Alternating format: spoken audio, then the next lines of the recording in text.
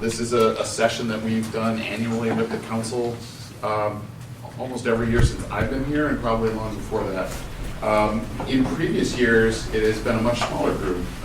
In the last couple of years, we've expanded the group of people that participates in this to include our directors and even some other folks that have individual subject matter expertise. So before we get started, I'm going to turn it over to Sarah in just a second. She's going to outline the day, but I'd like to start the day with saying thank you. This is a whole day of your time on a Saturday, a beautiful Saturday. But I want to thank you for spending your time with us, both all electeds and staff that are here too. There's been a lot of prep that's gone into this session. We hope it's helpful and informational to the council. And with that, Sarah. Awesome. Let me start by saying thank you, a deep and heartfelt thank you for inviting me back again. I take that kind of stuff seriously. Okay, so what are we doing today? Actually, let's do housekeeping first. Housekeeping. Most of you have been in, almost all of you have been in meetings with me before, so this should sound familiar. But in the category of meetings with Sarah, what I care about today is how all of this is participating, how you're listening, how you're engaging, how you're thinking about things. And so that needs to be my focus, and I need your help with making sure that happens.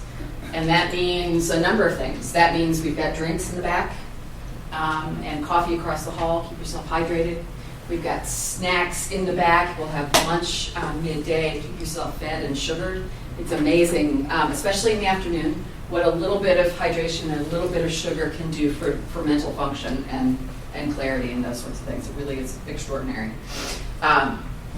Sitting all day isn't good for any of us. Some of us do entirely too much of it. It can get us sort of focused and tunnel visioned. If you need to stand up, stretch, there's not a lot of room to pace.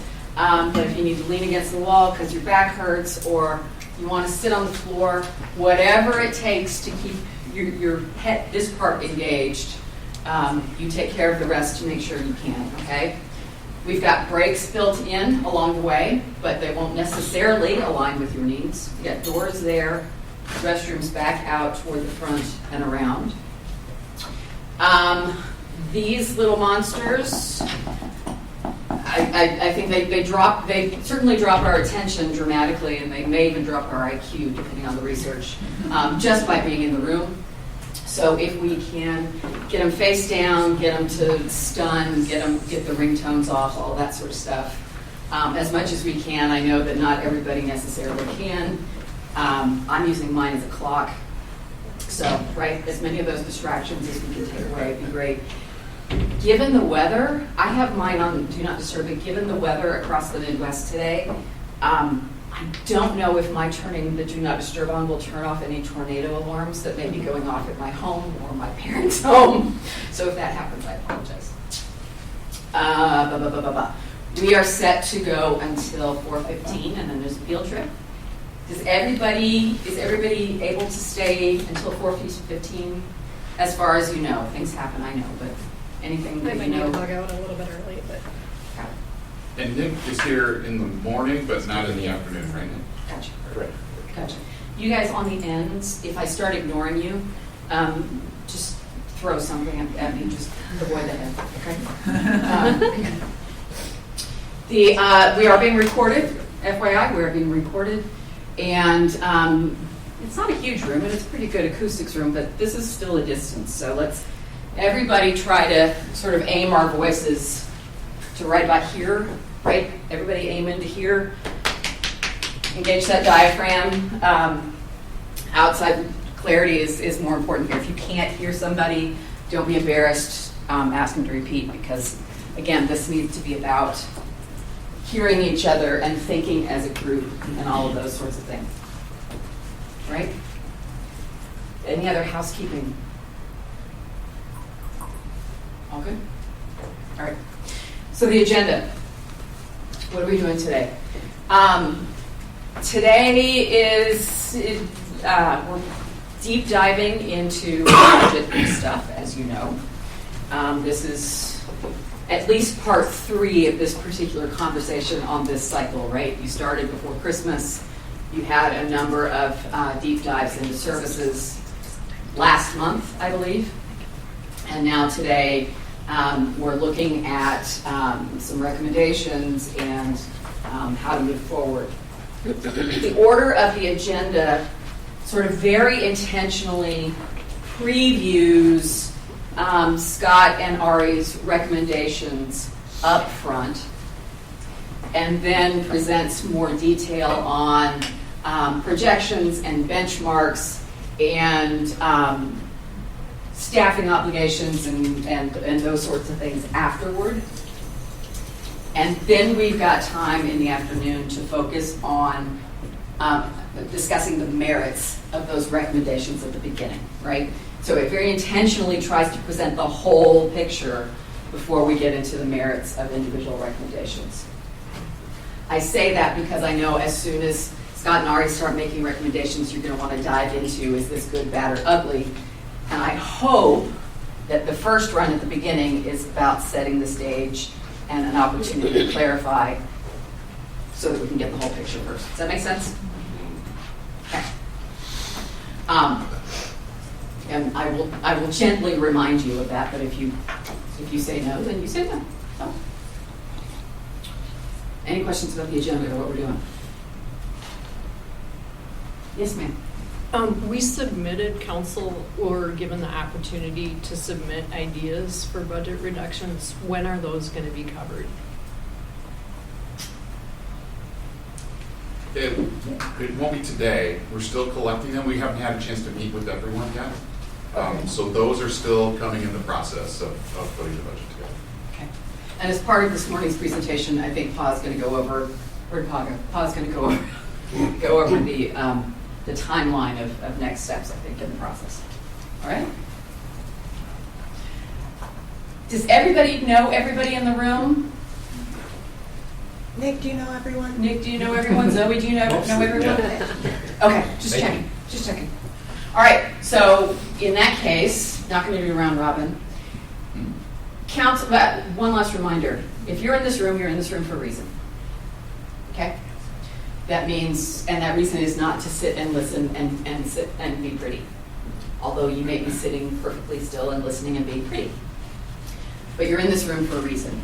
Whether you're a decider or a deliberator or a provider of information and experience, all of that comes to the table. You're all equally part of this conversation all day. You don't all make the decisions, but you're all part of the conversation.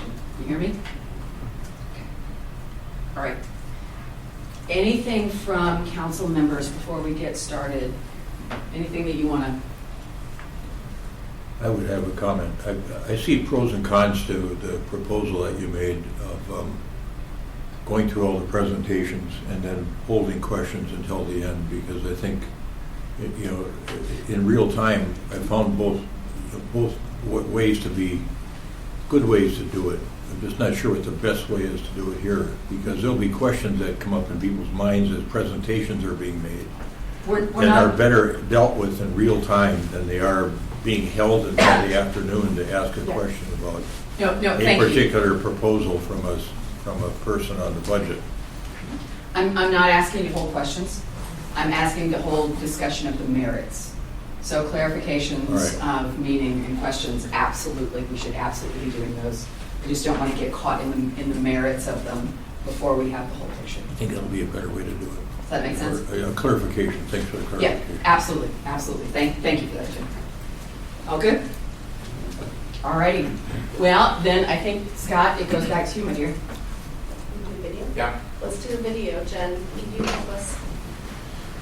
We wanted to start off on something fun, and Jen's team came up with a great idea, and I think it turned out really well, so. Quick reminder and overview of what we've accomplished in the last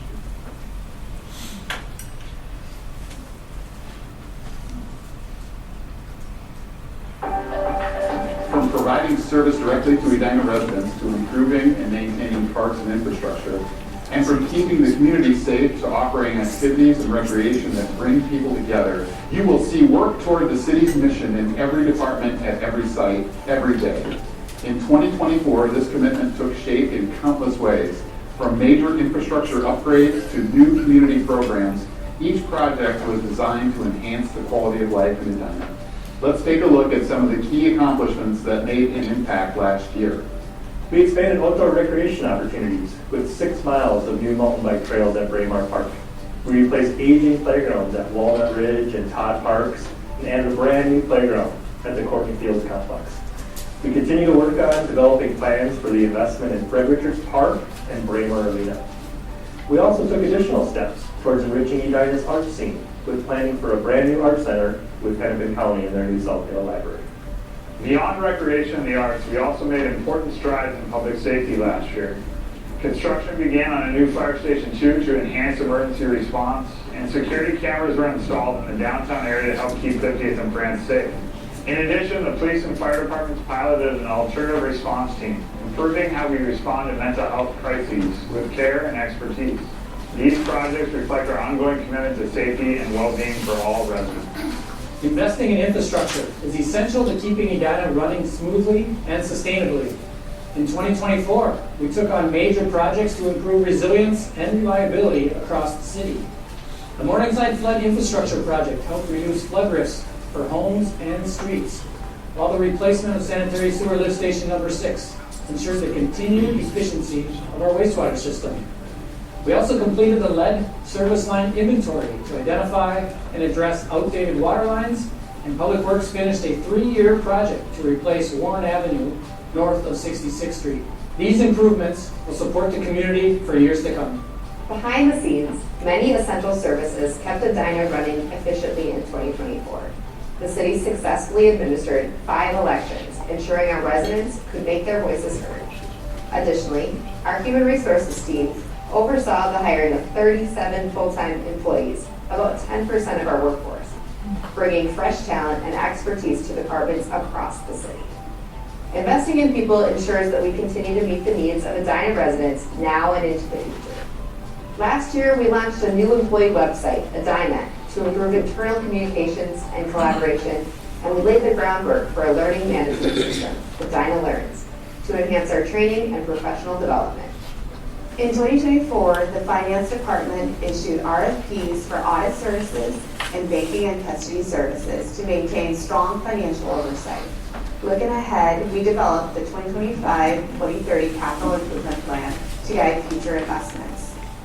To enhance safety and emergency response and to improve community engagement, we identified and standardized addresses for all apartment buildings in Edina. And in public health, we launched new licensing software to streamline processes and improve service delivery. Last year, the police department also invested in new technology, with the addition of license plate readers throughout the community and advancements in our use of Smart 911 to better communicate with the public during emergencies. The city's technology improvements may not always be visible, but they make a lasting impact on our community. Building a strong team is key to delivering great service to our community. In 2024, the city really started to see benefits of a new police cadet program, creating a pipeline for college students studying law enforcement to become our future officers. From infrastructure improvements to public safety enhancements, new recreation opportunities to investments in our workforce, 2024 was a year of progress for Edina. Every project, program, and initiative reflected our commitment to building a safe, vibrant, and resilient community. As we look ahead to 2025, staff remains dedicated to serving Edina with integrity, quality, and service.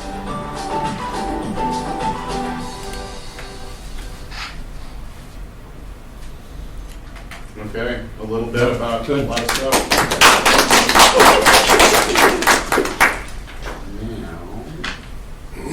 Back to the park.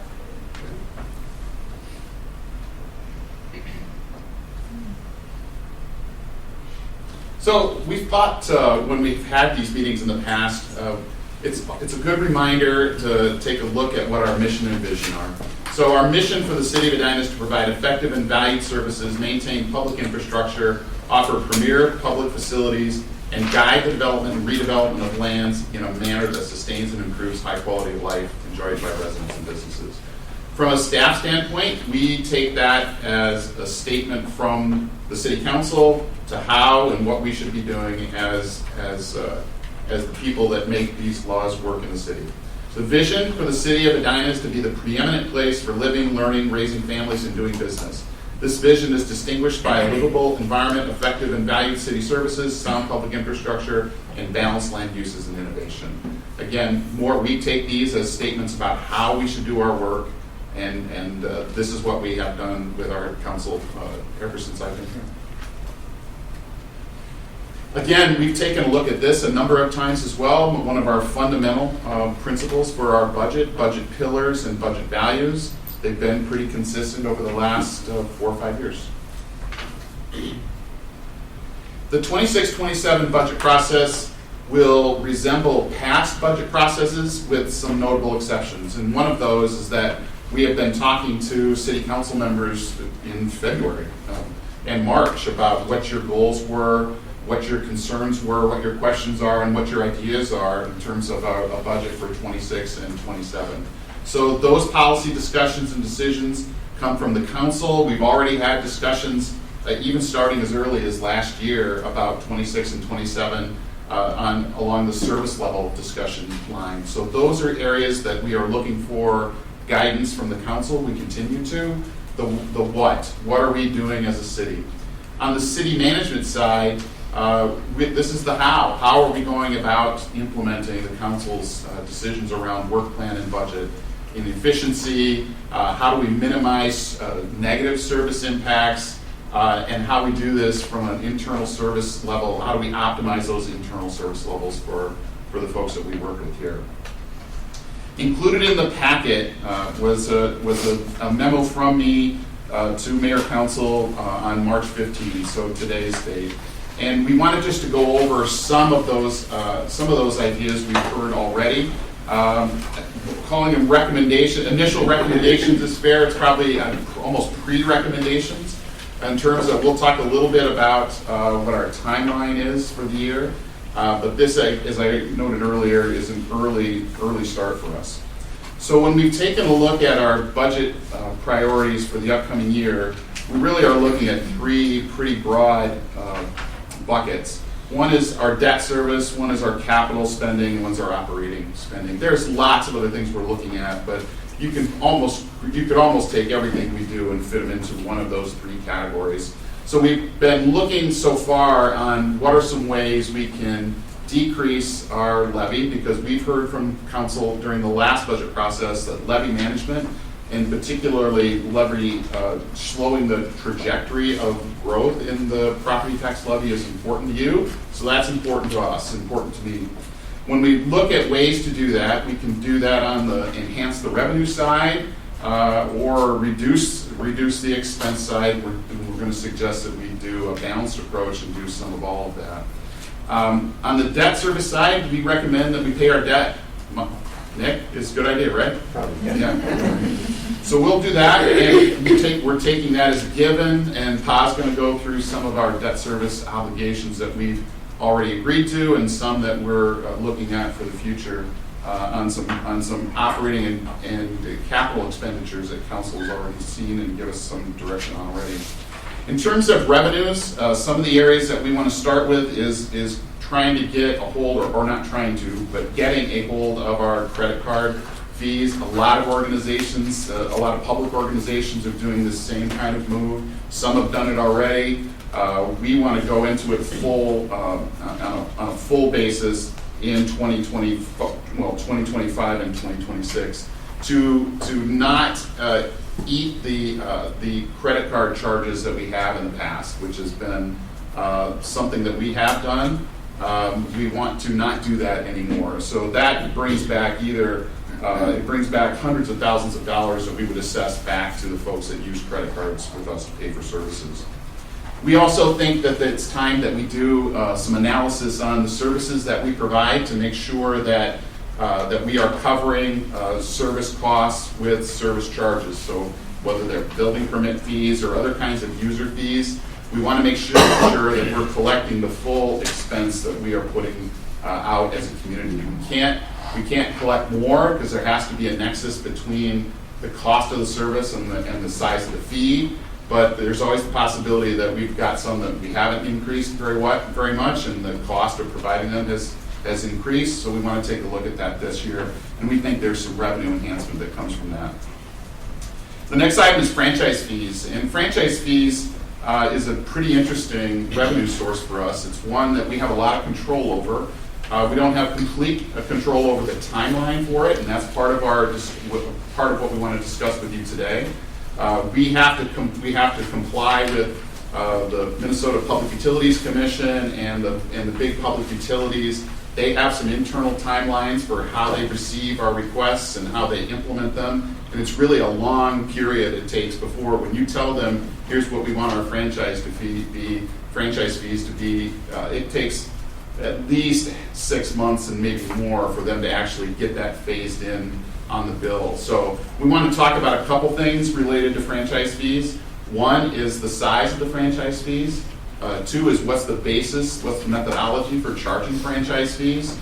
We had some discussion last year about should it be a percentage, should we charge a 2% franchise fee or more across the board so that residents, businesses, and industrial customers are all paying the same percentage, or should we charge a flat fee, and so that everybody's paying the same flat fee together regardless of what their energy use is perhaps. So there are some pluses and minuses to both, and we want to talk about those as our budget process goes on this year. The second, though, is how we use the money.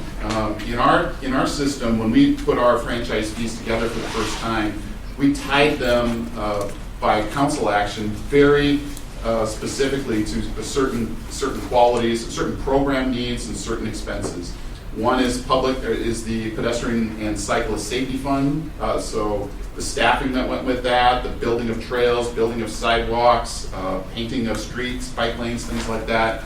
We presented the council, and council approved a policy for how we spend that money, and it's very specific. It could be changed by council. It was set by council. It could be changed by council. So there's some discussion there.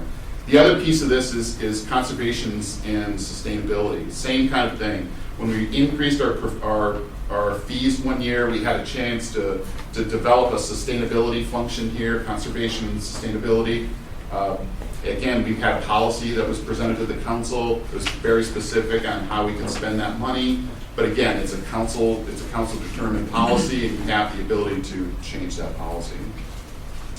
We have a budget stabilization fund. We've had a budget stabilization fund for a few years now, coming out of COVID, or maybe even a little before COVID. We are going to propose that we kind of finish that budget stabilization budget stabilization fund off and take the remaining dollars in it, $589,000, and put that into our operating budget for this year. So that one would be gone. Other possible revenues that we are going to take a look at around our expansion of advertising sales and naming rights for facilities.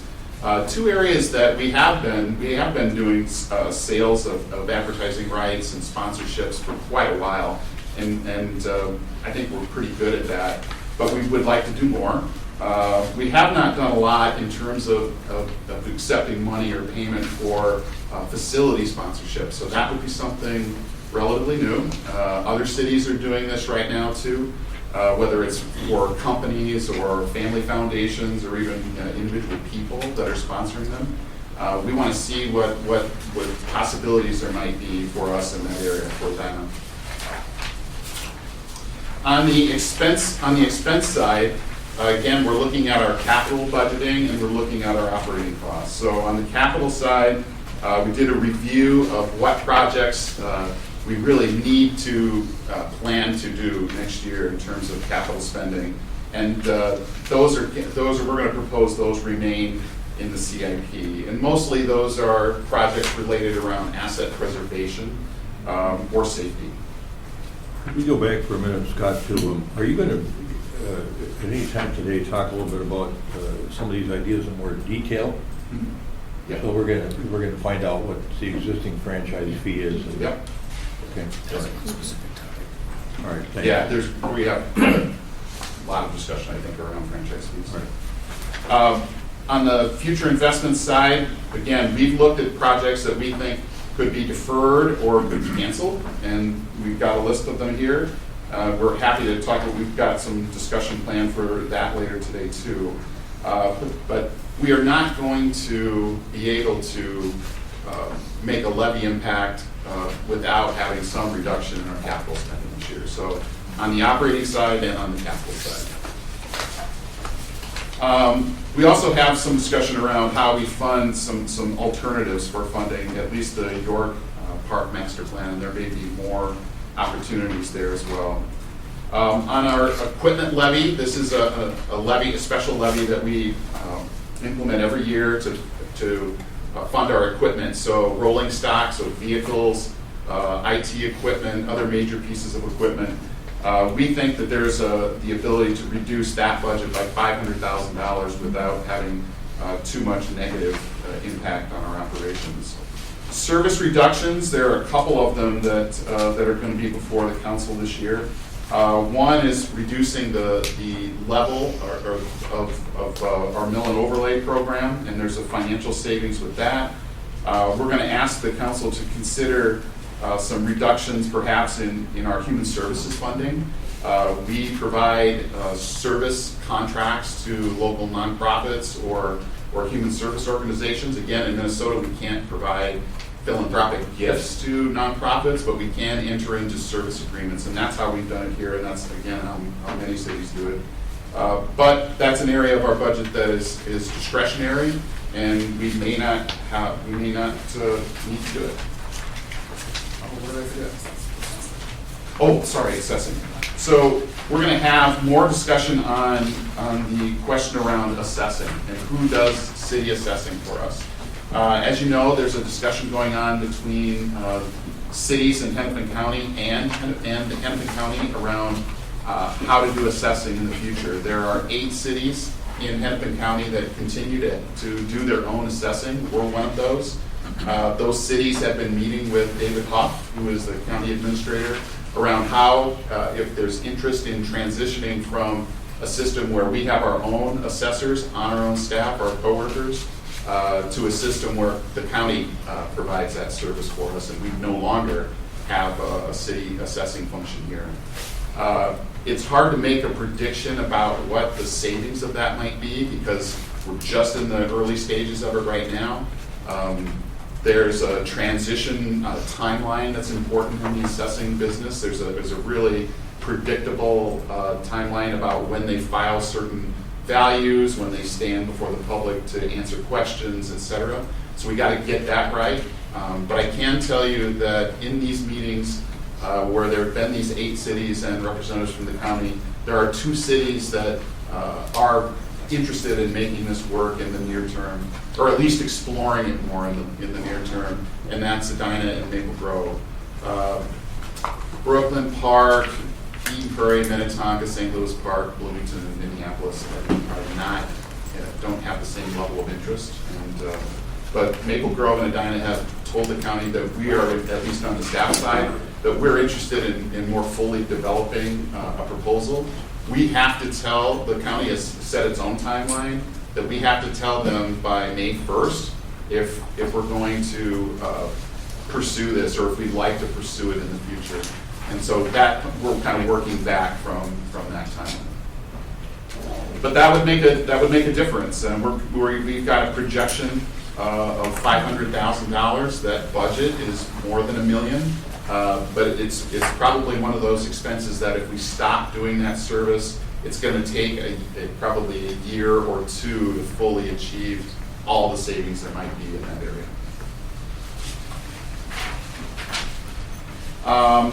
And just even in some smaller areas around community events, publications, again, we're looking for savings in those areas as well. And I think when we have looked at what you just saw in this section, we're in the $4 million range. Is that right? Yeah, in terms of what we have identified going into, in terms of what we've identified going into the 26-27 budget season, and we've got some more work to do too. And the $4 million is on top of the $1 million, that the 1% rather that we found for this year. Yes. Yeah. Just wanted to clarify that. Other questions, clarifications? I didn't mean to scare you with the whole.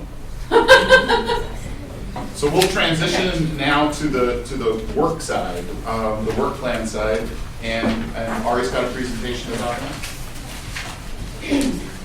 So I'm going to call this a first draft that we threw together. One question in this portion, on that contracted human services funding, is some of that pass-through funding from CDBG, or do we use the CDBG for other purposes? None of this is passed through from CDBG. These are all out of our general fund.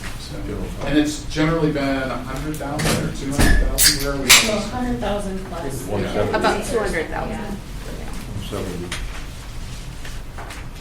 I had a question too, just to go back, the 4 million. Can you clarify what the projected levy would be if we achieve the 4 million plus the 1%? We will be able to do that, but we can't do it today. Oh, okay. Part of it is because the operating budget is just, right now, it's just set on an escalator of a percentage increase, right? So we don't have good idea. You could roughly determine that last year 545 was roughly 1% and kind of get an idea in your head to gauge it.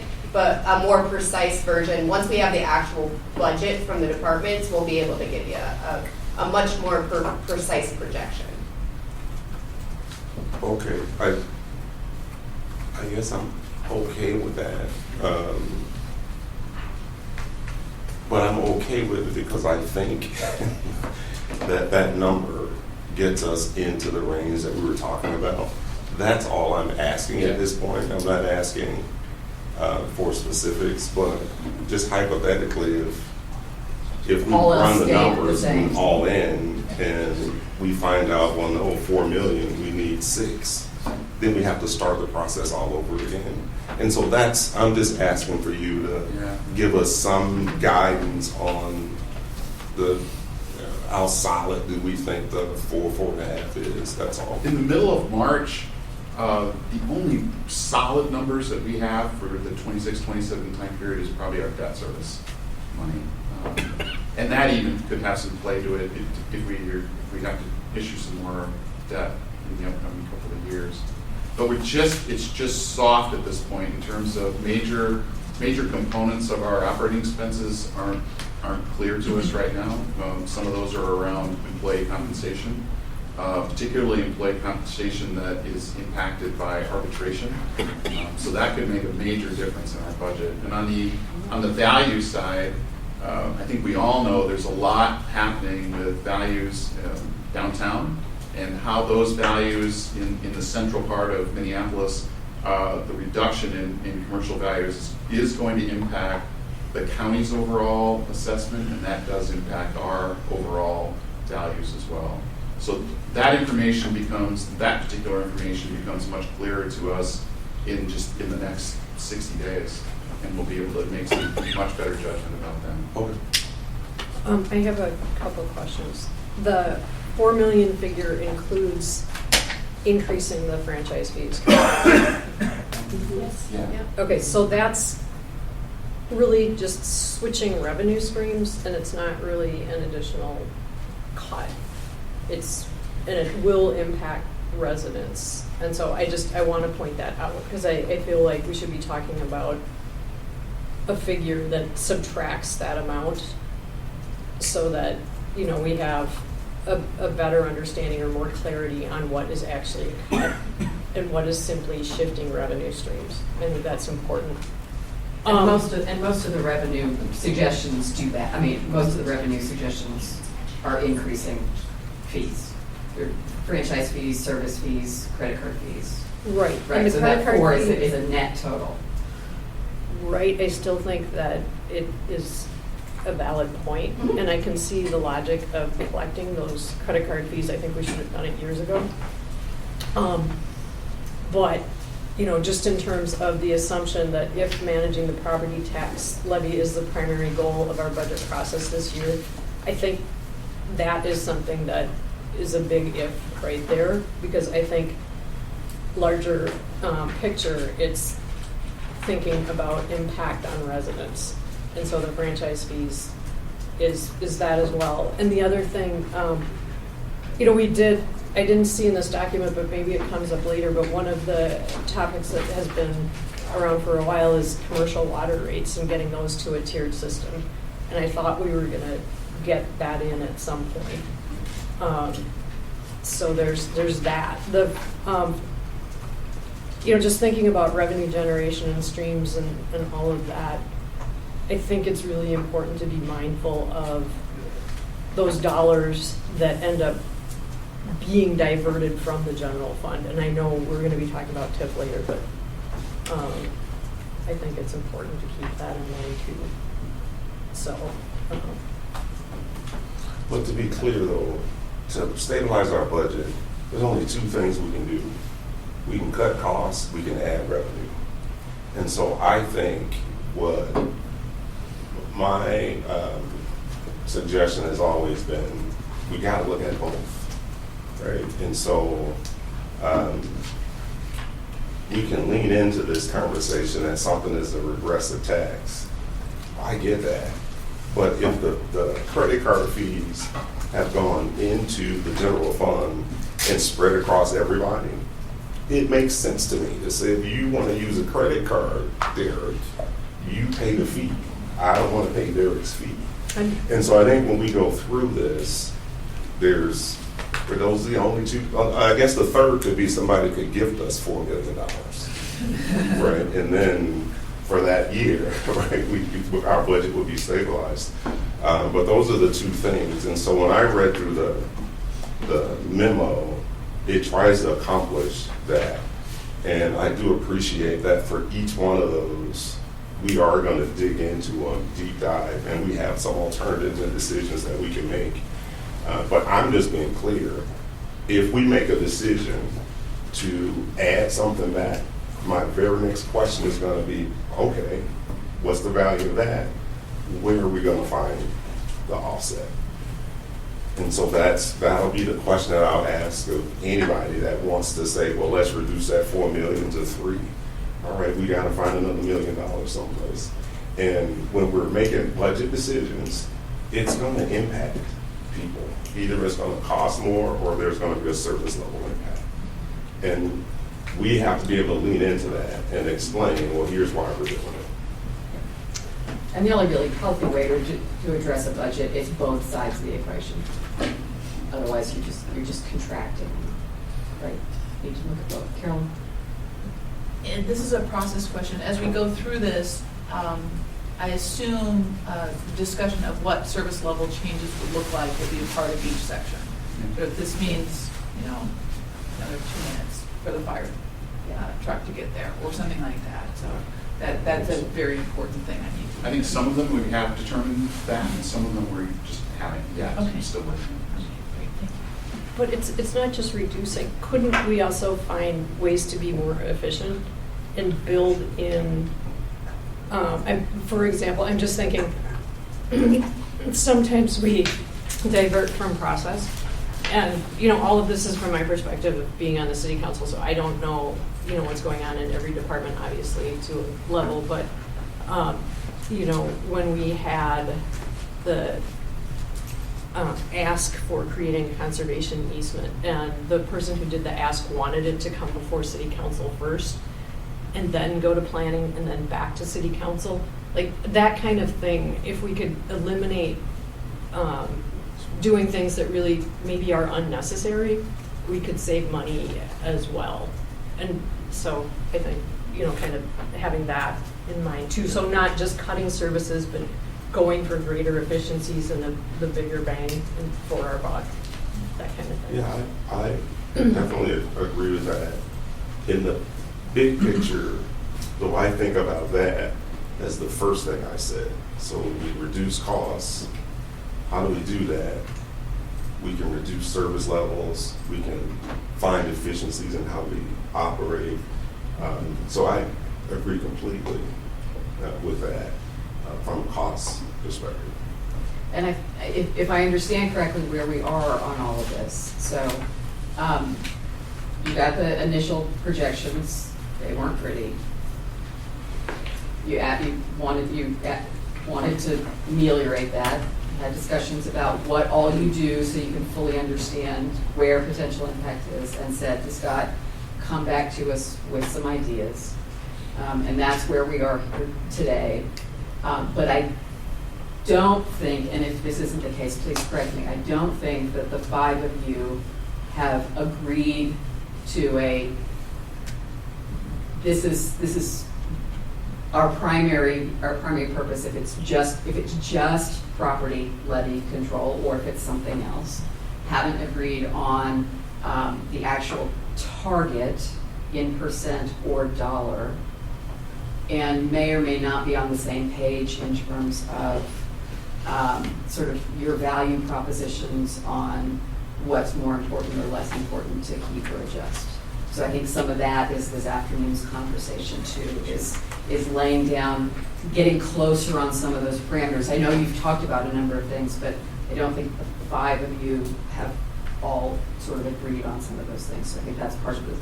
I think that's what this is revealing too. Fair? I've got a few more general observations here. Yep. This seems like appropriate time based Yep. on what we're talking about. So for me, I think Julie touched on it. I'm sorry. You can look at the pillars, but at the end of the day, it seems to me the goal is for us to optimize the delivery of high quality services at the lowest possible cost. So, and then we do that in the context of these pillars and the other elements that we follow. And when the question was asked, well, by James, when do we start seeing what some of the impact of this might be in terms of potential general levy increase? Scott said he couldn't answer that question because one of the big issues hanging out there is labor and labor contract negotiations.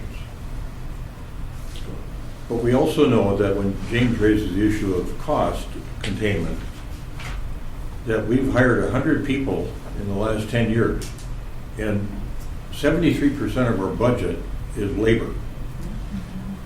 And to me, that's got to be a component of this conversation, the structural component of the labor force of the city of Edina. And the residents of Edina are going to wonder why we didn't ask that question.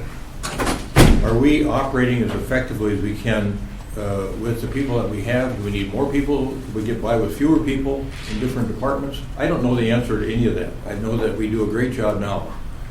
But an essential part of this budget conversation, when you think about 73% of your, I think it's 73% of your budget being labor, how can you ignore that? And we talked early on about, and I asked you to find somebody that would be able to do structural analysis for us. There's no structural analysis in here. You're doing some benchmarking, you're hearing a report on benchmarking right after lunch, staff benchmarks. Well, it's a different, I think that's a different sort of approach to it than what I'm thinking about. The other thing is that budget timing. We've been working on a 2-year cycle.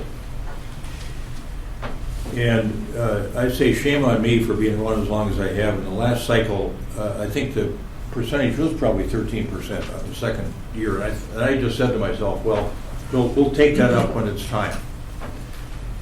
But we didn't take it up until August or September. That's too late. And I thought, well, we'll deal with this later. It can't be 13% when we did this 2 years ago, I'm thinking in my mind. But we'll deal with this at the time it comes up. But if we're going to be on an effective 2-year cycle, we got to be thinking about this. I do more effectively in terms of its sustainability over time. And so we can't wait until August to start seeing some preliminary data and then ask us to make a decision on a 2-year budget between August and December. I don't think, because we got whipsawed last year. We got caught. Whipsaw maybe isn't a good word, but it was really difficult to try to figure out how to get that from 13% plus to 8%. And that put a lot of pressure on staff, and it put a lot of pressure on us, and it put a lot of pressure on us in the community at large. Because people don't discern between the preliminary levy and the actual levy. They just see that the projection is 13%, and that looks to them like it's going to be 13%. So we got to be thinking carefully about this budget timing issue And I don't know what that means in terms of adjustment for staff, but the council can't get left until the last quarter of the year to be working on what the final budget's going to be, especially if we're doing it on a 2-year basis. Those are my preliminary thoughts. Okay. So, I'd like to, I think this might be a good time to flesh out the idea of the structural analysis, because when you raised that before, that really struck a chord with me. And I guess, this is a question for Scott, is in your experience as a city manager, what are the elements of the structural analysis? And, how do we, because I know that you had an experience, Mr. Mayor, of a friend who had done this on the corporate level. And I guess it sounds really good, but I feel uninformed on what the elements of that are and whether this will cover that. And I wonder if we can have a little translation on that from either one of you. Well, from my standpoint, the reason I asked about hiring somebody from the outside that does this specialty kind of work is because I don't know anything about it. Okay. I see what's happening at the federal government level, and it's appalling. Yeah. What's happening with respect to people's lives being disrupted and incomes being disrupted, families being disrupted, Right. for no good reason, just because somebody decided to take a meat axe to the federal budget. I don't want to see that happen here, but we are not going to meet our responsibilities as elected officials unless we deal with the biggest part of the budget on some sort of analytical basis. And maybe at the end of the day, we say, our people are doing an unbelievable job with the number of people that we got working for us based on the population. And maybe we even need more. I don't know. But with 73% of the budget being labor, it's got to be a part of the budget discussion. I think it's inevitable. So We've done some structural analysis on our 4 biggest functions as city government, on police, fire, public works, and parks. Parks maintenance for the most part. It was a group, when we did this, it was prior to Todd and Andrew, but I think Barry was here and Brian was certainly here when we did the kind of public works, park maintenance groups together.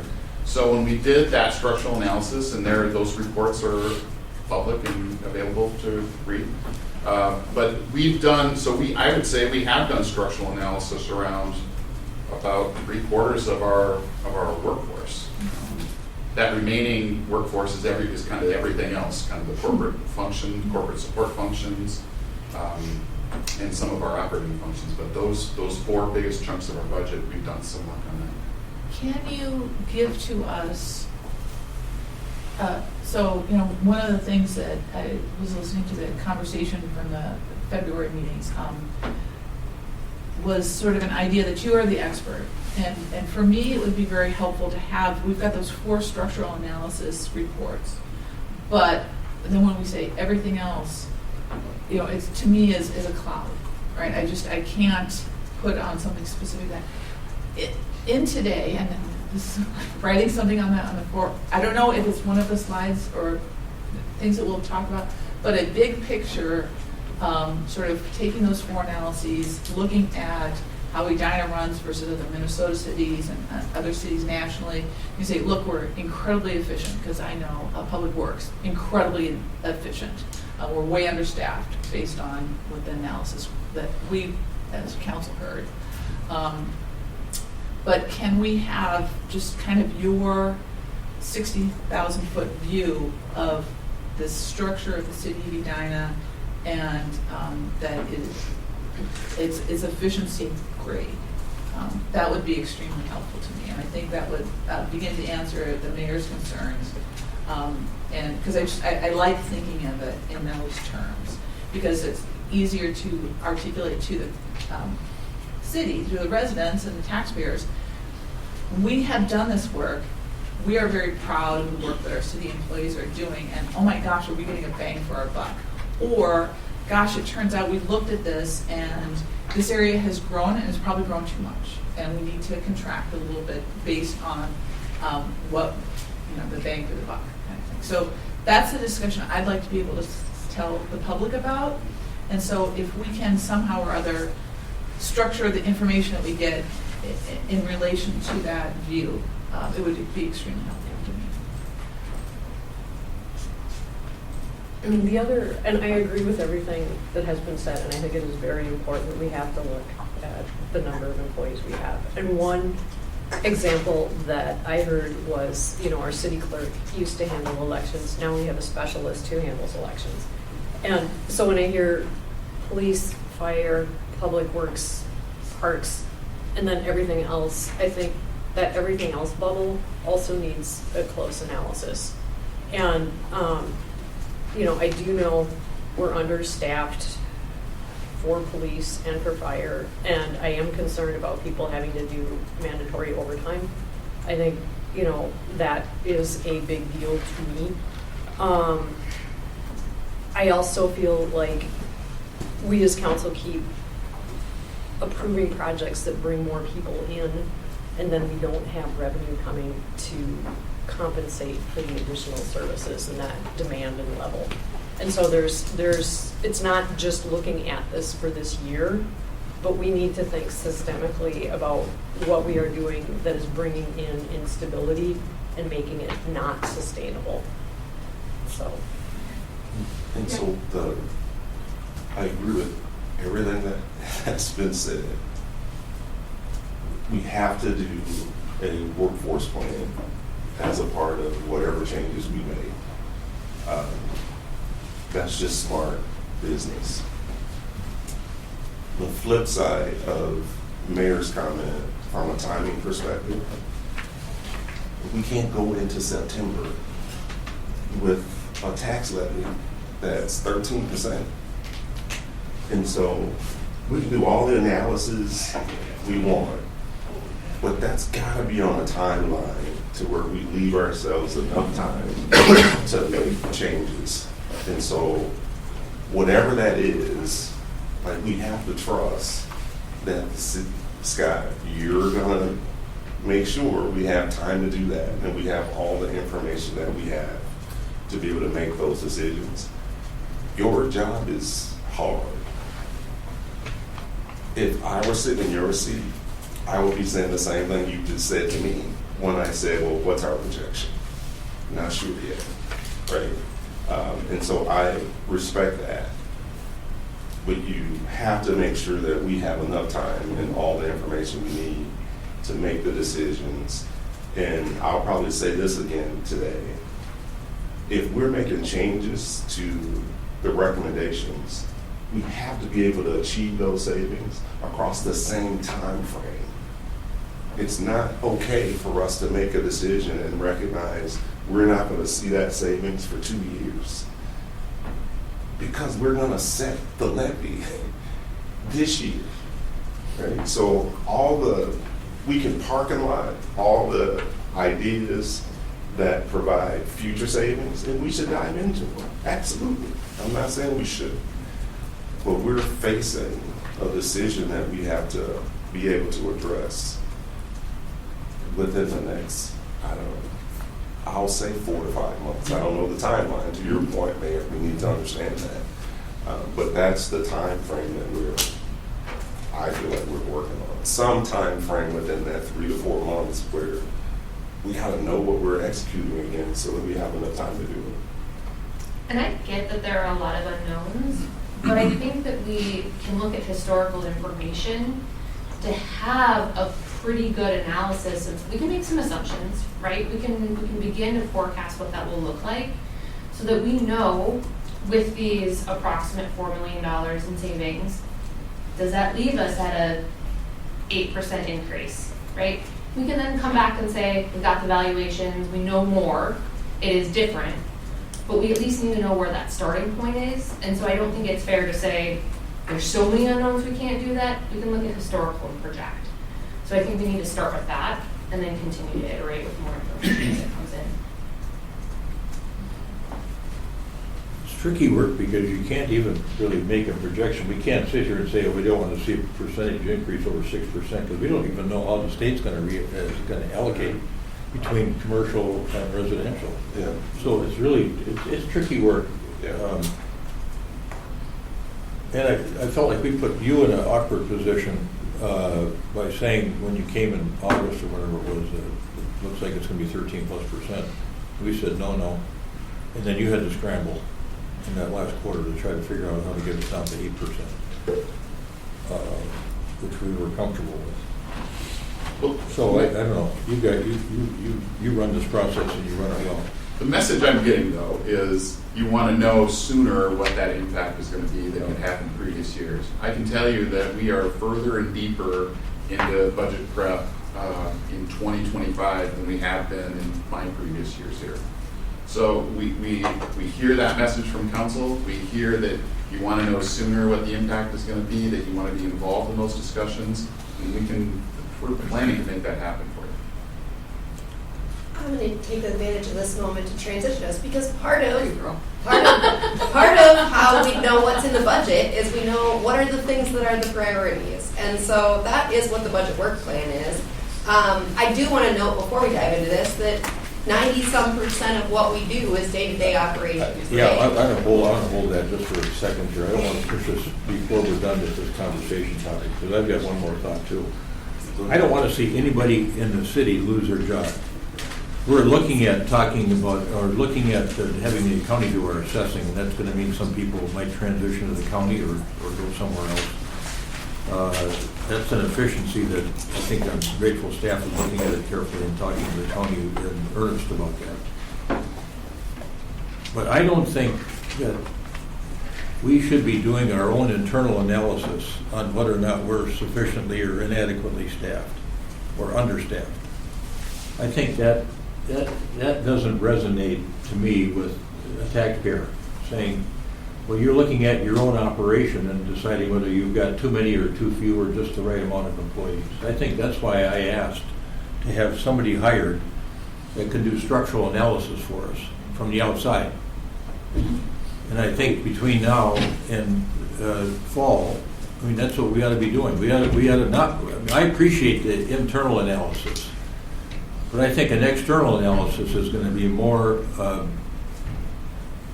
appropriate for the taxpayer There's a than an internal analysis. credibility there, or Yeah. a distance. I Scott, want to the do prior the analysis.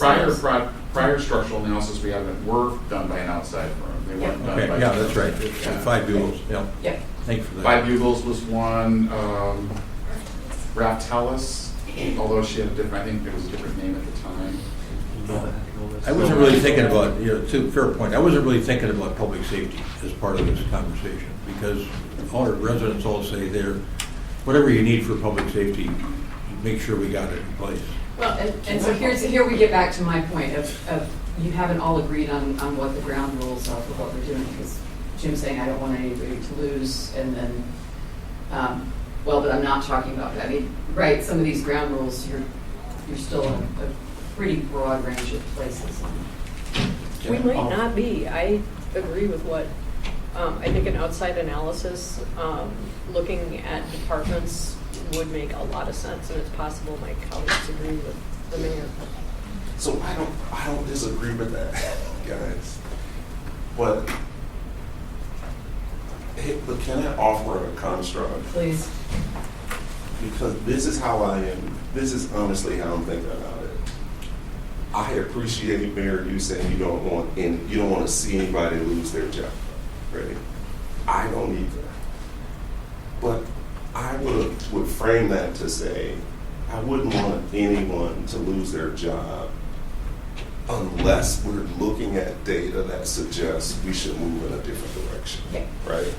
So to me that means, here's how I think about it.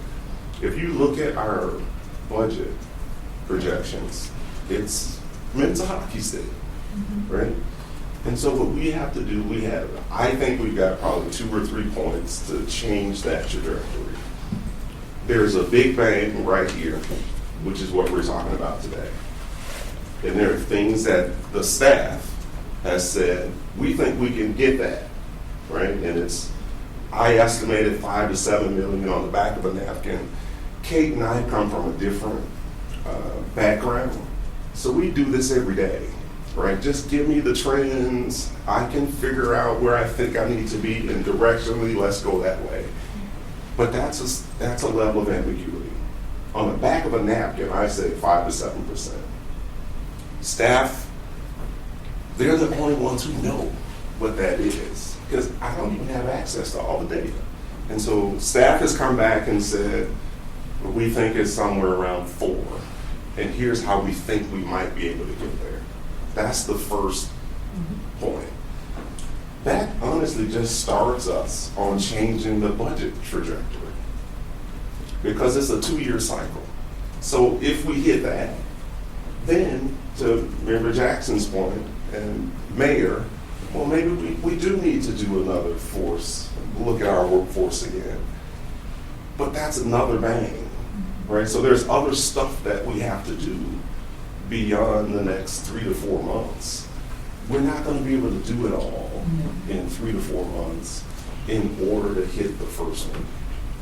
And so that's how is that uncomfortable because there's ambiguity in it? 100% there is. But I can tell you with certainty, if we go to that level of detail, starting now, we won't hit that first bang. So one thing I just wanted to ask you to clarify. Yeah. When we say 4 million, I've been saying $500,000 is approximately 1%. So if we say 4 Yes. million and it's a 5% increase, I think that's $4 million. Yeah, that's all I did. I took numbers, I Yeah. figured out the percentage. I said, Ari, is this reasonable? And she said, as she does, and I'm not so sure, but here's how you should think about it, and to the percentage, and so that's how I came up with it. Yeah, for me, it's easier to talk about gross numbers than percentages. Absolutely. And so I just wanted to get my head straight if you're understanding what you're saying. Yeah. I think the two things, though, that we keep in mind when we're judging property tax impact is not just the increase of the levy, but it's also that sort of hidden almost tax impact. How does it impact actual taxpayers? Yes. Because we do have times when we can increase the levy by 10%, but it feels on the pay side like a 2%. It's just the way that the valuations roll between residential and commercial, and between county and city, and school and city. I mean, we could do a lot of reductions on our side and have the school increase their levy, and it wipes out any savings that you have for customers. So we try to keep our eye on a lot of different balls as we're kind of working through this. Yeah. All right. Well, So can we talk that is a about? fair point, because seems like we end up owning the whole thing. Whether it's the county or the school district or us, we own it all. They look at us. Yeah. They look at us. For sure. Yeah. Yeah, because they just get billed. So can we move on and get some more information under our belts? Talk about the capital stuff, and then talk about some of the projections, and then talk about some of the staffing that we have and some of the other things that staff have prepped? Okay. All right. So this budget work plan is a first draft, which we put together as staff based off of both the combination of what we've heard you as council talk about, things that were priorities to you, also things that are just coming up from a staff perspective that we know are coming up and that are going to take major resources. So it's a first draft. We typically adopt the budget work plan along with the budget when we adopt it. It's a 2-year cycle, so we adopt this in December. So we have plenty of time to continue to work and to fine tune this. And I think as we go through it, thinking from that lens of what's missing, what were your priorities that aren't reflected in this, are there things on here that aren't your priorities, and we can talk about, some of them are going to be things that are staff driven or organizationally driven, because maybe it's time to do it. It might not be the thing that is the most exciting for you to do, but is sort of a timeline and a process thing. And then we started from the place of last year's budget work plan, and reflected on whether or not if things are being removed, that's because they're typically coming to the end of that cycle, and we maybe don't need to have them at the top, the high end of on the budget work plan, a high priority. Or if they're being added, there's something that we see for coming up in the next foreseeable future as far as investment goes. So the first thing, we have fire station number 3. We are hoping to be able to determine by the end of 2025 where our location is. One of the key factors in doing that we think we need to do next is to get a better idea of the soil conditions, traffic flow, And I guess whether or not we can have the land from the state would also be a key progress meter, but we're hoping by the time we adopt this document that we will know a lot more about that. Long-term art center plans, this one is actually on Can I here. interrupt you for a second and ask you, your comment about starting out about fire station number 3 has caused me to think about fire station number 2 presently under construction. Are we on budget for that, Chief? Yeah, currently we are, yes. Okay, so these tariffs or proposed tariffs looking like they could impact us? Derek would be a better subject matter expert for the tariffs specific to that, so I'll pass that to Derek. Not at this time. Most of the materials have been purchased well in advance. There might be a little bit of trickle down for some escalation costs, but nothing major. Okay, good. Thank you for that. I do think one factor, though, Jim, that we should keep in mind, and maybe Nick could comment on this, is that at NLC this year, there's a lot of discussion around impacts of the loss of tax exemption for municipal debt. It's been there every year, and we talk about it every year, but this year it seems real. So I don't know, Nick, but what are you guys advising? Are you advising your clients about borrowing and timing? In advance of that, to try to get ahead of the game? Yeah. I'll bluntly no. Okay. I don't think it makes sense to go out and get ahead of your skis in anticipation of something that you don't control. Certainly, there would be an impact on the interest costs of your debt, which, generally speaking, we're talking about something maybe 3 or 4% in relation to the actual project that you're funding. Those costs might be 4 or 5% through that. Now, that's real dollars. It's going to make an impact, but it's not as big as jumping ahead and over-issuing 5% of your debt before you know exactly what you need to spend, if that makes sense. That was a great point, Scott. I know at the U.S. Conference of Mayors, that's one of the top issues that our legislative team is working on, is making sure that we preserve that interest-free municipal bond status. Or not interest-free, I mean tax-free. Interest-free is good too. Yeah, interest-free is good. All right. The next item on here is the long-term art center plan. We right now have this under strong foundation, but we feel at some point it's going to transition more to the operational side since we seem to be moving forward with that plan. Again, another project we'll know more about as 2025 fills out, so by the time that we get to adopting, it'll be more fleshed out. Parks. So that's an important one to talk about too, because I have people seemingly routinely ask me, well, what's it going to cost us to do the art center? What's the rent going to be? What do we know? Do we have any sense of what direction we're heading there, so that we can start thinking about? And you probably are too, thinking about how we can do what we'd like to do. Yes, Mayor. And not get to the 11th hour and say this isn't going to work for us. Sorry, you'll have to use the second floor for something else. Yeah, we absolutely do. We identified those costs earlier with a letter of intent with Hennepin County. I'm currently working with web management on what our operational side of things looks like. Obviously, there'd be a ramp-up period. We're gaining market share. We don't believe we can offer 100 classes the first month. Right? We need to build up that clientele and our instructor phase as well over time. So we're kind of looking at that as well from like a ramp-up on how we're going to operate the facility. At this point, I think Q4 of 2027 might be optimistic. We might be latter part of that into 2028, but we do know those base costs already for the build-up agreement side with Hennepin County. Correct. And they still have a lot of work to do on their facility. They just went through the planning commission last week, but there's still a lot of work that they're going to have to do. So right now we're looking at what's on the list and what's not on the list, just in terms of what's currently in play. And then we'll talk about specifics of dollars. Yeah, there's certain things that the circle's getting tighter on, and there's other things that we're working to make that circle tighter on. So after our work session on Thursday morning, Scott and I were on with the county administrator. You probably knew this, I didn't, but they're going to be good with us on the rent. So they were going to give you their friends and family discount, which is good to hear. What that means, I don't know. Absolutely. I think that was the key for the the partnership, looking at our go-it-alone cost, is probably 1/6 the cost of what we would do with him. So the next. Big delta.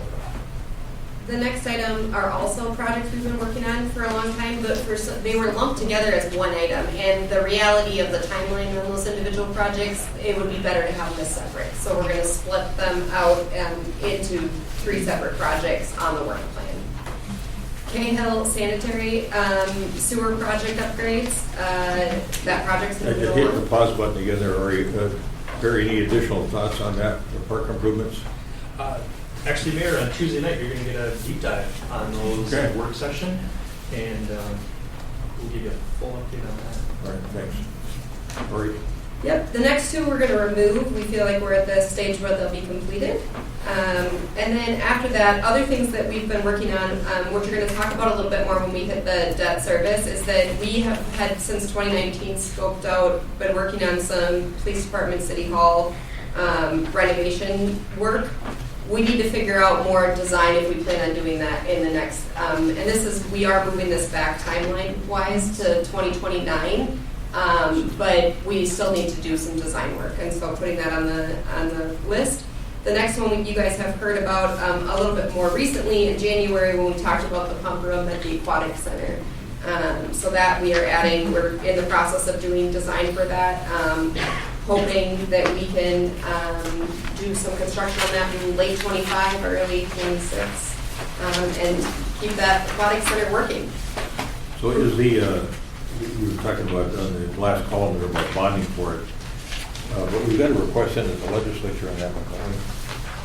On the bridge project, Not on the.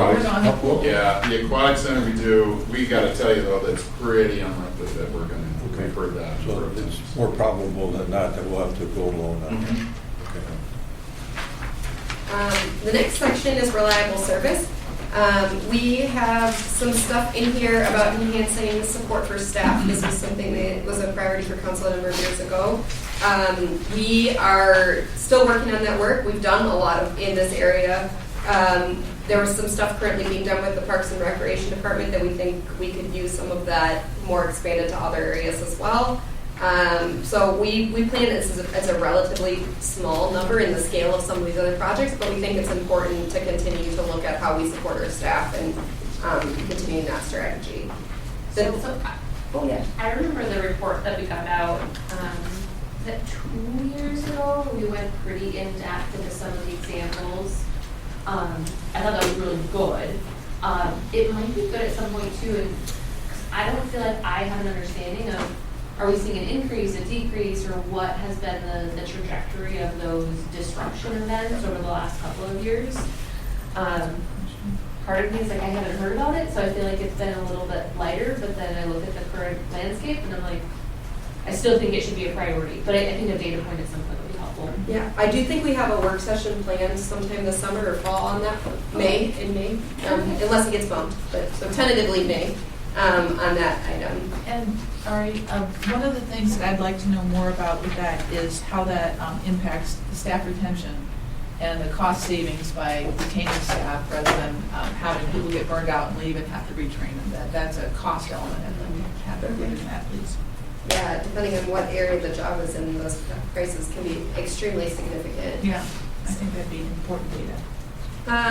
Mental health service advancements. This is the work that you guys have been doing with the ART team, and so that is in a pilot phase, which was funded with our public safety funding. At some point, we're going to be working and meeting and coming up with a plan probably over the next, by the time we're done adopting this, of what is the next steps forward for that program, what does that look like, and maybe an outcomes perspective of the pilot. So we're planning on talking about that, I think, in October or sometime in the fall. So we'll give you an update on that, but right now it's on the budget work plan.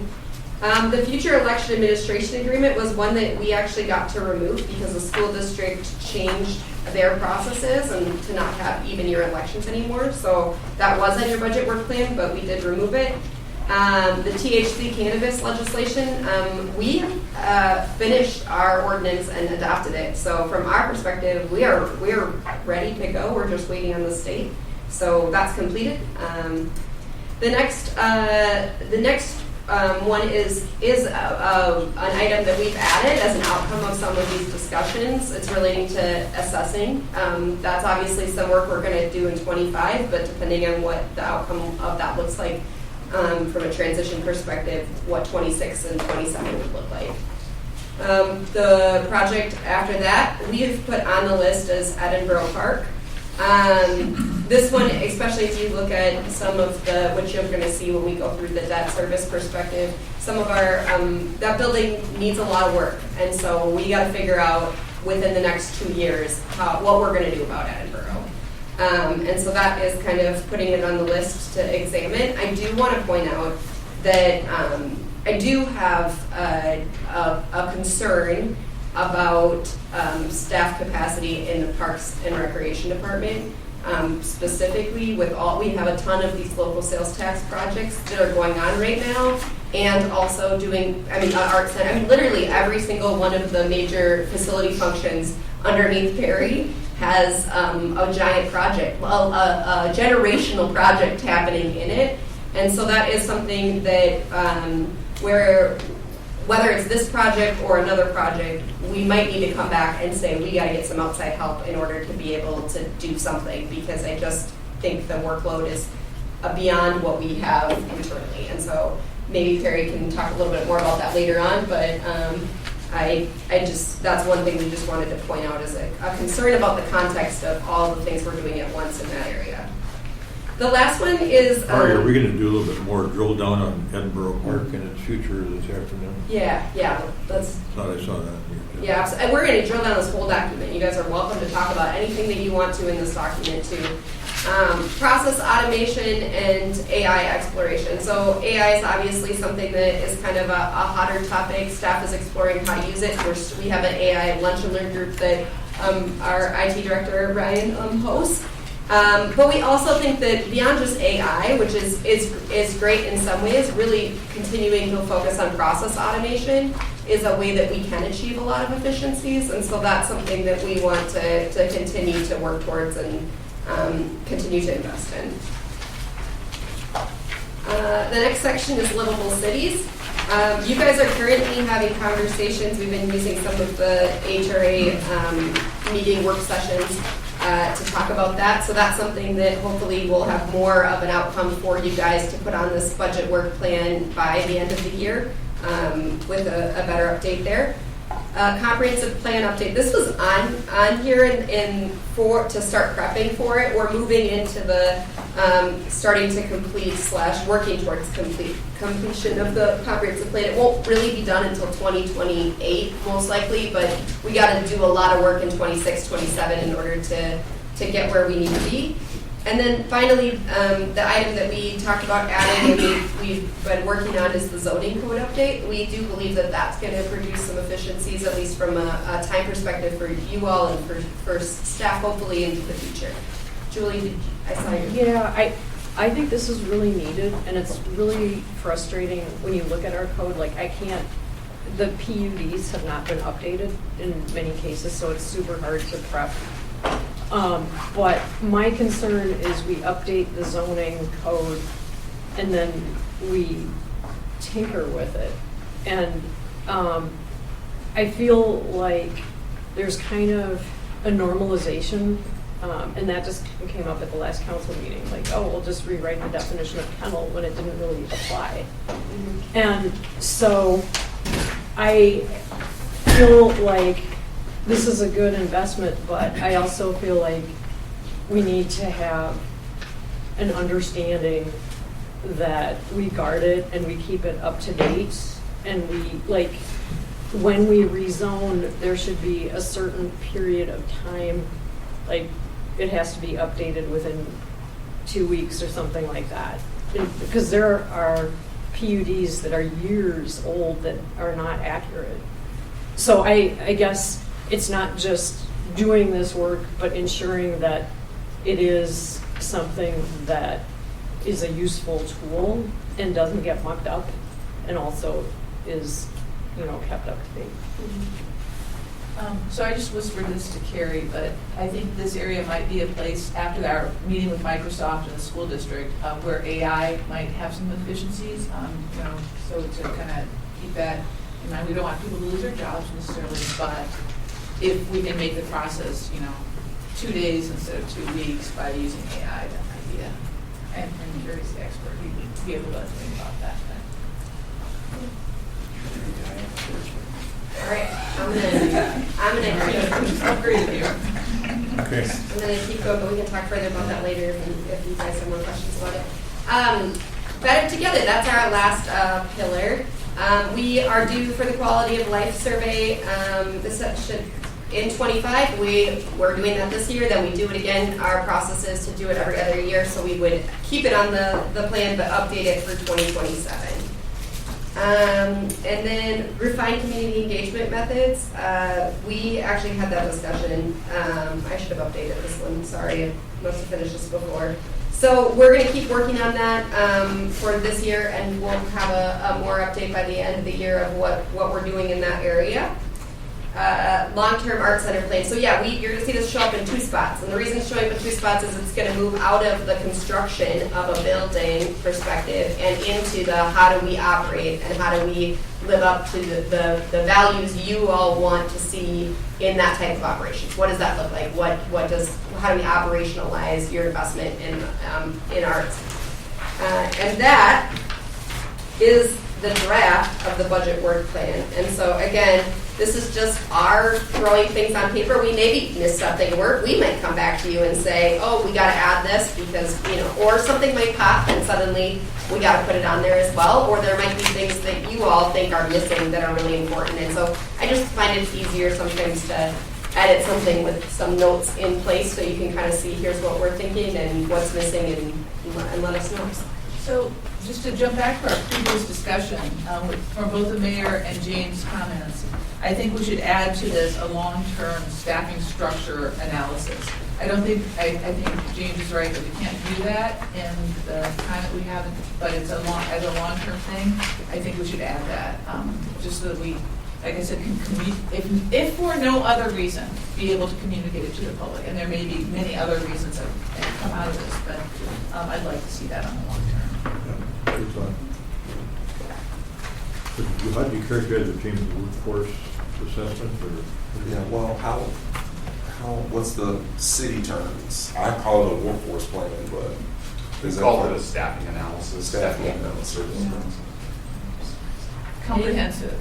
Comprehensive, yes. And I think it would be fun for staffing analysis, to do it with like a partner who has the experience in AI, to layer that in of where there are advancements in certain areas where that might be the potential opportunity. Good idea. So can I just ask, Ari, how should, in the context of budget stabilization, how should we be internalizing this work plan data information? You just said like there's some that's not on there. We just added something to it. Yeah. So this is in the category of what is right now, as opposed to what should be or what could be that we talk about later, right? So this is what we know today without making big changes. Yeah. Okay. Yeah. And does it still have the support of the council, really? I guess it's probably fine, but like I like the way Member Jackson said, hey, it would be great to have this workforce plan comprehensive, but she said that's not going to impact the first day. We don't have enough time to do it. So it goes on here, but it may be something we initiate next year. Like that to me feels good. What I don't want to happen is we add stuff to this that then means, like I said earlier, we now got to find another 0.5% to pay for that to do it this year. So, but that's not the intent of this at this point, is it? I would say that whatever's on this budget budget work plan are what we would view as the priorities. And so we're still going to hit our goals of trying to regardless of those things, it just might mean we might be doing something different in a different area in order to pay for that staffing analysis. But if that is the priority that is coming from the council, that's where we should be investing our money. And so, I mean, at the end of the day, we do need to prioritize because we can't do everything and also try to budget stabilize. Yeah. Okay. And that might mean something takes longer. Next, we'll talk more about impacts of that as we go along. Fist pound you if I was next to you. Yes, that totally makes sense. These are the priorities. We can add other things in here, but we still have the same objective that we started with. And so depending on, we'll look at whatever our priorities are and then figure out the best way to get that stuff done in that, within that construct. My view on those things is, right, what do we have to do? What do we want to do? What can we do? And in sort of in that order, then what can we do within the financials? Now let's go back, and are there things we take off, we delay, we slow, we phase, right? I'm fine with that. Yeah, that makes sense. So my thought is very detailed. So, and I'm trying to stay at a process level, but when we're looking at the comprehensive plan update, and when we did the review of what expenses were, small area plans were very expensive. Mm-hmm. They are also, to a certain extent, disruptive and controversial in practice. So when we're looking at the comprehensive plan update, I hope that part of our discussion is where are areas of change and what is the cost of addressing that, so like I said, it's a little detail that I'm trying to bring up to an appropriate level at this point, but that's just something that kind of sticks out. And I agree entirely with that.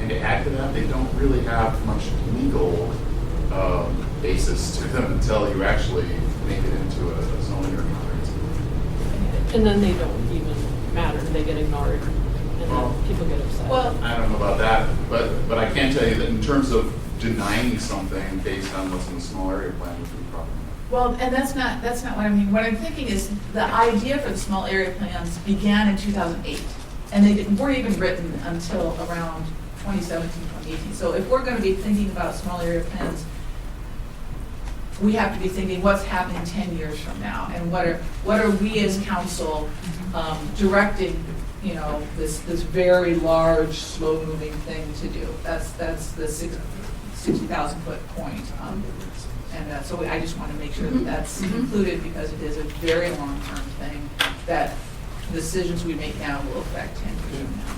Yeah. Do you have something, Kate?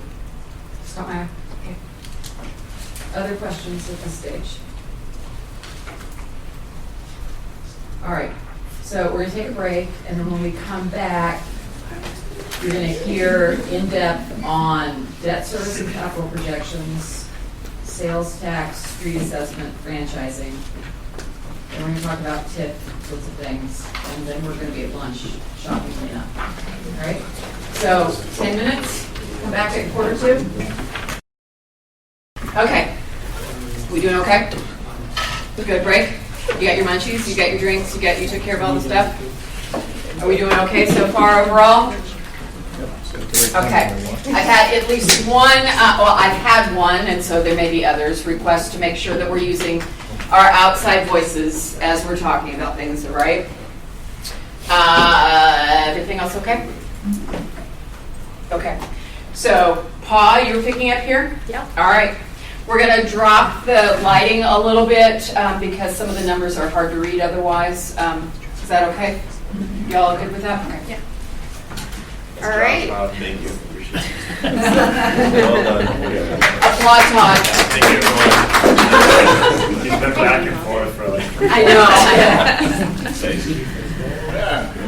All right, as we start to talk about the aspects of the budget forecast in terms of debt services and capital projects, as we get into more of the meat of this retreat, or the foundation of the retreat, I just want to give what our timeline is tentatively for this year's 26-27 budget. Today we are here at the discussion and goal setting for the 26-27 budget at the retreat. You want information sooner, more upfront, and so you don't have to see it all later towards the end of the year. So we do have work sessions built in there, along with more presentations to you about our discussions and whatnot. And then our goal, of course, is to work towards December adoption of the final 26-27 levy. Questions? Okay. If I can get this to work. There you go. All right. So with that being said, what I have in front of you here, and I'm sorry, it is a little small on the bottom, but then I want to just show in terms of visual where we are at. The first one is 2024, 25, 26, 27, 28, and 29 and 30. I didn't think anything more than 30. It's uncertain, right? And so what I have here is starting off in 24 to 25, 26. I am showing what are some of our debt service levies that we are obligated to levy for. And so with that being said, I just want to explain that at the beginning of 24 and 25, we do have some existing debt that we currently are still going to have to work on or pay off or levy for the next couple of years.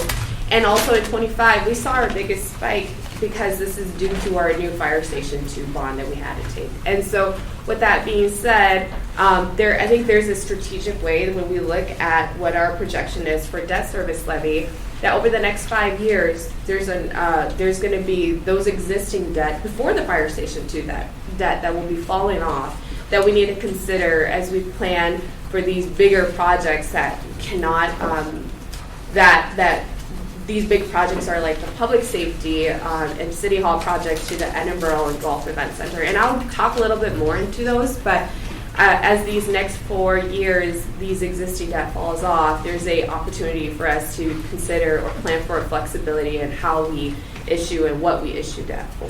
Before you leave that slide, this is a question for Nick. With the rating agencies, they're sort of saying, you don't want to bring on too much debt. Approximately where in this arc would we be hitting that nervousness of the rating agencies? Is that something that you're equipped to answer?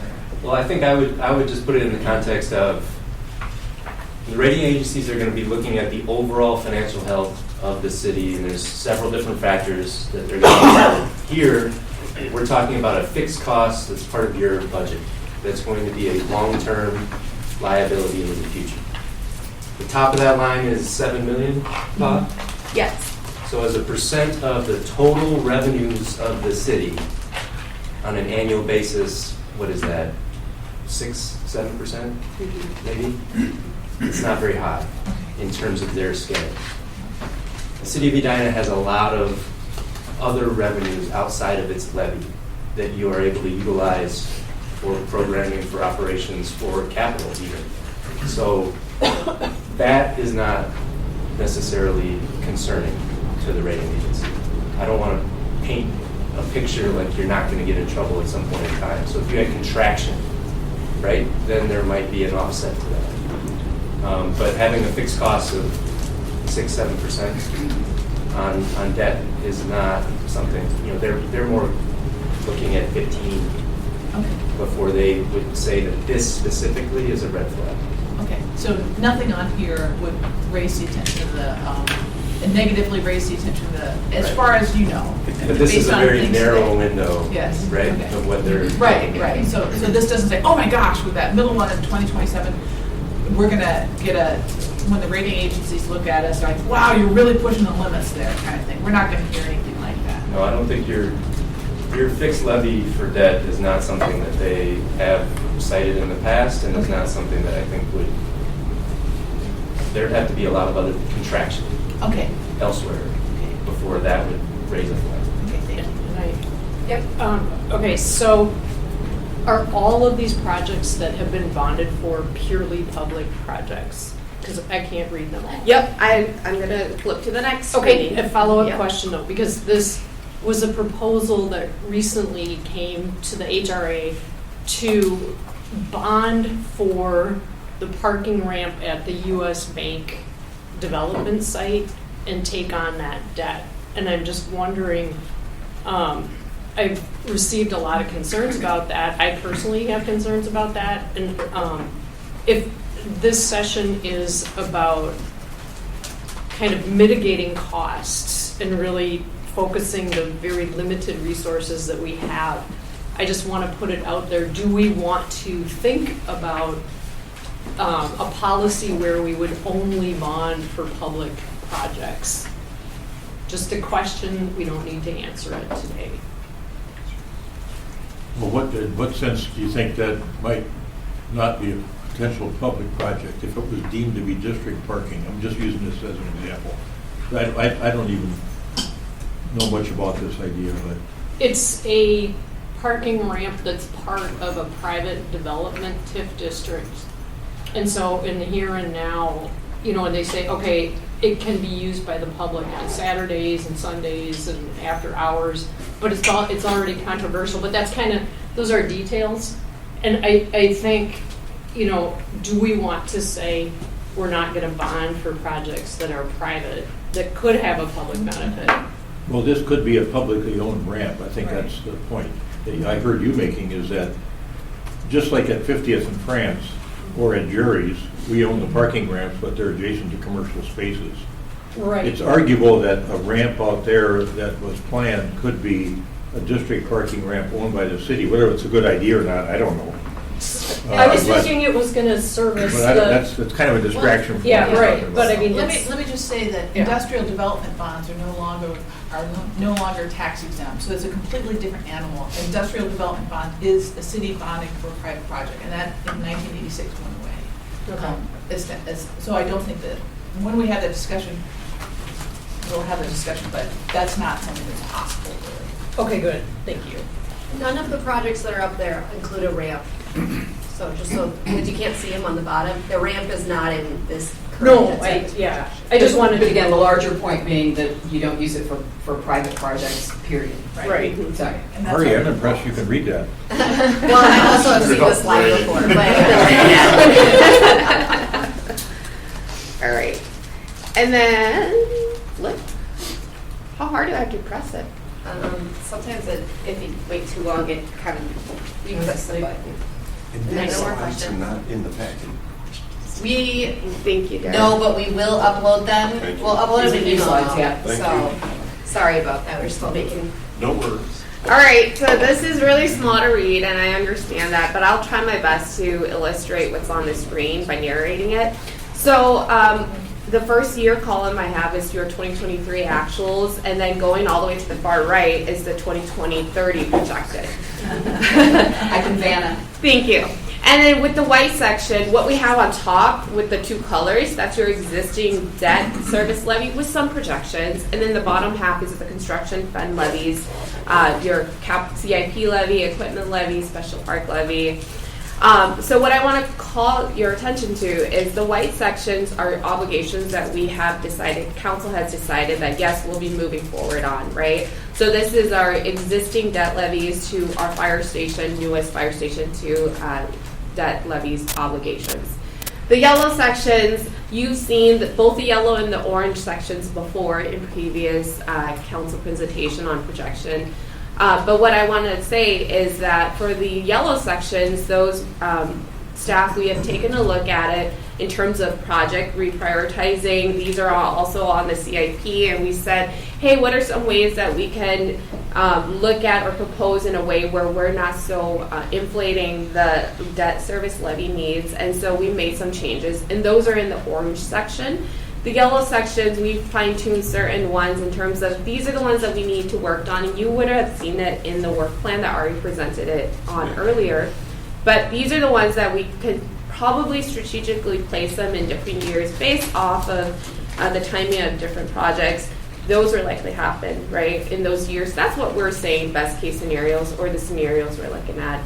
And then the orange ones, those are like our PD and City Hall projects We combined that one into one versus previously you saw it in two.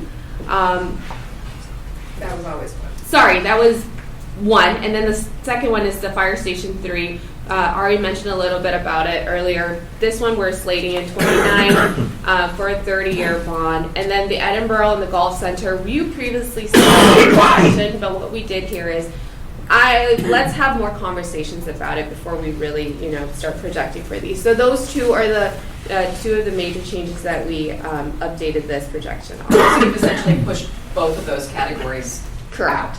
Correct. They haven't dropped and some off. of them almost off the page. Correct. Yep.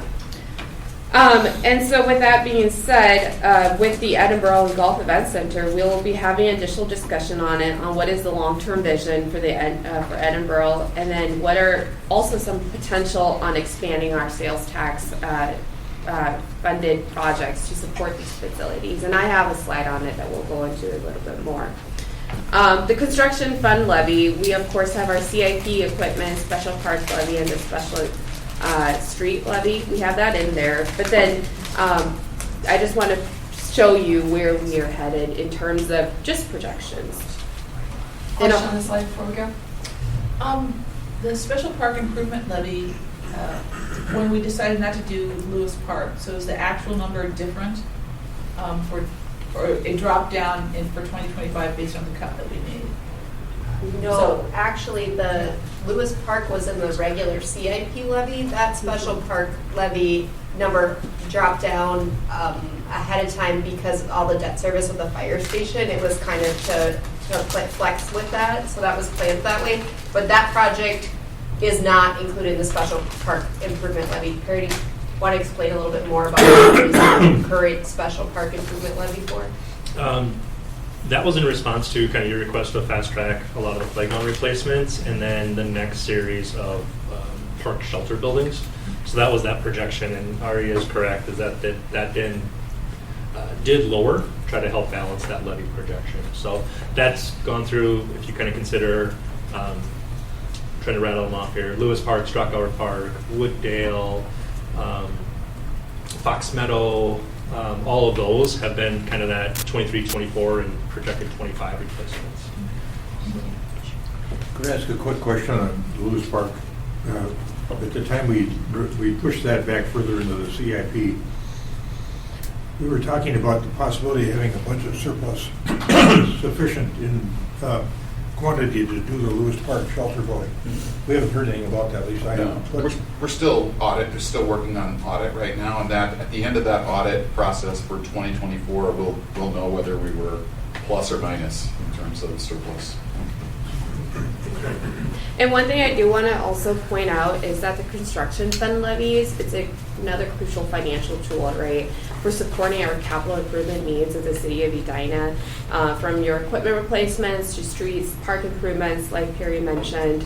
And we need to continue to support these needs as we consider a steady support for balancing out the needs of maintaining and preserving our existing infrastructure. So I just want to remind us that. Oh, the blower just came on, so Fire it's station going to be three, harder to hear. Could you go back for 1 second? Oh, Or maybe not. go back. One thing, that's okay, I can just say it verbally. The timing of assuming that fire station number 3 ends up being located near City Hall, the timing of that project needs to happen in an odd year in order to not significantly impact elections. So there is some, just so you understand, in that when it comes on, typically the bonding amounts come on like the year after the project.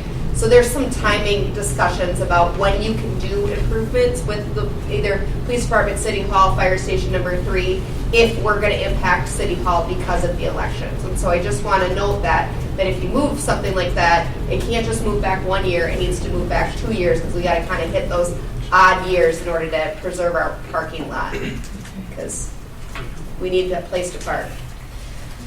So will the voters. Yeah. All good? You're next, Derek.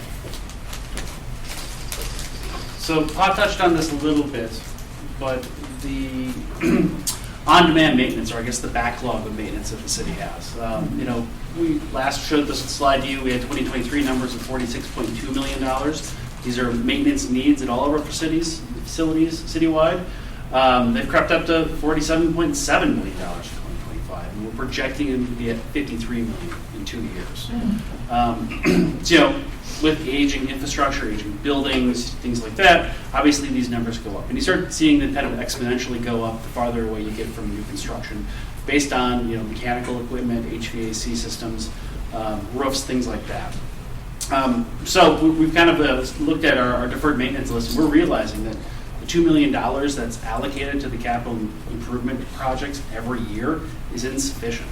We need to spend that at least $2 to $3 million annually to dig ourselves out of the hole, and so that we're no longer exceeding that pace of $2 to $4 million a year. On the bottom there, you'll see the kind of the facility condition index. So this is how we grade our city buildings. There's a 0.39 is kind of above what our target is. 0.25 or 25% is what we should be at. That means the majority of our buildings are good to excellent condition. There's some that are maybe teetering on the poor or fair, but for the most part, we're at a pretty good operating condition. That 0.39 is driven by those two buildings, Edinburgh and Braemar. Right, so we talked about Edinburgh a little bit here at the beginning, and we'll probably talk more about it.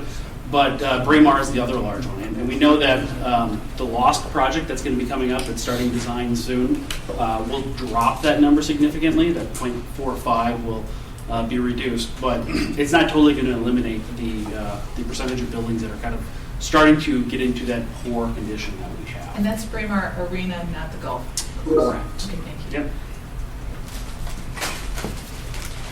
Any questions on this slide?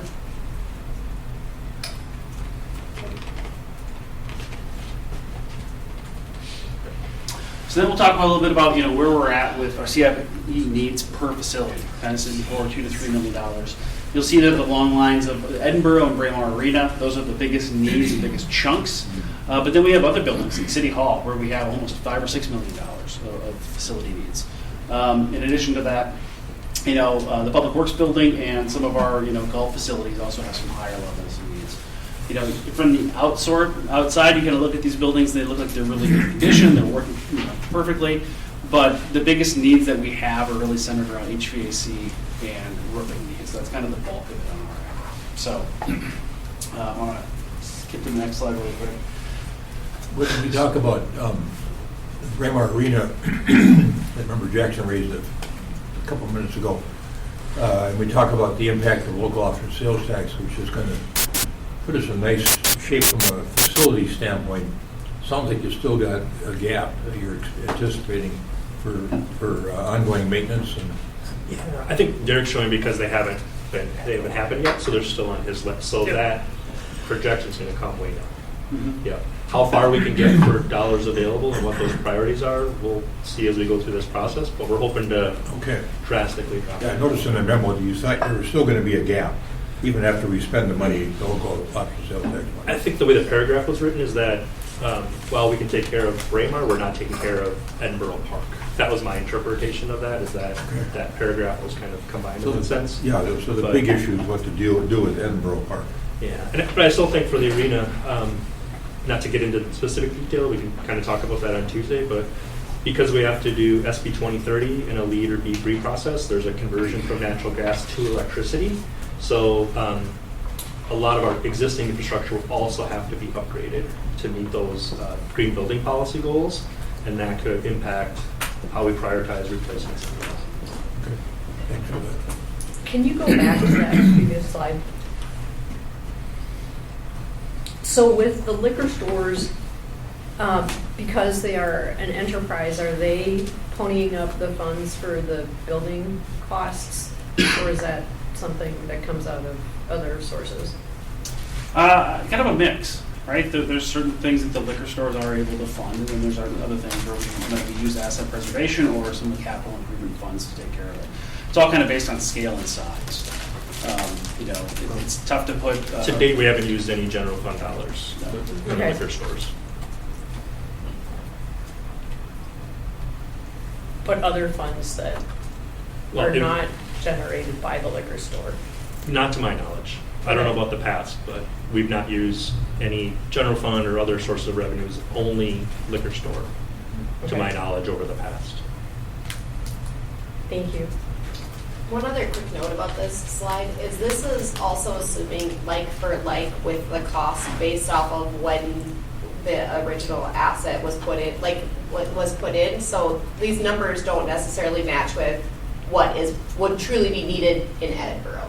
So like I think you probably can't see it because it's kind of hard, but 15 million is probably, you couldn't replace Edinburgh for $15 million. It would be a much larger number than that. So just context on that slide. Yeah, it doesn't get us any of the niceties that people might be looking for in a renovation project, for the most part. And I touched on this before, but this last slide is kind of just a summary. So, you know, our deferred maintenance costs are greatly increasing every year, and it's outpacing the CIP. About a third of that, as we showed before, is from those two sites of Edinburgh and Braemar Ice Arena. We expect that to be reduced at the Ice Arena, so the next time we show this slide to you, hopefully we'll be able to pull those numbers down. And then unfortunately, most of the stuff that we have is it's things like roof replacements and HVAC equipment. It's not the flashiest of projects, but it's the most important thing, I guess, from keeping a building and our assets maintained and secure. So the long-term viability of our site and our buildings is being maintained and kind of consistent by being able to replace those things.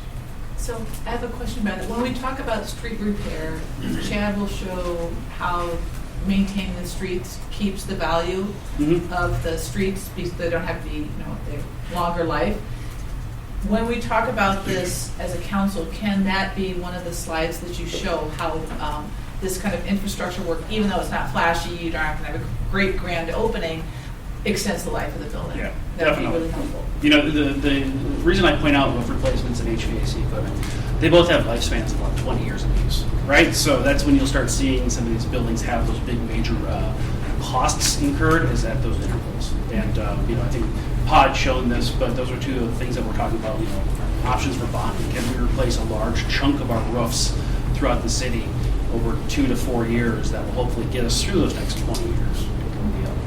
And the same would go for HVAC systems.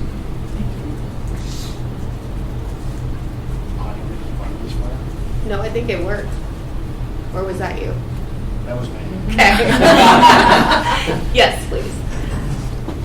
Oh, there you go. Okay, I wanted to jump in and just give a quick preamble before Pa continues around this discussion about local sales tax. We've had some discussions around local sales tax here, and I know there's varying levels of interest and support for it.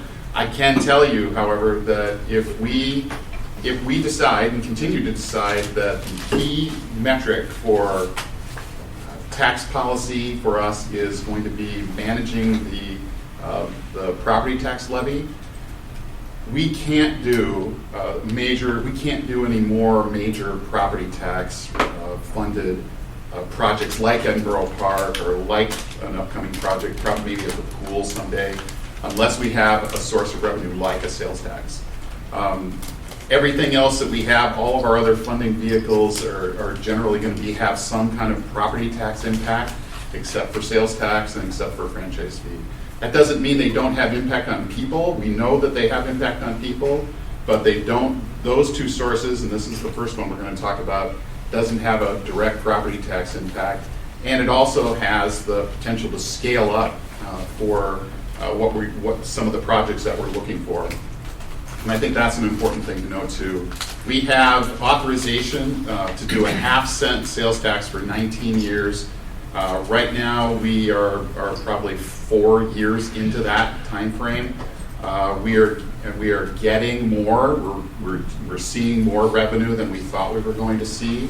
But once those, we have $71 million worth of spending authorization. Once we've achieved that $71 million in the current sales tax environment, that sales tax drops off to zero. So as we begin talking about sales taxes, there's a lot of discussion going on around sales taxes at the state legislature. So what we're looking at here is Senate File 375, which appears to be the major bill that's going forward, but I don't think there's a House companion yet. So that's where we are in sales tax. So, if I may, I saw a report that came out maybe 2 weeks ago about how the distribution of people's consumer spending. And I don't know if it came from University of Michigan or where, but it was a national study that showed that a small percentage of wealthy people are spending 50% of consumer dollars. So in the discussion at the legislature, if somebody could raise that, whether our lobbyist or someone, to sort of get an understanding of whether sales taxes are as regressive as we have traditionally understood them to be, based on this new economic data, I think that would help us politically message to the public. So it's like, oh, sales taxes are so regressive. Maybe they're not as regressive as traditionally has been assumed. And so that would be something, when we're talking about sales taxes, that would be helpful for me as a decision maker. All right, so with that being said, as I mentioned earlier, some of these projects that we have in the horizon, such as Edinburgh Park, the golf course, and other facilities and park projects, can benefit greatly from expanding on the usage of sales tax, like Scott mentioned. I want to talk a little bit about the recent Bill 375 that was proposed, and this could impact how cities fund regional improvement projects. This bill would allow cities to impose a local sales tax without needing legislative approval, but still requiring our local voter approval. This proposed tax can be up to a half percentage and would fund essentially city projects such as your libraries, public safety facilities, parks and trails, community centers, and athletic complexes. This will give cities more control and flexibility in financing necessary infrastructure improvements, like the one I mentioned earlier that we have on our horizon. This bill was based off of a 2024 recommendation from the local taxes advisory task force. There is, though, a key requirement that 5% of tax revenue that we get will be shared with our qualifying neighbors, cities, and that theirs with us as well. So, with that being said, since the February 26th hearing, Senator Ann Ress, DFL New Hope, is leading this bill. She did propose a sales tax exemption for construction materials, but due to cost concern, it was eventually not included. This bill is still being considered for inclusion in the Senate's budget bill, so stay tuned and follow up on it. This bill has strong support from city officials and the League of Minnesota Cities, as it creates a clear and transparent funding process, allowing cities to budget more efficiently, knowing that it's expensive, right? So it's another tool, a financial tool in our funding. Can you clarify, or someone clarify, so we couldn't use local sales tax for deferred maintenance, but it does specify regional benefits, so that's Braemar. Mm-hmm. And so can you use, so you still can't use it for maintenance for Braemar? Under current law. Okay. Under current law. This, Operational maintenance. Yeah. So we can't pay staff. But we could do the capital investment. Yes. Oh, okay, Yeah. all right. Okay, that was the question. Right. Every jurisdiction has a different term for maintenance, right? Yeah. So it's always operational versus infrastructure. So infrastructure, yes.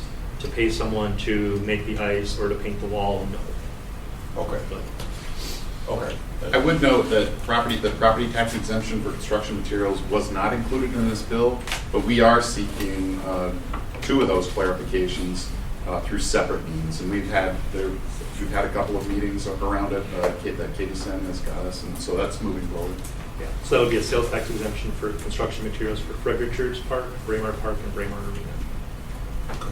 It looks like there is a House file companion. Is there? Yeah, 1755.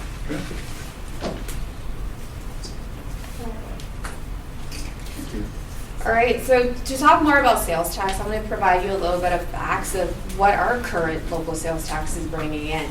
So like to date, we've collected $11.9 million in the last couple of years when this local sales tax started.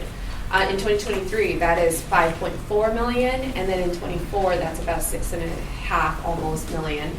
And of course, with this in mind, those numbers, I just want to call out for scale purposes.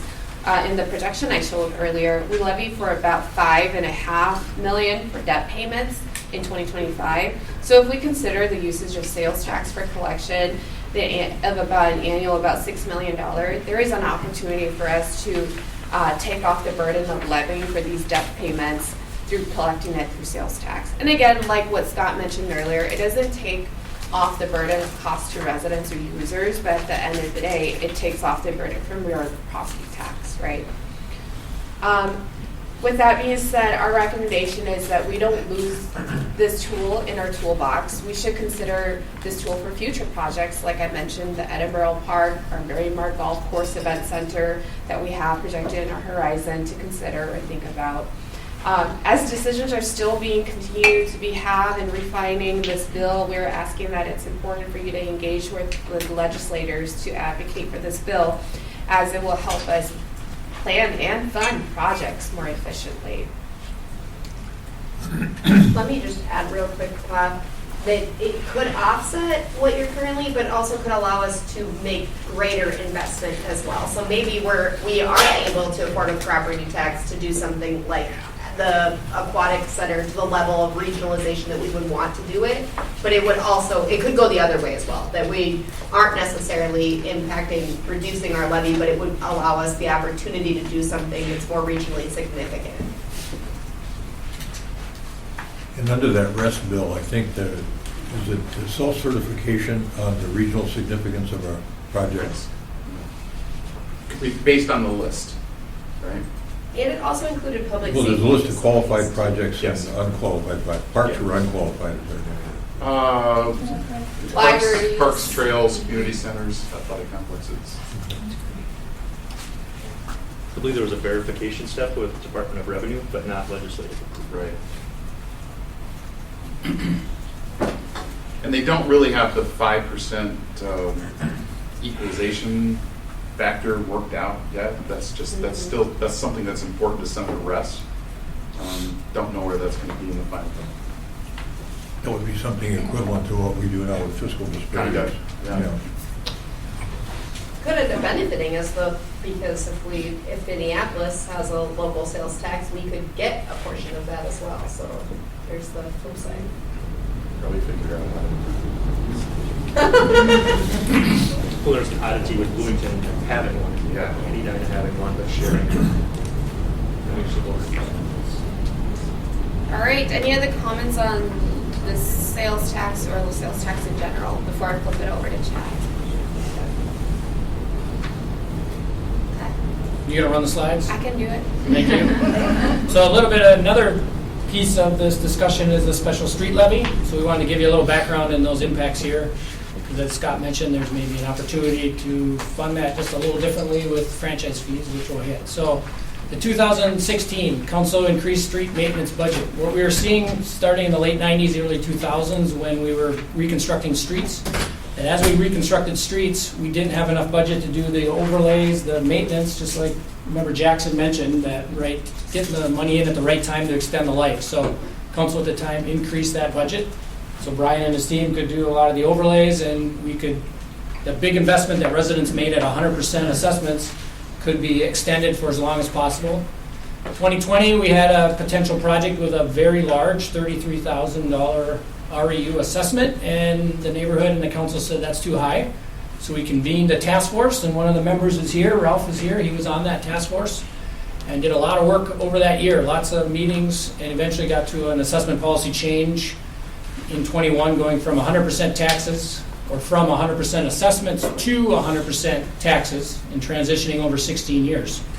So I can tell you that our program is sized to that budget, and the locations are based on the asset conditions, right? We don't want to make favorites of whose neighborhood we're doing first. It's really based on the streets, the utilities, the transportation needs from a sidewalk standpoint, and we build out that 5-year program, and those maps are posted online. The table on the bottom was a table created by the former finance director, Don Urum, on the impacts, and these are 2021 numbers, but they're similar to what Pa's been showing you. But year one, we made a big impact to remove subcuts and retaining walls. And then those years 2 through 16, what's the impact? So that middle column increased to the levy. At the time, it said 0.65% every year. I think we're right around there, 0.5% going forward. So that's a number between $260,000 to up to $500,000 over those years. And you're going to see that line item. You have seen it in previous levy and budget discussions. And then how did that impact? When you look at the next slide, there's that increase in 17. We kind of bottomed out in 2012 for pavement condition. We like where we're at with the 78. That's a good spot to be at. Some cities have goals for a number. We never set an official goal, but we're trying to be close to 80 with our pavements. We made that increase in 17. During COVID, we decreased and created that budget stabilization fund that Scott mentioned earlier. And then we've been still on that same track of, and I think this is important, it's reconstruction and it's maintenance to hold those numbers. If we don't do both, then we're going to have impacts. If we only do one, it's going to start to negatively impact those numbers. Do you have projections of keep it the same versus your proposal? I don't understand. Like of how it would continue on. Like if we decreased, how if you decrease. the half mile the funding, and only you're doing a half We feel mile. like the half mile is going to not negatively impact this number. Because we kind of caught up from that 17 till now, and that half mile was right on the number. So we can maintain. We feel we can maintain. We think. Yep. With that, if we continued with more investment, we would increase. Yeah. Okay, thank you. Okay. All right, so like Chad mentioned, and we spoke a little bit about it earlier, Chad, feel free to jump in with any additional comments you have on franchise fees, but a little bit of background on where franchise fees started with the city of Edina. We proposed increasing franchise fees for CenterPoint Energy and Excel Energy in 2023, with the first increase set for 2024. These fees are collected through utilities, those utility companies via customer billing, and then remitted back to the city. The goal with this franchise fee is to generate an additional about $540,000 to support our pedestrian and cyclist safety PACs and our CAS, which is Conservation and Sustainability Initiatives, and streetlight maintenance. Further increases are planned for 2026 and 28, aiming to double franchise fee revenues from $2.1 million in 22 to about $4.1 million by 29. Currently, during the 2023 discussion, staff presented 2 other potential increases that we'll be reviewing this year in 2025 and again in 27. With that being said, when I said there are 2 parts to franchise fees that we will need to determine. First is, what do we need to do? How do we get franchise fee revenue? And 2 is, how are we going to get this amount? We are recommending in our initial proposal to increase franchise fees amount by about $1 million with additional revenue going towards streets. Any other amounts will maintain our current franchise fees. With that being said, there are two other alternatives to consider as well. First being we can do no incremental increase, and increase will only be realized as customer base grows. The second one is we can update our current fee model as proposed in 23 with incremental increases at about 22% for all property costs. I have a question about how this works.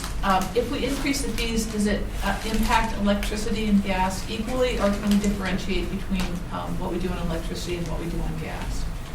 They have you can tweak it a little bit, but they have customer classes, and you have to stay within those buckets. So we can't but you can raise less on residential and more on commercial.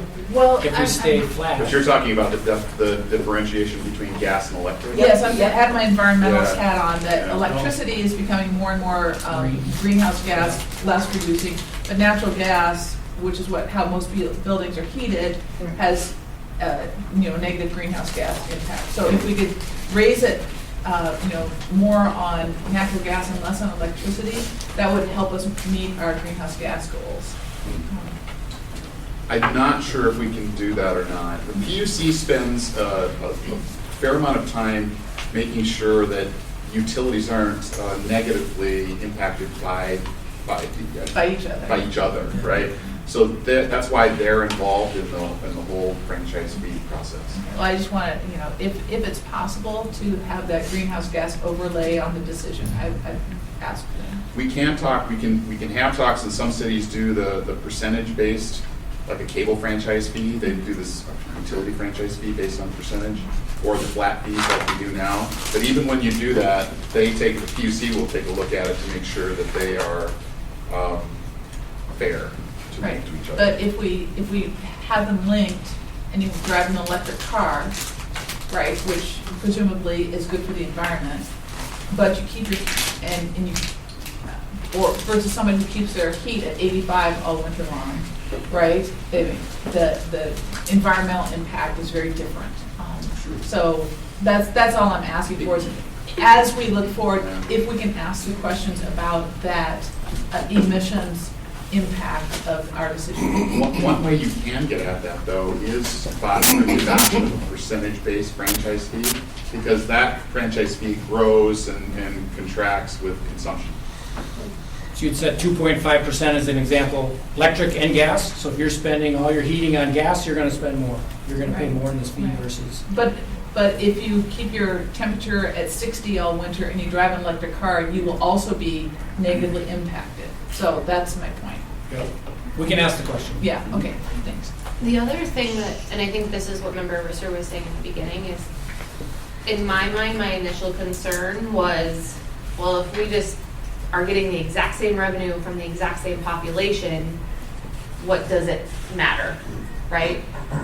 I think it would be helpful to understand what is the impact comparatively compared to the levy when we think about the population of the payers of that money.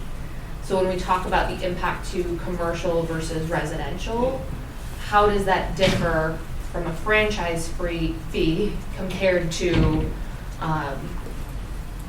property impacts? Because I wouldn't want to just, if it's going to be a net equal zero to the residents, I don't know that it's worth the time. Because I think what we're trying to talk about is lessening the impact. Property tax. And they're lessening the impact. Yes, I'm with. That's different than what I've heard from you before. I think it needs to be lessening the impact, and I agree with Kate. So I don't know if I agree or not. Yep. So I think I would.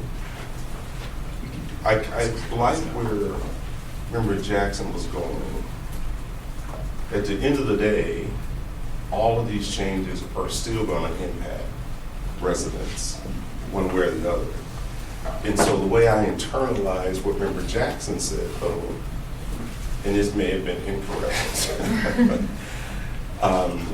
the challenge, if you leave it 100% from a property tax perspective, the resident has less control over that because we set it, right?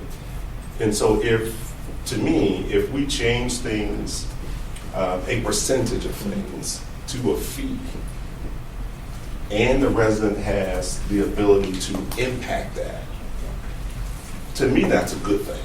And we can sit down with the resident and say, yep, your property tax has now gone down, I'm totally making this up, 6%. We've shifted this much to fees, and these are the things you can do to impact that.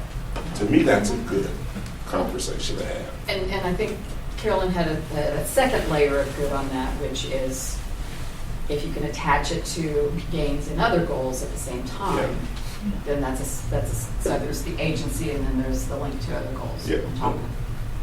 Yeah. I agree, but there still is an economic reality that is going to be different for different people. And as we were having this conversation, yes, you can switch to electric and make that choice and reduce costs. You can even pop in a power wall and solar panels and really ramp up.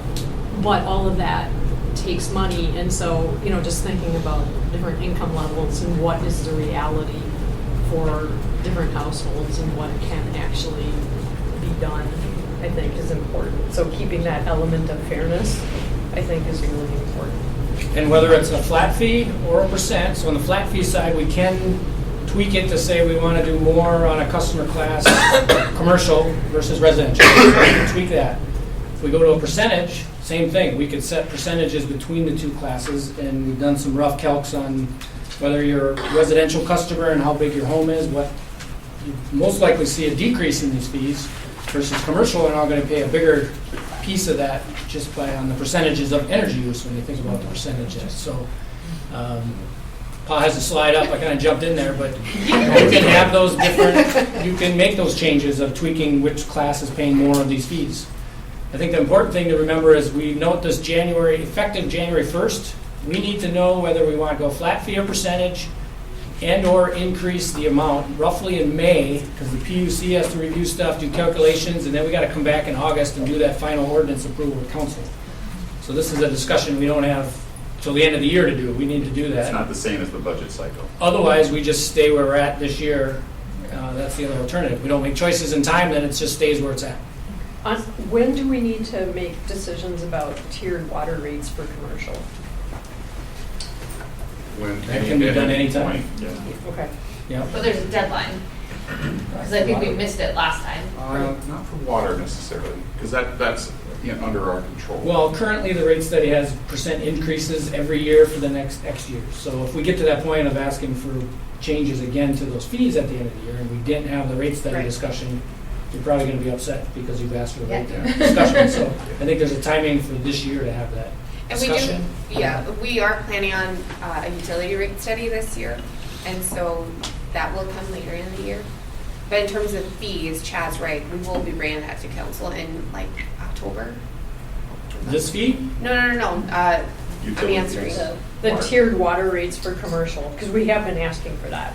It's typically with the finance Correct. It's with table that comes usually in November, the first look at it. It's on their work plan. It's on our work plan for this year, for a utility rate study. So back to a couple of But questions. Somebody on staff is going to hate me in just a second for even asking the question, but I'm going to ask it anyway.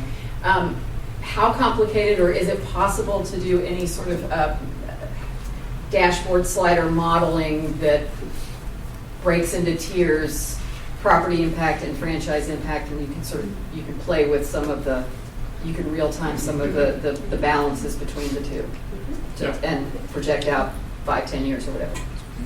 Or we can do it today. Current. But I think that's some of what I'm hearing would be useful is the ability to sort of see those relative impacts and play with them in real time. We can maybe run a couple scenarios would maybe be the easiest way to interpret that. But I think that the key piece is, are you interested in increasing it for the purposes that we've laid out? And then do you have a leaning one way or the other about flat fee versus percentage? Those are kind of the two. And then we can bring you back many scenarios that show impact about how that works. The other thing I would say that could be a factor in the conversation, I think Carolyn raised some interesting issues relative to the franchise fee, but let's face it, it's a tax. And when you look at tax and deductibility, you can deduct you get some deductibility around your property tax. I don't think the franchise fee is deductible. No. So that could be, if you're a resident in the town that's thinking that, well, where am I going to get my best benefit? We have to factor in that tax implication. That's right. Do you know, Nick, if it's not deductible? For individual on your income, not on an individual basis, but Okay. I mean, it's an operating cost of a business entity. Okay, but it's not on the list of taxes you can, if you itemize your taxes. No. For individual filers. That's a good point. And remember, there's an assumption on the itemization that, that's a higher income family to begin with that is itemizing, especially if the changes from a couple of years ago continue, right, with the doubling of the standard deductions. So that's, whether it can be deducted or not is sort of a higher class problem and less of a But you could give us the direction or the goal that you would like us to minimize the impact on residential customers and instead look at increasing commercial rates. That is something we can make a determination. And I would say right now, from my history of understanding where we're at, commercial's actually been lower percentage-wise than residential. Yeah. So even if we just make them closer to the same, that actually would have more of an impact on commercial than residential.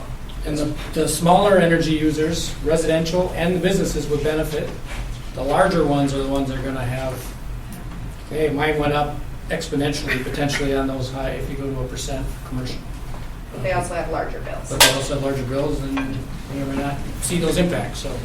And when are you looking for that direction? We need it in May. Well, first, do we want to raise these fees to cover street levy? That was the question. Yeah.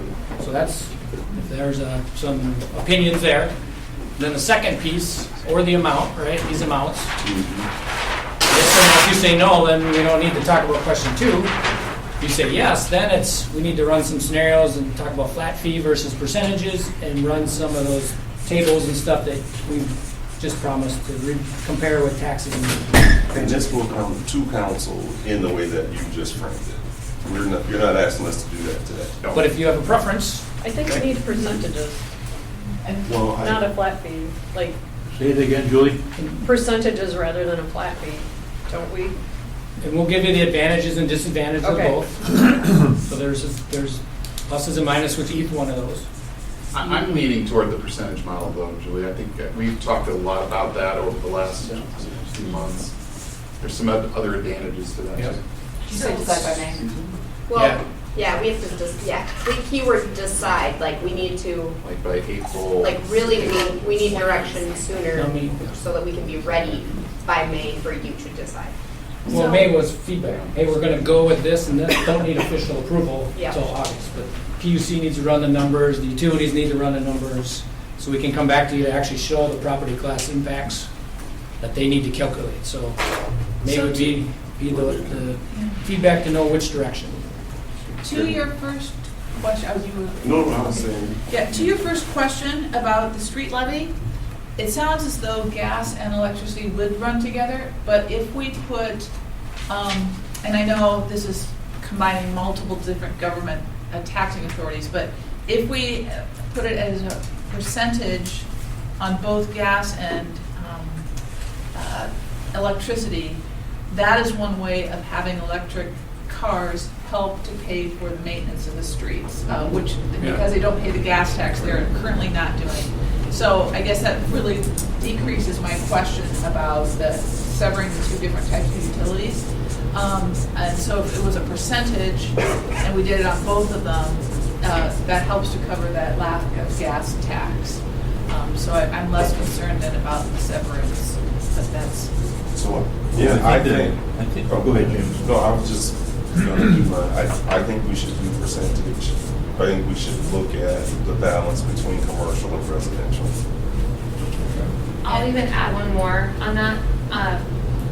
I would prefer not to have savings for the more utilization. So I would look at some of those scales.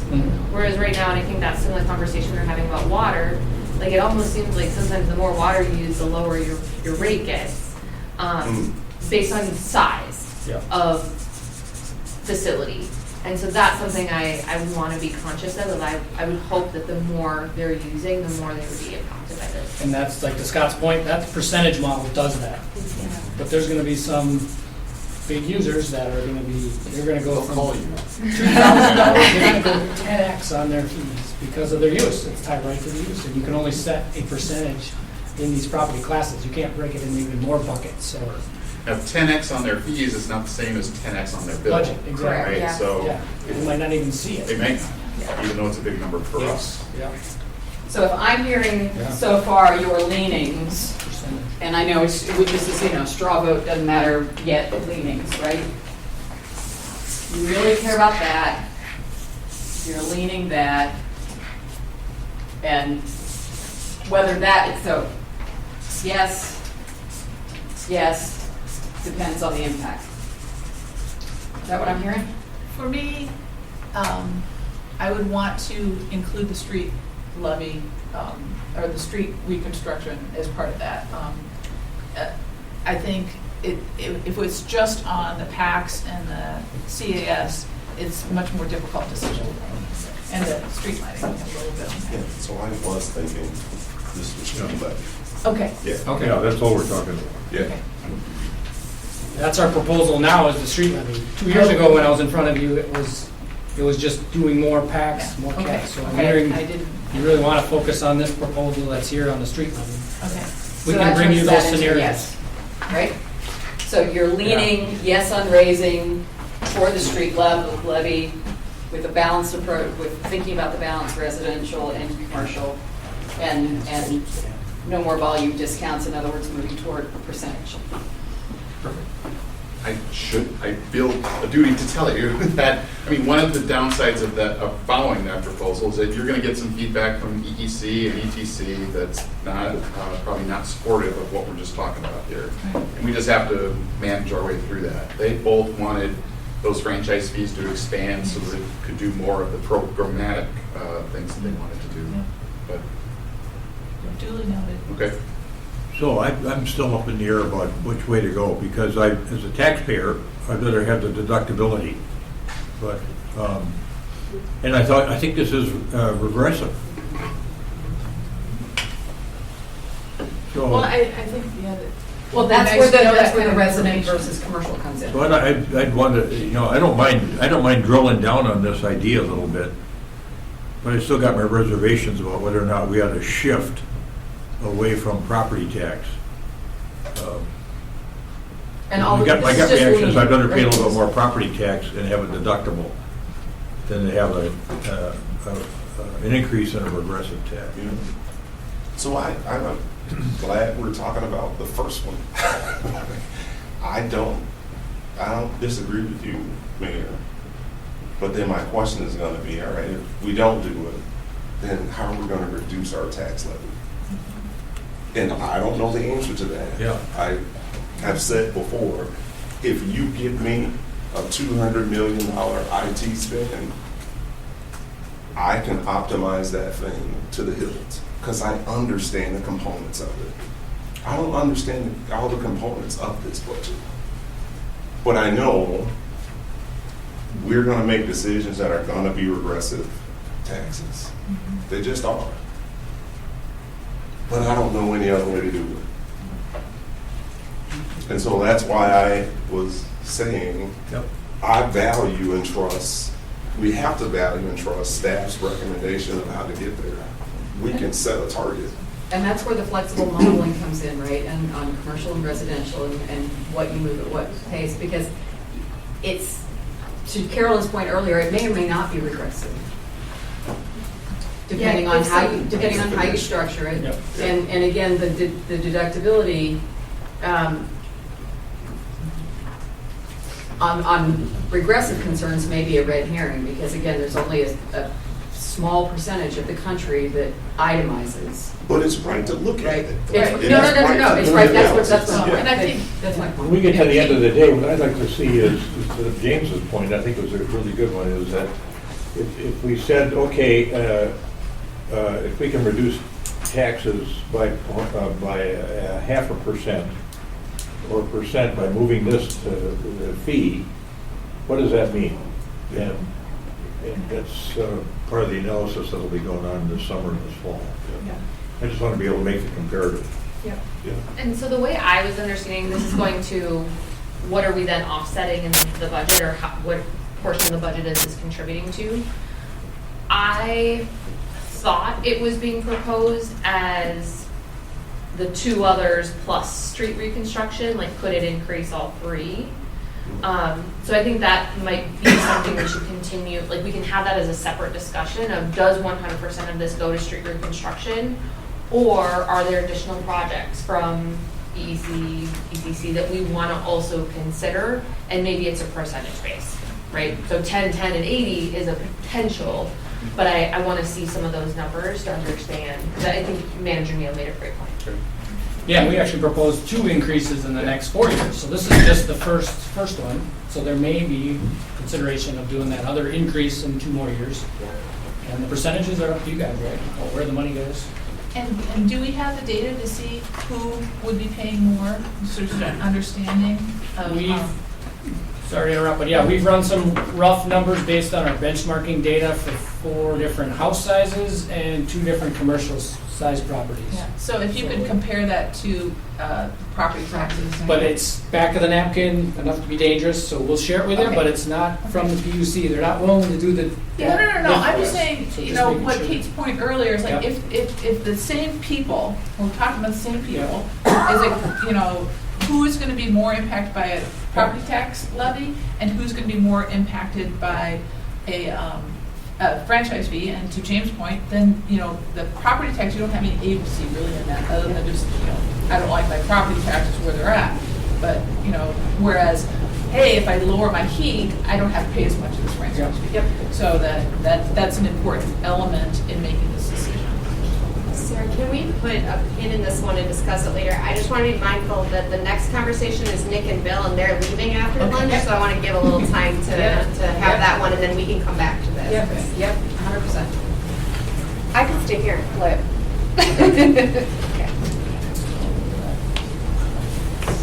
So we were asked to look into some of our tax increment financing districts and provide an overview of that. And so I'll start off with some general comments, and then I have some specific options on the next 2 slides. Edina has 12 active TIF districts. Some are older, been around for 10 years or so. Some we just set up a few months back. So there's a wide variety in those districts. 10 out of the 12 have active binding legal commitments associated with those. Either commitments to use the revenue that's collected to pay public debt through like street projects, or to make payments to the developers to reimburse them for their costs. So those 10 districts, we certainly could decertify them, and we would get sued by our debt holders the next day. So I'm saying 10 of those districts are what they are until they're finished. We do evaluate them every year to kind of see where they are. So, but I don't forecast any change in those 10 for several years. 2 of the TIF districts are smaller, but we could make some changes. And I'll get into those in the next slide. And then we also have 2 legacy TIF accounts that go back many years at the Centennial Lakes TIF account, and then also more recently the Southdale 2 TIF account. Those districts are already decertified, so they've reached the goals that we set for them. They took the tax base and increased it by 600, 1,000%. So they're no longer collecting TIF, but there still is some money sitting in the account. So let's talk about the 2 TIF districts that we could decertify. Apologies for all the text here, but there's 2 districts, the Amundsen TIF district and the 66 West. So we set up Amundsen to help get that affordable project, the workforce housing project, going. There's about $60,000 in an account. We set up that account for 2 reasons. Number 1, state law said we had to. And the second was, when we set it up, we wanted to use that district as a future ongoing funding source for future affordable housing. So based on the numbers that Nick ran, over a 20-year period of that TIF district, we would collect about $1.6 million of tax increment that we could use for a future affordable housing project. Yes? Part of that thought process as well is that the city actually invested money to acquire that property and write it down for the development. So in some sense, you made an investment that is being repaid that is intended to maybe roll back in to fund other affordable housing projects. But that's a discretionary item. It was not set up as a debt of the city. So if we wanted to, we could close down that district early, put a small amount of the tax base back on the overall tax rolls. The immediate benefit to the city is that we would receive a one-time cash payment of about $20,000 to use for anything you wanted to use it for. The other one-time payment would be about $42,000, which is about $21,000 would go to the county, $21,000 would go to the schools. Then the state would come and deduct $21,000 from the schools and take the money for the state. So the schools are always, there's not a great impact to them. So, I question, I'm confused, and I'm confused because I just don't understand it. So with a TIF construct, right, you got the increment, and I think this is saying a share of that increment is going into the 1.6 million over 20 years. Correct. And so if we decertify early, the impact to the general fund is just the 21,000, hypothetically. Or that's where I'm confused. So at the end of 20 years, when you do your slide and you talk about we're increasing the pie, right? So I'm looking for the slice of the pie and trying to value that slice of pie. I think we need the information on what's the ad base value to city tax roll. Yeah. Essentially what you would do is you would increase the base, which would mean that everyone else in the city would have a slightly lower property tax bill the next year. Okay. You wouldn't get any other additional money. You get what you levy. Yeah. Right? So, yeah. But now you're spreading that levy over a potentially, very a larger tax base, just like new construction, just like appreciation on values, the same mechanism. You don't necessarily get more money, but if you chose to, you could increase your levy by approximately a third of what you're collecting, and it wouldn't have a detrimental impact to any of your taxpayers because now you've got this new property that's showing the tax rolls. Does that make sense? Yeah. I understand what you're saying. If it's something that is of interest to you, we can run some hypotheticals and see what those numbers might actually look like. We just wanted to get the conversation started here. Yes, I'm just trying to be clear. If our conversation is how we're impacting the budget, property tax levy, we need to understand what is the impact to it. And this doesn't suggest that. It's not clear what it is. So in the immediate term, right, you pay out 21, you get 42, and you get 17, and so you've got a net gain. But in the long run, you're giving up opportunity? Is that the? No. Right now, what you're doing is you're collecting $21,000 worth of revenue that you can use to fund affordable housing. If you don't want to spend that money, you would decertify this TIF district. Yeah. And you could raise your levy by about $7,000 next year. And it wouldn't have an impact to your taxpayers. They would be paying roughly the same as they would expect. So this does nothing to the levy. It just changes what the potential percentage impact felt by residents is from that same levy. Correct. Correct. We do really need to know what the added base value to the city tax roll would be. So it's, for the Amundsen, it's just under 17,000. And then for the 66 West, it's about 25,000. Okay. So that's the tax base, but we haven't put, Nick's estimate was about $7,000 of what you could add. We haven't done the math other than just a quick. It depends on what your levy is, honestly, but it's about 7,000. But that tax base, like $16,000 or $17,000 for Amundsen is, actually I did calculate it, it's 0.019% of our tax base. So it's a drop in the bucket. Okay. But it's a drop. It's a drop, but when I see Amundsen, and we talk about TIF, and I see these numbers, just so people know how my mind is working, and I drove past that sad Lewis Park building, and that is the one that services Amundsen Flats and all those kids living right next to the power station, okay? That 21 is a good chunk of what we need to rebuild Lewis Park, okay? And it's one time. It's one time, but it's, significant. it would contribute. $1 million to replace the building. I know, but it's getting a little bit going, okay? And that 4.8 million that we gave, that was TIF funding, and that went to the 7200 building on France Avenue, that was for affordable housing. And that was nearly $5 million. That would have been 1.6 million to the general fund. That definitely would have paid for the Lewis Park building.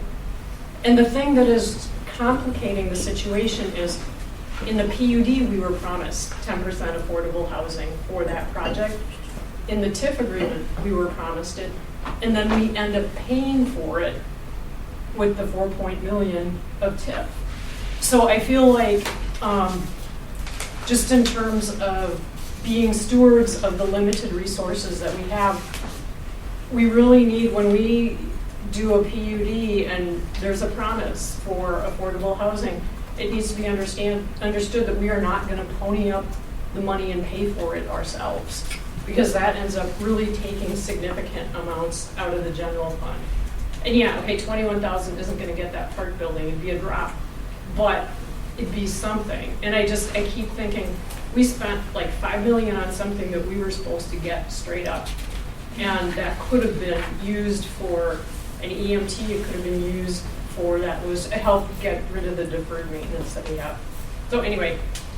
But there are two questions then that I hear. One is a prospective policy question about future TIF and future funding, and a regret about how it's been done in the past. But so a prospective policy change that you're advocating, which I think is a separate question from what's the potential budget or financial impact of the existing, decertifying the existing TIF districts. Totally hear that, but this is sort of, this ship has already sailed. So now that the ship has sailed, now what's the financial benefit or impact that we gain or lose from changing it, as opposed to what's our policy about TIFs going forward? Am I making sense? Yeah, I think. Yeah, but that's, she wants to make a separate point. But the other point is, when we talk about, it looks great, like we will use 1.6 million for affordable housing.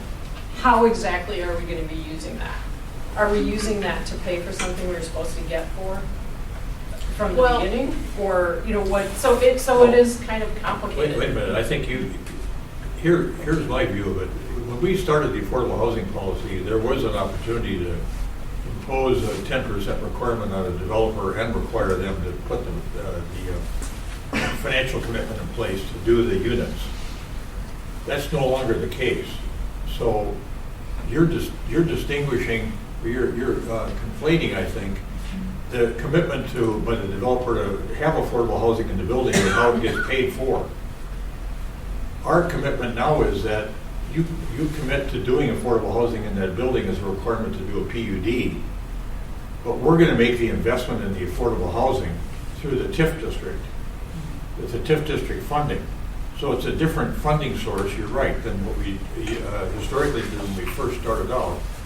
But because of the rising costs of land, labor, and lumber, we've had to adjust that policy. So the question is, do we want to continue to make that kind of commitment to affordable housing from a city standpoint, and make those investments or not? Because we're not going to be able to force a developer to do it and have projects in our town.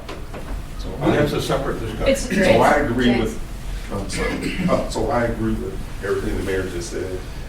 To put a finer point on it, that's the other work that we're doing, to look at our affordable housing policy. And so if we decide we're going to make a change in that, absolutely, right? All of that's on the table. Construct for today, you got two big bangs. The first one, this minimally impacts the first bang I talked about, which is, what is our tax levy when September comes? What is that going to be?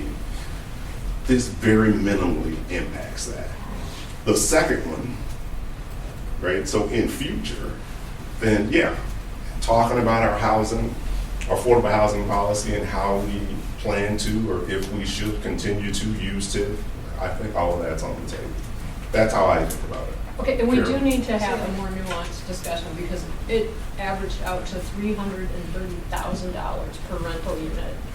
And a lot of them, most of them, the majority, 15, I think only 2 are 2 bedrooms, the rest are just single bedrooms. I We don't disagree with that, Julie, but that doesn't impact. But that's not today. No, it's not today, but it kind of, you know, when we say what the benefit of clinging to the money is, I think we need more assurance on how we're moving forward in investing those dollars. And 1.6 million over 20 years is not. Carolyn, Yeah, thank you. Trying to get in. So first of all, we're talking apples and oranges here. The spark funds, and I assume that's part of your presentation. That's the next part. Okay, that's completely separate from Amundsen and 66 West. As James pointed out, we are going to have a discussion about our affordable housing, how we pay for it, what our policy is and everything. It's premature to talk about eliminating these funds for a very, very minimal impact on the city revenue without having first had that discussion about whether we want, how we're going to fund affordable housing. This use of monies that we have already collected from completely different districts and how that's another slide. So this is simply about 66 West, Amundsen Flats, and to me the impact is so minimal on how much more revenue we would have by decertifying these that we can have this discussion in the context of affordable housing. It's not appropriate at this time, in my opinion, to talk about decertifying these just for minimal budget impact.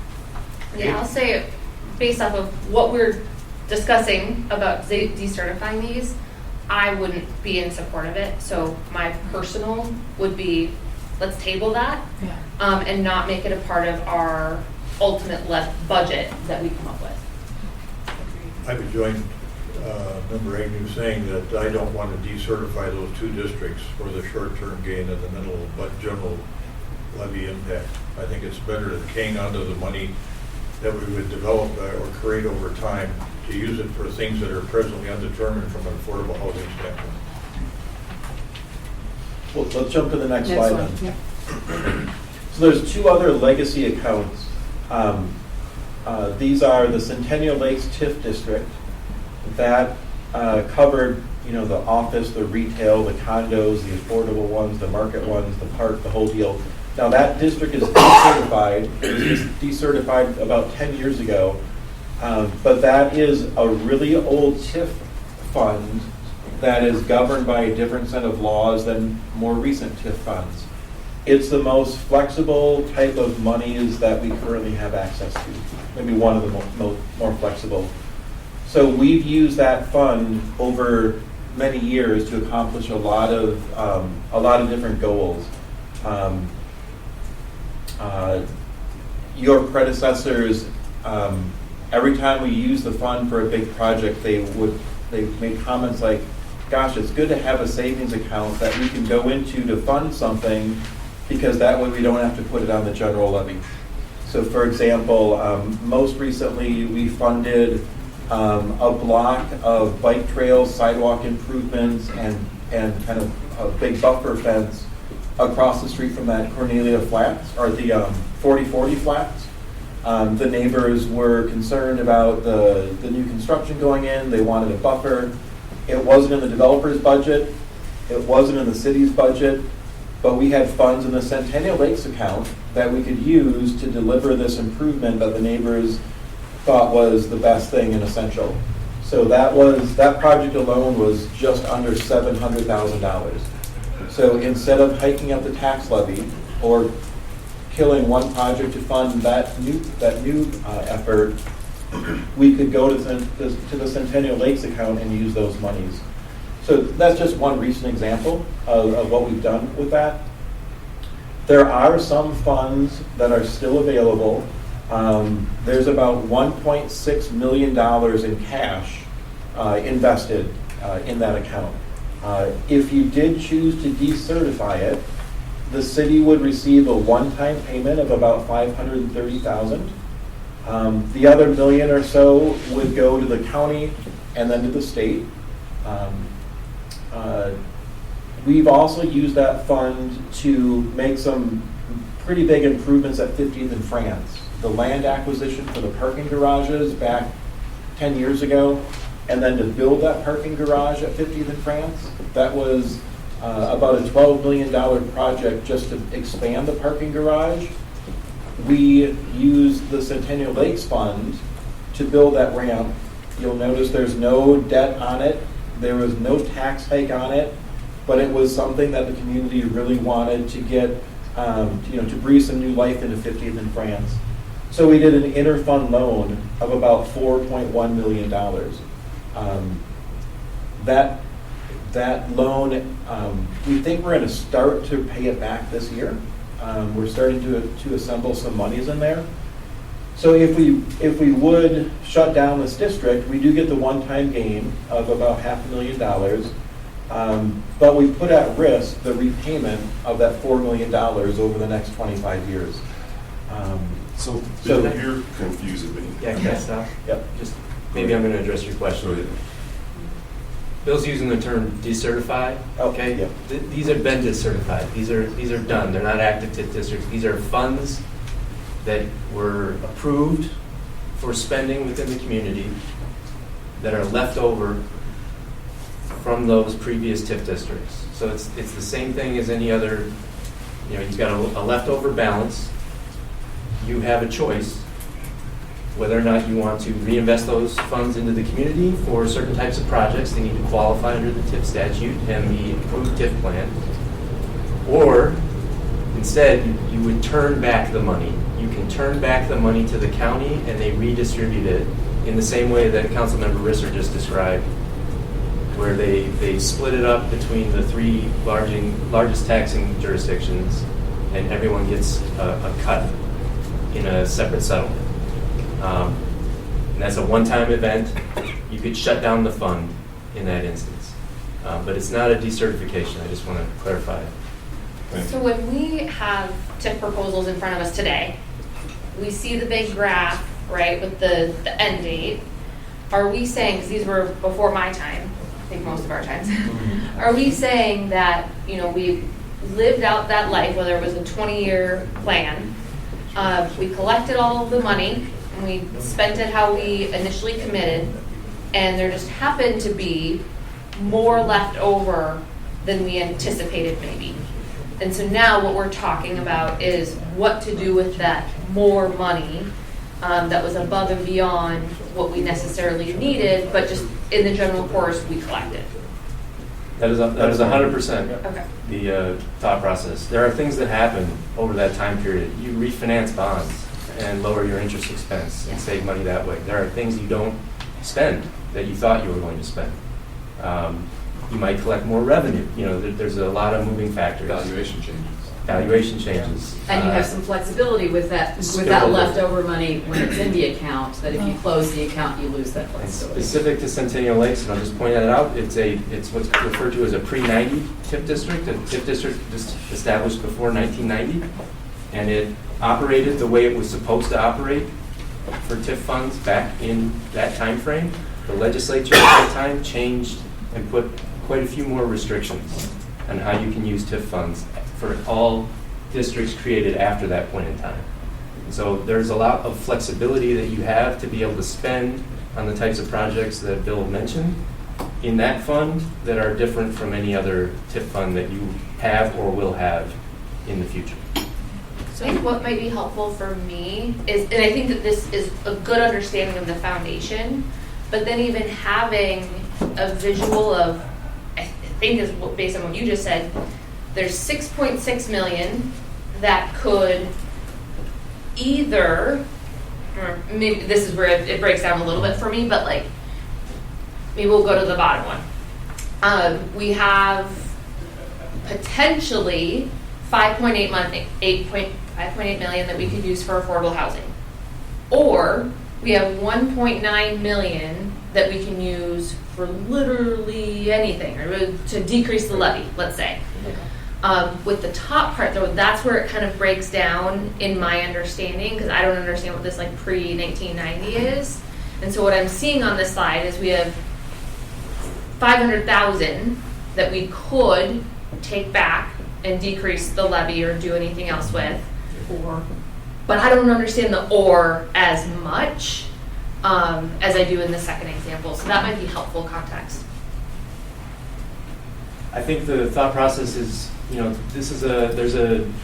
historically, just like you use the construction fund, right? You levy, you have several sources of revenue that come in, and you might decide to move ahead with a park or some other type of a project, and you budget and you allocate that existing resource to pay for it. It's a discretionary item.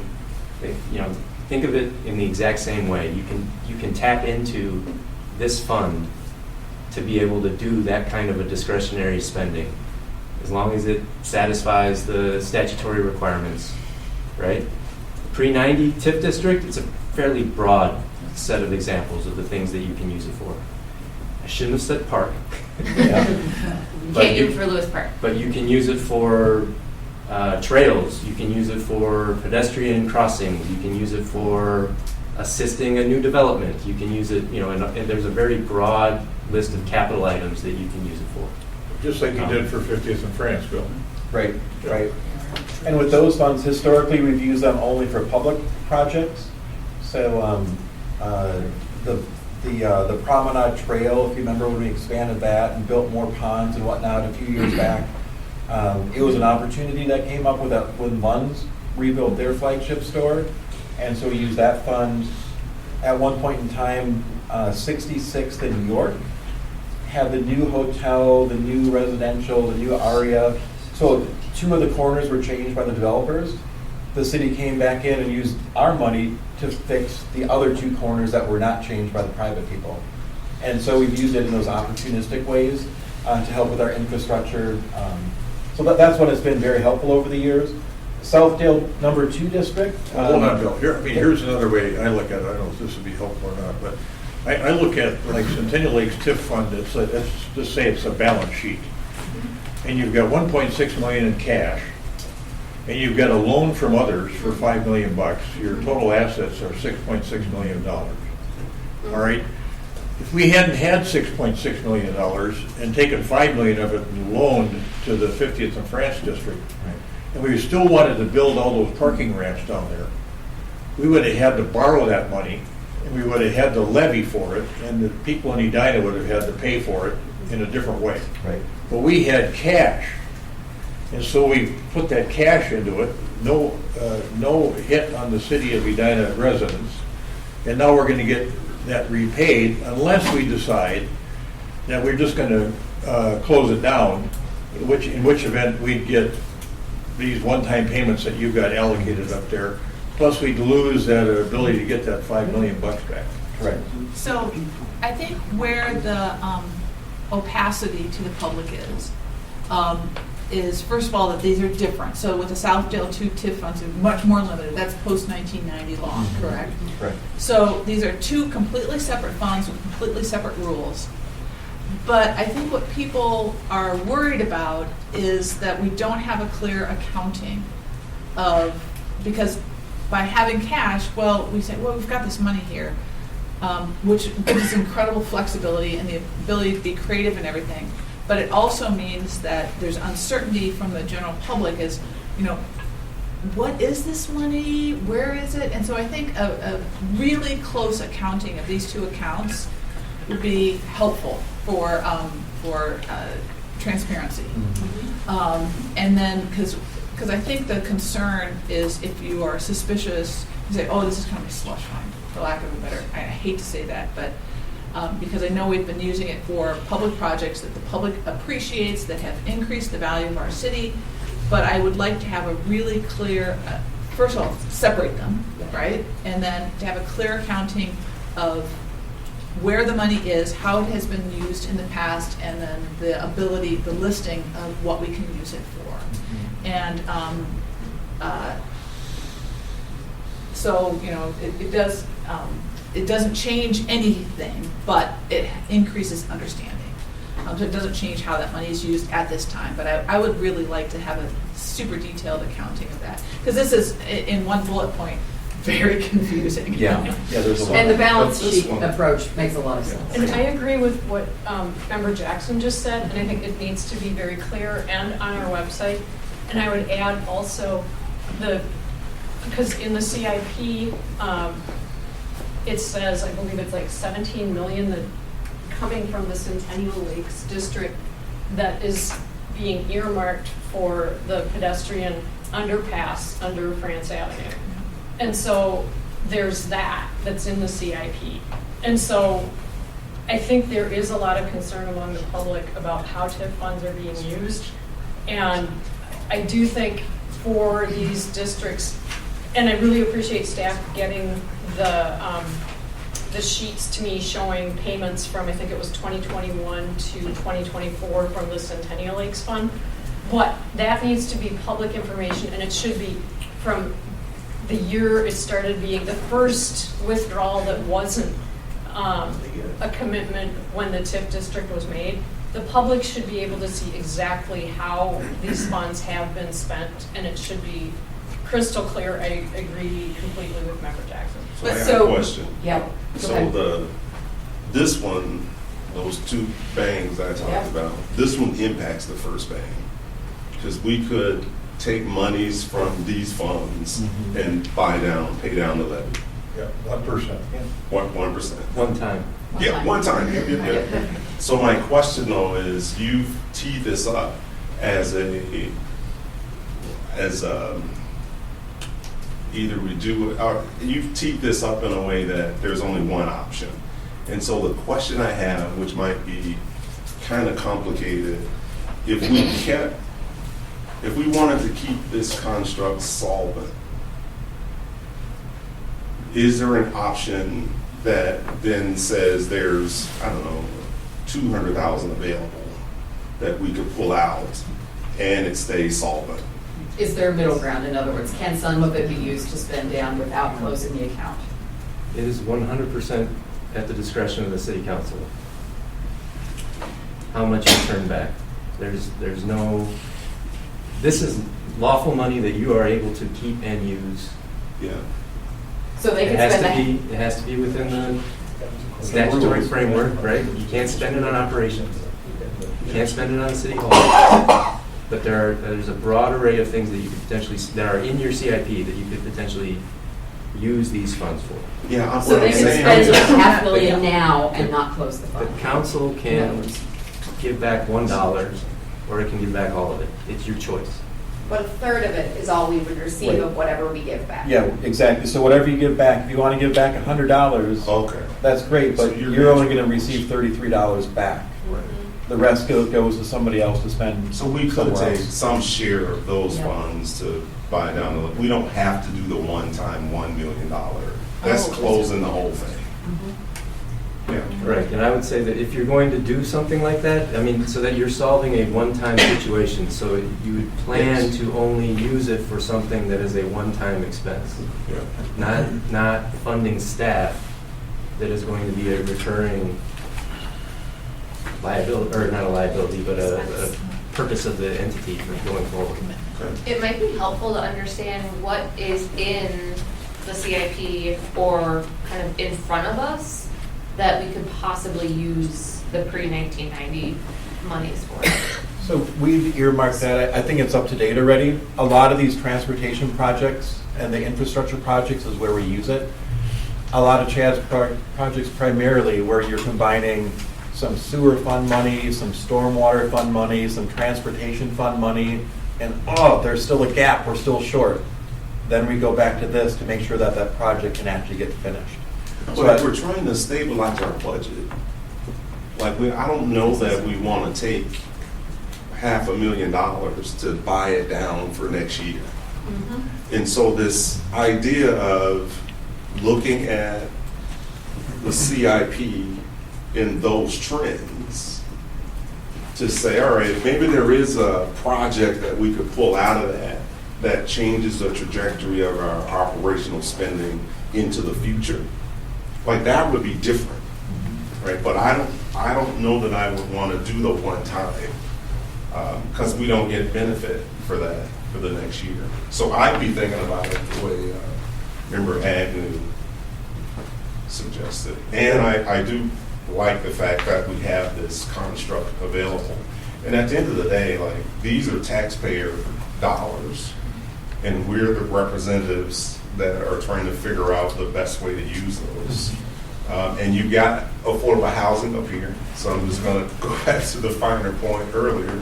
We are going to look at our policy around affordable housing. We're going to continue to do that and come up with likely a different policy from what we have today.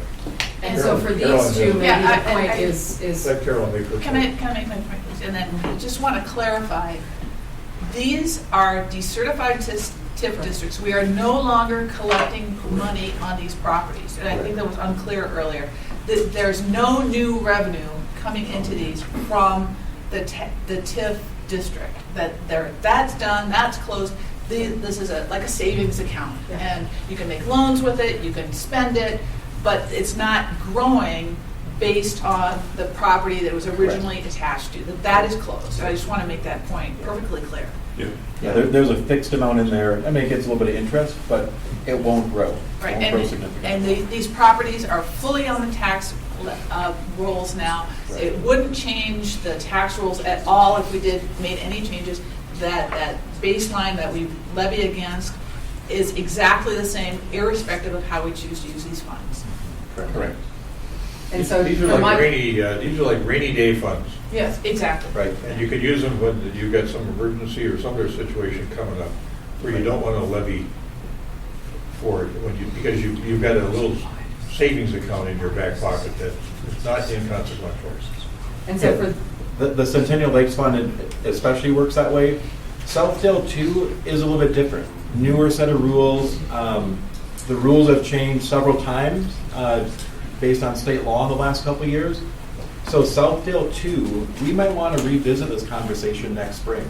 Because you remember with the Spark funds, those have to be spent by the end of this year. And we've made pledges to try to get those monies invested in Edina. There's still no guarantee that that apartment building will get their private financing. They're working their rear ends off trying to get it financed, but if that doesn't move forward and we don't spend those monies this year, then we should really rethink that, because we might have a bucket of $5 million that we might not have the flexibility to spend and that we might want to turn it back. So I think it's premature to make a decision or actually have the honest, like the full conversation today, because we just don't know at the moment.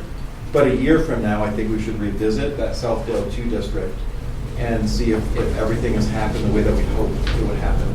So to recap, so we can get to lunch, on this particular conversation, on this particular day, we have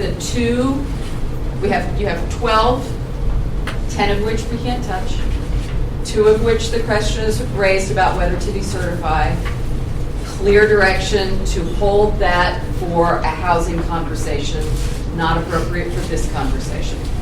The 2 that are decertified, but the question is whether to close the accounts or not, which gets you some short-term flexibility, but it's one-time flexibility and it loses longer-term flexibility. What I'm hearing is not a need to make any decision today or to close anything out. But there's an interest that you might be able to draw some of what's there from an open account into this conversation, and maybe we need a longer-term plan or a comparison of what the options are within TIF so that you can make more nuanced decisions. Yes? Okay. It is 12:25. I assume lunch is here. It should have been here. Lunch is across the way. We set 45 minutes for lunch, so if we come back at 1:10, is that good for everybody? Yes. Everybody please get up and move during this break no matter what, okay? All right, how are we doing so far? How'd the morning go for you? You doing okay? Yeah? I like the lower lights with the presentation. Yeah. Oh, I'm sorry. That's okay. Again? You did follow. Kudos to you for lowering the lights. Multi-talented, that's right. Anything else this morning? We all good? We all good? Oh, yeah, we're good. All right. All right. So, next up, we have, we talked about it a little bit this morning. Now we're going to come to it directly and talk about labor and staffing and those sorts of things for a little bit. Then we're going to essentially ask what other externalities haven't we talked about that we need to have in our mind as we go forward. Then we're going to loop back to the recommendations and start picking them off and coming up with our parameters for what we're doing and why we're doing it. All good? And then you get a field trip. You get a field trip. I hope there's ice cream at the field trip. There should always be ice cream at the field trip. I mean, come on. Do you not know what you're doing? We got ice cream. Yeah, don't know what I'm doing. A field trip to a fire station? That screams ice cream to me. Are you guys going to get to wear the hats and ring the bells and things? They're not there. There's no bells there. I'm really just channeling my third grade teacher. My third grade teacher. See, the third grade me or the 55-year-old me would not do that because coordination and hurting things. All too easy. Yeah, well, whatever. Rules are meant to be broken. All right. Mr. Scott? Yeah, are we ready? We are ready. Okay. I'm going to give a quick preamble and then we'll go right into a discussion around data. A city is a city is not really true, right? Even if you look in just the West Metro, Hennepin County, cities that are comparable to Edina, we really have a lot of differences in terms of our scope and scale of city services. And that's what this data was meant to try to embrace, really, is how are we like our peer cities, how are we unlike our peer cities, and how can we compare? We know that council members and mayors talk to other cities, hear things in the media. One of the things that got me thinking more about this was this fall when the mayor asked me, why do we have 631 full-time employees? And I thought, we don't have 631 full-time employees, but there was some survey that was taken by some city officials in another city that took data from us and didn't display it correctly, and it got into the public sphere and discussion, and then we were having to talk about why it wasn't true and et cetera. But so we wanted to make sure you had a chance to understand how we are like and unlike our neighbors. This particular format for this information was developed by Lisa Schaefer probably 6 years ago, and she would bring it from time to time to past retreats.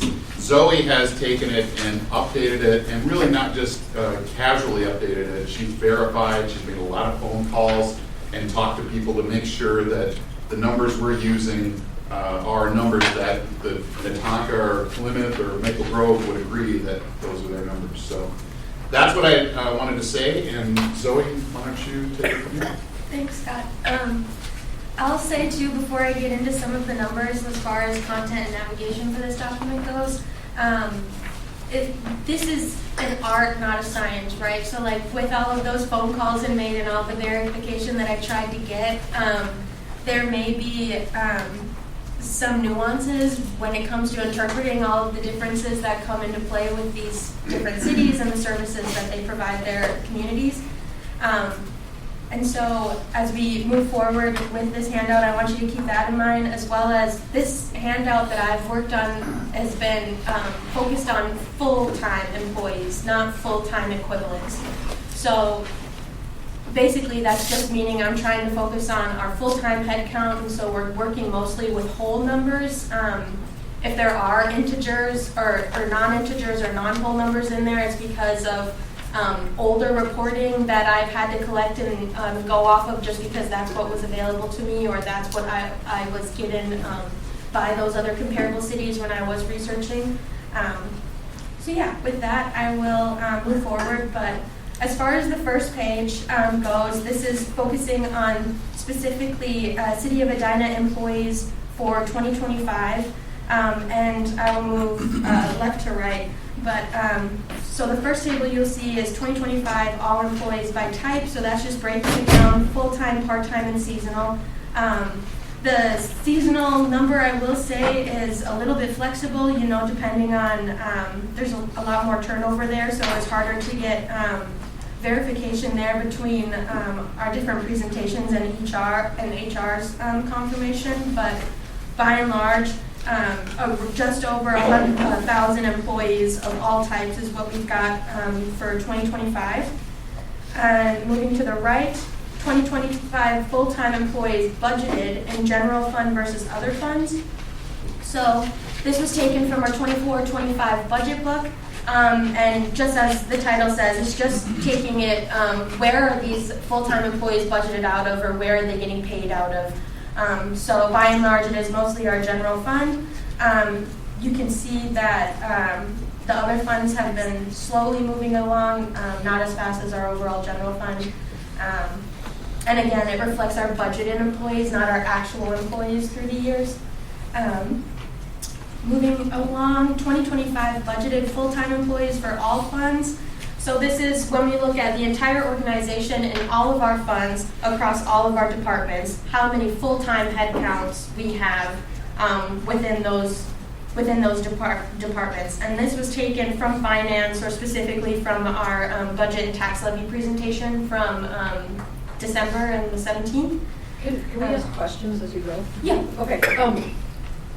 This is a great snapshot, but I'm wondering how hard would it be to get a chart that would show a breakdown for, say, the last 10 or 20 years of staffing levels by department? I think that would be super useful. Yeah, I can, we focused for this retreat to focus on the shorter history, but if that's council's direction, I can definitely go back and try to find a broader range if we want to see like a bigger 10-year history or whatever. It would just be really helpful for understanding where the increases in staffing have taken place. Because I think some departments have kind of held steady, and others have grown. And I don't have any idea which ones are which. Yeah, that'll just be a matter of me verifying with department directors. However, I will say, like, depending on when those department directors have come on board, like in their 10-year here, they might not have the full picture on how that happened or exactly how it was recorded, because there's it's been a little bit difficult to see like when that new employee was counted through the year, like if it was counted in the first half of the year, but it was recorded for the next year for whatever reason, depending on when that staffing increase came online or came on board. But I can look back at other years and try and get a better breakdown as far as like the overall counts, even as far as like specific positions on like the titles of who came online in those later years. That's going to be the most difficult thing for me to verify. So if I could, I understand where Member Rich is going. Mm-hmm. As you look at the data though, don't try to go back where you've got data that's relative to what you're trying to do today. Mm-hmm. So don't go back and say, well, Member Risser said 10 years, let me go get 10 years. Because the organization has shifted over time. Mm-hmm. And so we actually want to have data that's relevant so that we can compare it. So do the analysis and go back as far as you can to where that relevancy is material. Don't be too overly exhaustive. And then the other question I had, this I'm just confused by. So you said 2025 full-time employees budgeted in the general fund versus other funds. Yep. Right, that's 358. Yep. And then the next one says budgeted full-time employees, all funds by department. Yep. But the number's the same. Yep, so that's, it's just taking, the second table is just splitting up general fund versus all of the other funds from where they're budgeted out to. So the overall full-time headcount number remains the same. On the third table, all I'm doing is taking that same overall number, right, 358, and just instead of dividing it out by the type of fund that they're coming out of, I'm taking it by department. So you have a different pivot table? Yeah. 350. Great. So let me just correct that really quick. James, the first one is all funds, and the third one is all funds. No, say that again? The first one is all funds. The first one is all funds. And the second one is just general fund versus all funds. So that total is still 358. Yeah. Okay. One is just where it gets paid for, and one is where it's, what department it's in, but it's the same people, the same. Okay. Correct. So, and Zoe, what I would recommend with if we go back to this, just go to the budget and the budget documents and see what was budgeted for those number of things, and then either Scott or someone can help you understand, well, these employees were moved, like the public health people were moved to the fire station, and then just put a star saying, these 10 employees were moved from this department to this department. Yeah. But I would just use the budget numbers. Don't try and get any more granular than that. It's a snapshot in time. Yeah, and there's a table later in this handout that speaks a little bit more to what you're saying as far as like how everything's counted with reorganizations and changes in types of employee, if someone's going from like part-time to full-time or extended part-time to full-time. So hopefully that table addresses some of that too, but I get what you're saying, yeah. Thanks. For the last table on this page, this is showing a snapshot of 2025 all full-time employees by fund. And so it's just breaking down the second table that we went over a little bit more to say, okay, that's great, we know everything that's coming in 2025 out of our general fund, but what about more specifically when we look at all of our different types of recreation funds, our utility fund, our liquor fund, and our other miscellaneous funds. And then I've got some asterisks there to signify to you all what I'm including in that bucket of recreation funds and the bucket of miscellaneous funds. But with that, I'll move on to the next page, unless there's any questions. So on this second page of the handout, this is looking at 2025 budgeted full-time employees in Edina by those unique services that we have or that we offer in Edina. And this was collected by city department and division heads and then verified with HR. But when we started thinking about what are some of the more unique services that we offer in Edina, these were the ones by and large that came up that we think are different. Not by and large, not a lot of cities in the state or the country offer these services, and so we wanted to take a harder look at these for you all to see what your thoughts are as far as where we're staffing levels are at. So for the ambulance services, we've got 36 employees in our fire department that are dedicated to ambulance services, and we're the only city in Hennepin County to provide advanced life support ambulance services. Our main city that we'll talk about later that we use as a comparison city is Burnsville, but we'll get to that table later. And then again, these numbers are driven by, there's 3 ambulances that we have, and they're each staffed with 2 paramedic firefighters 24/7. Following along with public safety, we've got a dispatch center. Not a lot of people operate their own dispatch services, and so our police and fire dispatch operates for Edina and Ridgefield, which is an important nuance to bring up too. And Ridgefield does pay us for those services.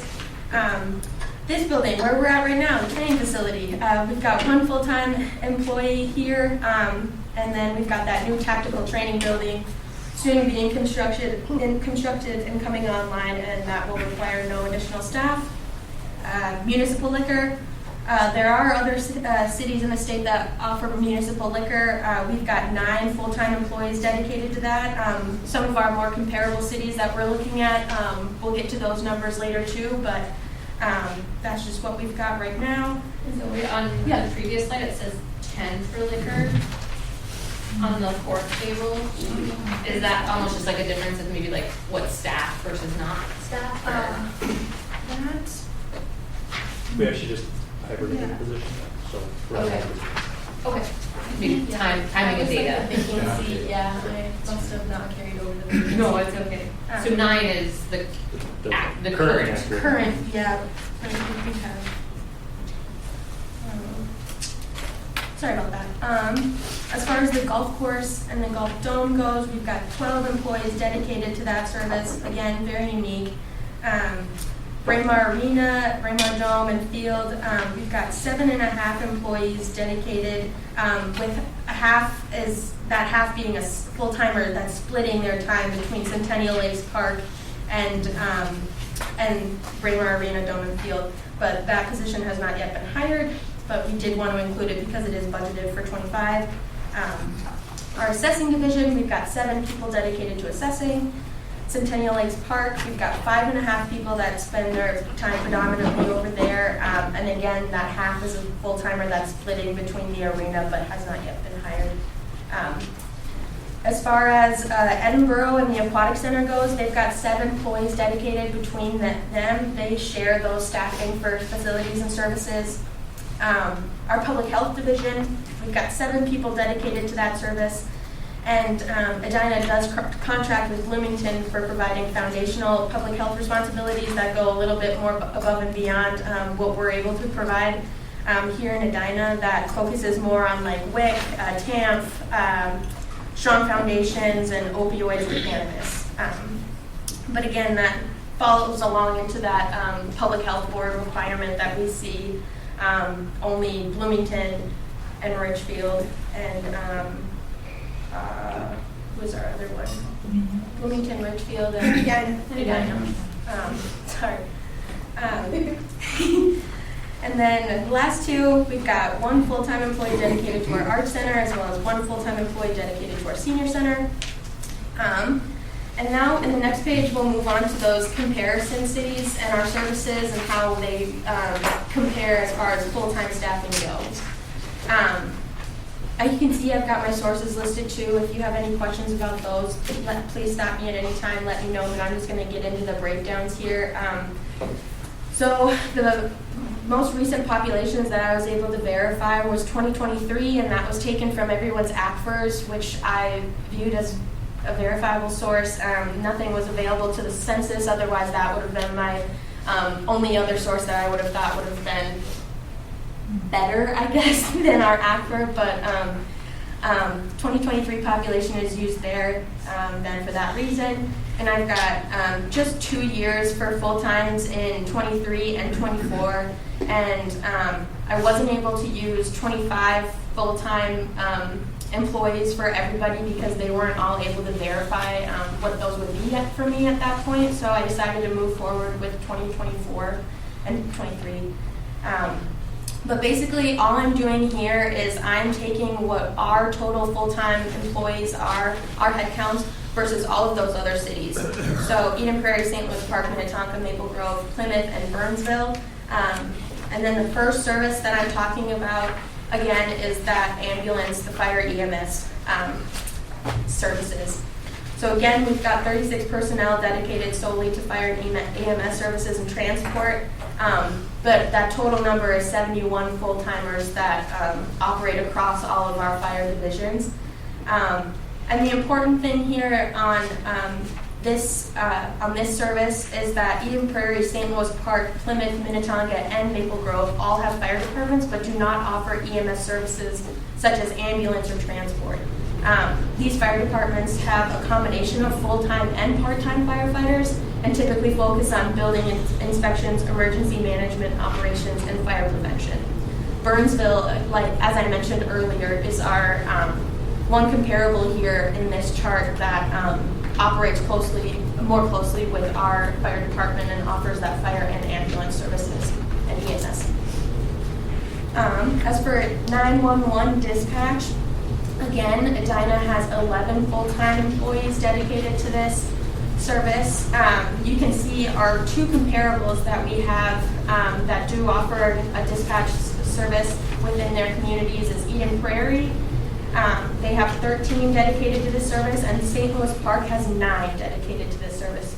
Again, I just want to point out that Edina is servicing our community in Edina as well as the city of Richfield and their residents for that programming as well. Then I'll move on to our public health division and any comparable services that we have across those cities that we've identified. And the only one that came close upon my research was Minnetonka. And that is because they have an environmental health division, but that's focusing more on just the food and the lodging pieces that go into all of the inspections to make sure that our operations or their operations are moving along in the community as they would expect them to maintain that quality of life and standard of services that they're looking at. However, I wanted to give a deeper dive on if that is really similar or comparable to our public health board that we have here in Edina. And so after chatting with Jeff Brown, while Minnetonka has some similarities to Edina in the realm of environmental health services, it's not a comparable service because it's not a recognized community health board.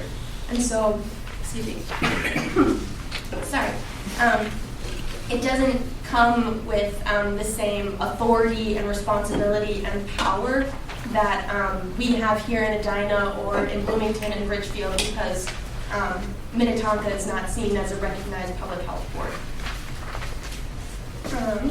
I can confirm that. So for the sake of time, do you want to maybe just give how the sections work and they can go through a little bit more of the detail on their own? Okay, sorry, yeah.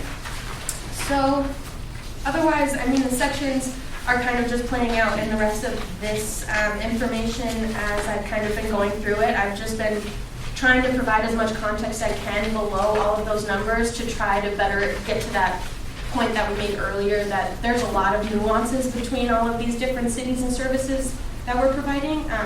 So I was just trying to get better at, what would be more like apples to apples or as close to apples as we could get. If I go to page 5, page 5 as far as my handout goes, we get to some comparison cities and those, again, more unique services that we have, and we're looking more closely at Burnsville and Edina. But all we're doing in these graphs is we're just looking at all of the more unique services that we offer in Edina, and we're subtracting that total full-time employee headcount number from the total to better understand, okay, if we didn't offer any of these services, if we were trying to get closer to the services that Burnsville or Eden Prairie is offering, this is our full-time headcount number that we would be at. And then the same thing is going when we look below under our comparison cities in that column. We're just looking at, okay, what unique services do they offer that we don't offer, so then we can subtract those out from their full-time total employees count as well, so that, again, we can get to a better apples-to-apples comparison. One question. Yeah. The 3.5 full-time employees for the Edina Aquatic Center, it's only open 10 weeks, right? Correct, 10, 12 weeks. So the same staff that works at Edinburgh Park also manages the aquatic center. So what we're trying to do is, in this scenario, is kind of an allocation of who works where for about that much time. So if you combine them together, there's still the same number of staff. It's how they split the year and what gets billed back to the aquatic center. So we're billing back to the Aquatic Center 3.5 Full-time staff. employees. Correct. In addition to the seasonal staff that also is hired. Because there's 7 total, so they're just dividing it in half. Right, it's just I'm trying to wrap my head around, 10 weeks being open. Oh, like and, by comparison. And having 3.5 full-time employees really to that entity. One of the other lenses might be if we didn't have the aquatic center, how many staff would we have? That might get kind of at that comparable of like, this is the additional that we have to pay for because of the aquatic center. There's also a lot of hiring of staff and ordering stuff that happens outside of the 10 weeks that it's open. And that's, so the theory there is they each manage a peak. So Edinburgh typically is your fall, winter, spring. Aquatic Center, spring, summer, fall. And they offset their busy times by managing each season. So then you are correct, there is all the hiring that happens preseason. So it's the same people. So you think about it's Patty, Josh, and Alyssa, kind of those three. And then Nate is half and half because he's our CEO. So They're all I year think the round. question and you're they're all getting around is if we managed did not have an aquatic center, then the question remains is how many people would we need at Edinburgh Park? If we didn't have Edinburgh Park, how many people would we need to run an aquatic center? So what this just says, it's the same people running 2 operations. And then allocating. So, Which is also a little bit of a nuance on how other communities do it, as well as they may not be billing any time back to some of those functions, and they're keeping it all in a different scenario. So that's why it's a little bit hard to distinguish between St. Louis Park's philosophical approach or Minnetonka's philosophical approach. would that be comparable, doesn't Minnetonka have a big art center as well? Not run by the city of Minnetonka. Okay. Yeah, and that's an important, thank you, Carolyn, I forgot to mention that. So if anything is contracted out, as far as city services go, so if someone is operating a senior center, but they're not specifically paying for those city staff to run it, they're on someone else's payroll, and we're just supporting them through partnership or different marketing, whatever it is. If it's not directly city staff on that payroll, we're not including it as a comparable service because otherwise this would be pretty unwieldy. So, but in the case of the Minnetonka Art Center, it's not even physically located within the city boundaries, and the city doesn't contract for it. So it's complete. You're trying to provide a comparison for the emails and phone calls that say, my goodness, you have all these people, and if I look at this city, they have so many fewer people. You're trying to say, on the surface, yeah, that's what it looks like, but there's all these services that you don't provide, and we staff those. correct. So if we move on to the ward year tables that speak to Edina full-time staffing increase drivers. This is talking more to, Carolyn, what you had talked about earlier as far as like looking through time and understanding where the changes in who's being brought on to the organization in total or who's moving around within the organization after whatever period of time. And so basically all I've done is I've broken it down by year. The second column is the title of the position that came aboard the city at that time, or if they didn't come aboard, if they were reorganized and moved to a different department or division in a different department, and the full-time headcount drive number increase or decrease that would be associated with that change. And then the next part where it talks about, I'm just looking in 2021, where it says engineering reorganization, snowplow worker to public works. That's just giving you a little bit more context as to saying, okay, I see there's a couple reorgs, but that doesn't really tell me enough in that one.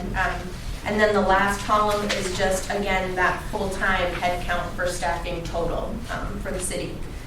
And then the italicized titles and the text below all of those first rows is just speaking a little bit more to the context of what the need behind that position coming aboard was. If we were increasing someone from part-time to full-time, if we were experiencing more needs for economic development services, and so we needed to bring someone on for that. Or again, if it was a reorganization and we just wanted to better align ourselves in that way to make reports better and goals better aligned internally. But with that, as you can see on the 2025 table, there's positions that are included that have not yet been hired, as well as in 2024, specifically with public safety. But that is my handout. Questions? I think that last page is really good. You're taking us from the 330 in 2021 and telling us how we get to 358 in 2025 and a little bit of detail around it.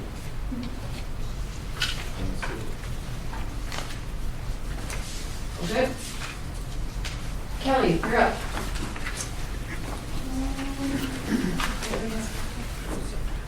just use the computer. The clicker wasn't working very well. It's quick.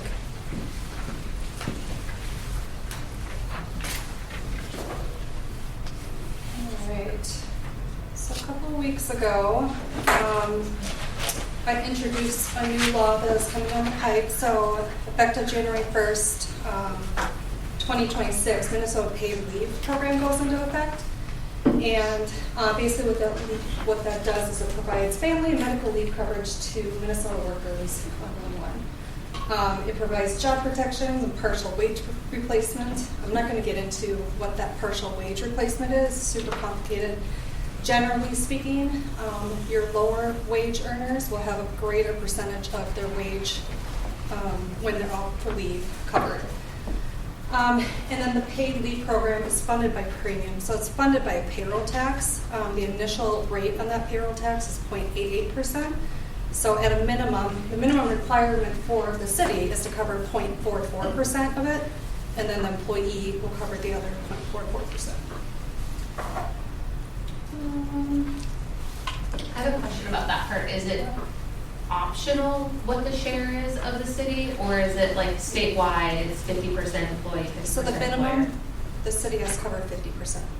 So we have to cover 0.44. We could cover more, or we could replace it with like a leave program that offers the same or more than what the paid leave program will. So we could say, oh, we'll offer full 100% pay in lieu of participating in this program for 12 weeks, 12 to 20. This slide just shows what leaves are covered. So an employee could take 12 weeks of medical leave.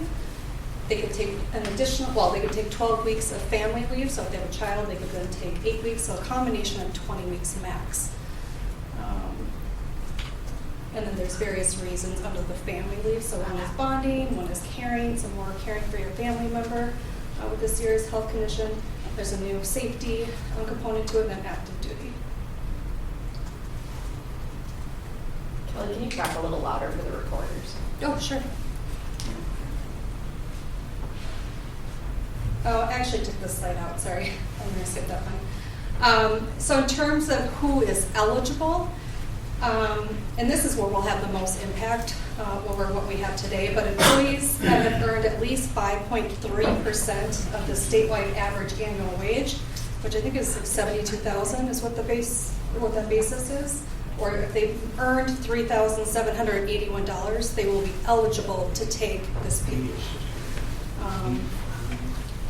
One key thing to note here, it's not making that money at the city of Edina. It's if I've worked at, McDonald's in January, and then I come to the city in February, if I've made $3,781, I would be eligible, during my employment with the city. So with that, we have roughly 275 part-time employees. That's going to be a big impact operational-wise. So having that increase in eligible employees to take paid leave is definitely an impact. And then more importantly, when you think about our operations, it's one thing in HR if I have somebody go out on leave and I can shift responsibilities. It's different for where we have like shift minimums. Excuse me. So Andrew and Todd, if you have, Andrew, you choose 12 people on a shift and you have 2 people out, that's an operational impact for sure. And just to give you a little context on this, we had 30 leaves in 2024. 40% of those leaves are police and fire. You can add. We get concerned on the staffing side because we have a younger workforce as well, so we think about baby leave. We forecast we'll have more of those experiences, and then for us in the police in particular, we have a lot of military that go on leave or active duty. And if you factor in other leaves, absences, injuries, things like that, and then just vacancies here, because it's a difficult month for us right now to fill spots. So we anticipate this being an impact. When we think about our authorized sworn strength, which will be up to 64, it's never going to be 64, it's always going to be less than that. And you put stress on your staff that way too. So if you're always defaulting to overtime, having to fill those gaps, that can create this unintended consequence for your staff. They have, probably stressful moments or more of that kind of stuff, and you're trying to guard against that too. So you're trying to find that balance as you go through your minimum shift work, and then again, just considering this as we think about the next 5 years and forecasting out, where do we need to be for that staffing on the police? It's going to be an impact right to watch for. We have, as Tom Kelly, we have, I do an evaluation every year where we every position, one seat on an ambulance is filled 24 hours a day, 365 days. So to fill one position, we do an evaluation of the time off people are using, parental leave, injury, and all of the benefited time off. And that increases every year. This year saw our biggest increase. So for one position, I need to fill 3.67 FTEs based on 24 hours of leave. This will add additional. We'll have, right now we have 3 babies in the hopper. So in the summertime, we'll have 3 staff. When they're gone for 24 hours at a time. And so this now increases our time off that we have to fill with additional staff overtime. And that's when we get into these, that's why we've seen mandates be increased due to the staffing relief factor of just not having enough bodies to fill those minimum positions.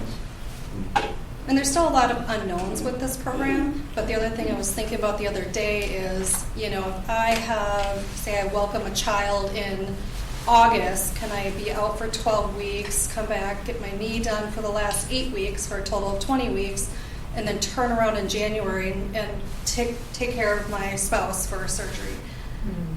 So I look forward to having more clarification on this program, but I think that's the one other thing too, is right now we do have a paid parenting leave that a little bit that we offer as a city.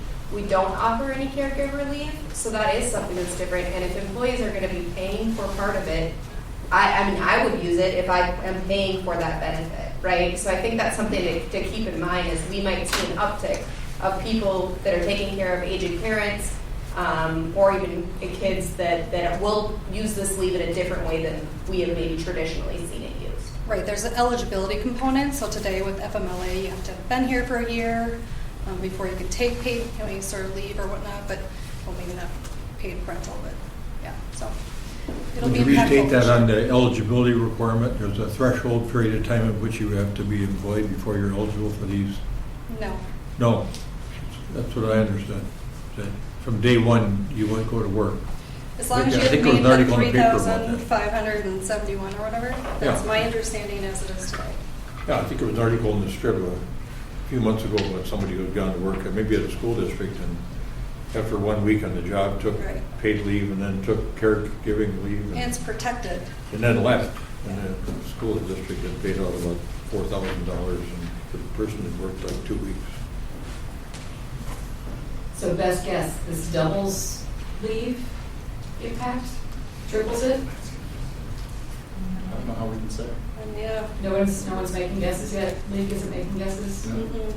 My bigger concern are with, those minimum staffing, and where you can't just backfill. We You need to anticipate large impacts to this. Yeah. We have a person we just hired the other day. They're having a baby in 2 months.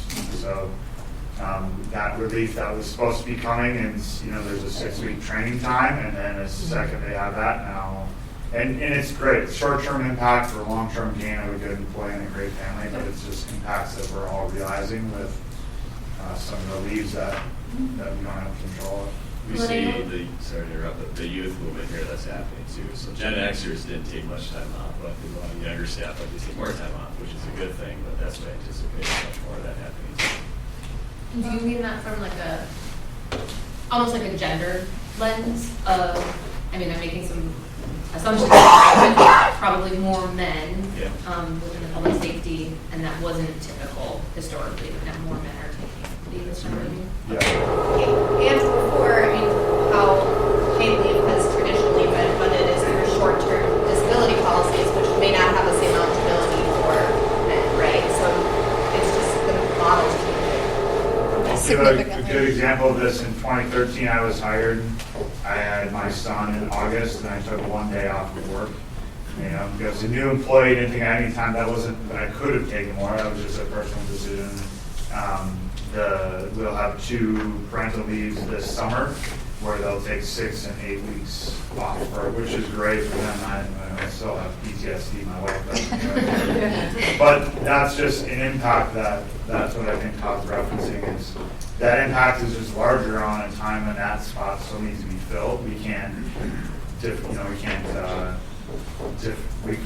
push off the work. It still comes. We still have to fill that seat in a different way. So I just ran the numbers.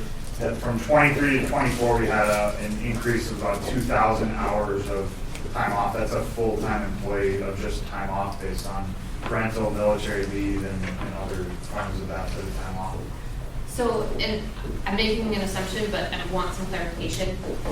Let's say teaching or things like administrative staff, right? You can get a temp worker in and help to alleviate that. But I'm guessing within this space, there isn't just like a depot of firefighters that we can call upon to join us for 6 to 8 weeks.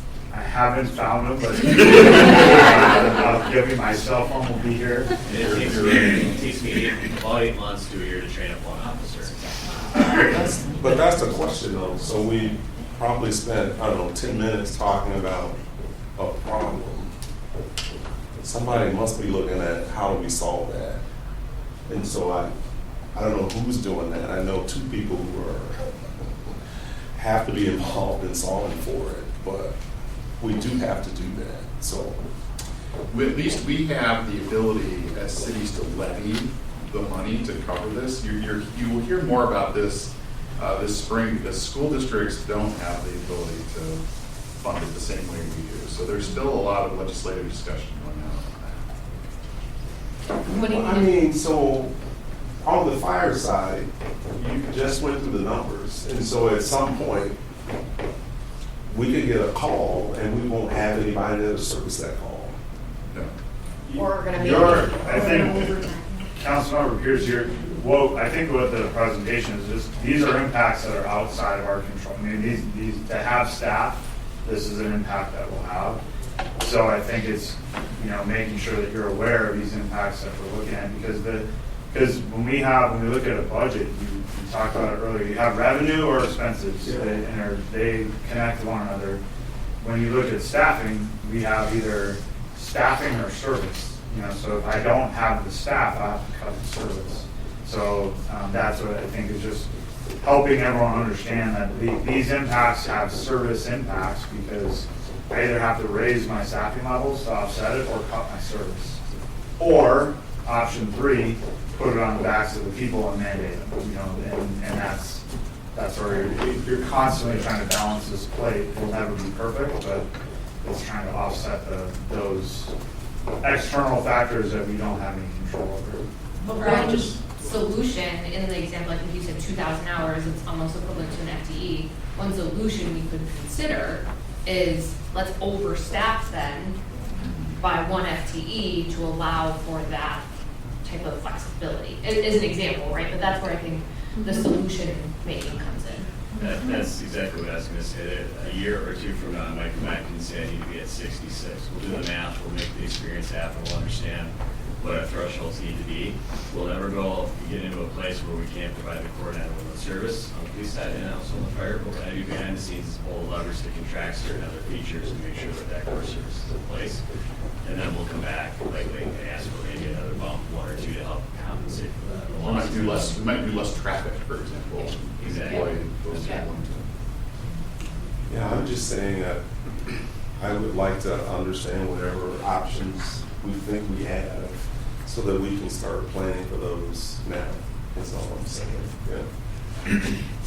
Well, let's not forget that we don't have a minimum staffing level in public works, but we have to have plow drivers, and this could impact us too. So, I mean, it's not quite as drastic as police and fire, but it is an emergency service that has to be done when it needs to be done. And for us, it's, we're on more of the discretionary side. People choose to recreate with this or that.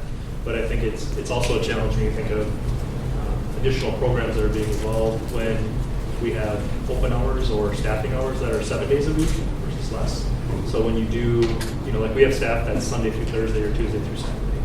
And somehow that we have to cover 7 days a week, during a vacancy or an outage, so that availability hour gets, like, kind of the chief had said, kind of puts stress on the system. Yep. So it's going to manage that stressor. Speaking of stressors, as we start to transition away from presentations and moving back toward recommendations, right? So let's make sure we're thinking about all the stuff. So what else is driving this moment in time for budget, be it revenue or expense, whatever? So far, I mean, just started debt service payments coming due, facility life cycles, deferred maintenance are all some of the things driving internally right now. We just talked about paid, Minnesota paid leave is going to drive, that's an externality that's going to start to drive inflation, obviously. What else? What else do we need to be? For externalities, I would say the mental health crisis is something that's new. And public security threats, whether it's cyber threats or new kinds of crime. I thought something else that escaped me, but what is a threat to public safety is always changing, and it's not necessarily in terms of things that get policed. So like the new public safety person who works, the new supervisor, we have to have that. Yep. And, what else? Internal or external?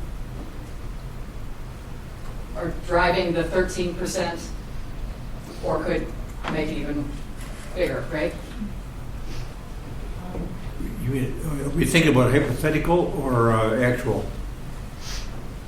What are we actually worried could be part of the mix over the next couple of years?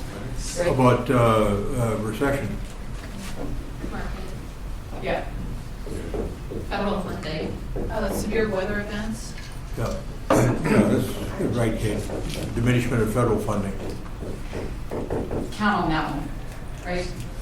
Severe weather events.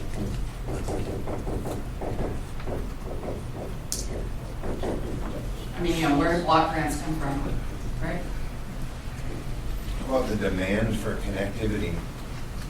Yeah. And right-of-way management and fiber installs throughout the city. Oh, jeez. I think labor markets probably belongs up there somewhere.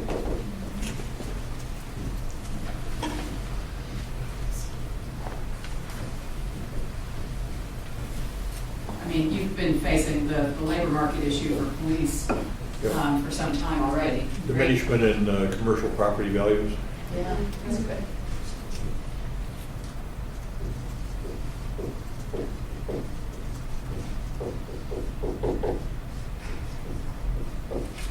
I think the school district stuff could end up impacting us too, whether it be like, SRO officers or other areas where they're not able to provide service, and there's going to be an expectation. Maybe that's school, county, regional, I don't know. Well, I think school district is definitely. And specifically, them asking you to pick up services? And what about school districts, right? I think that their cuts they have less flexibility in how they go about revenue than we do. Okay. I would argue high quality public schools are important to our overall property value system. Oh, yeah, for sure. Yep. That's true. Yep. So it's the direct possibility in terms of if you need to fill gaps, but also the property values. Okay. Residents' expectations. Yeah. I'm sorry? Residents' expectations. And I'd add non-negotiable ones like data practices requests and stuff. We have to do it.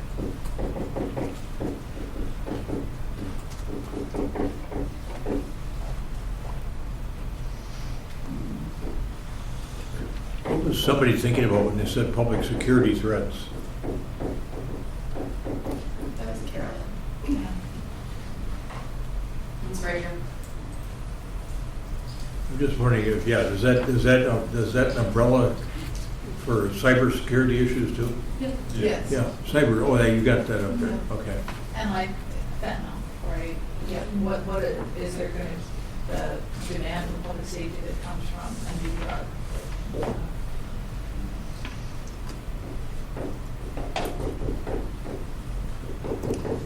The usual, forgive me if you, no worries if you can't read the left-handed recovered attorney former musician thing.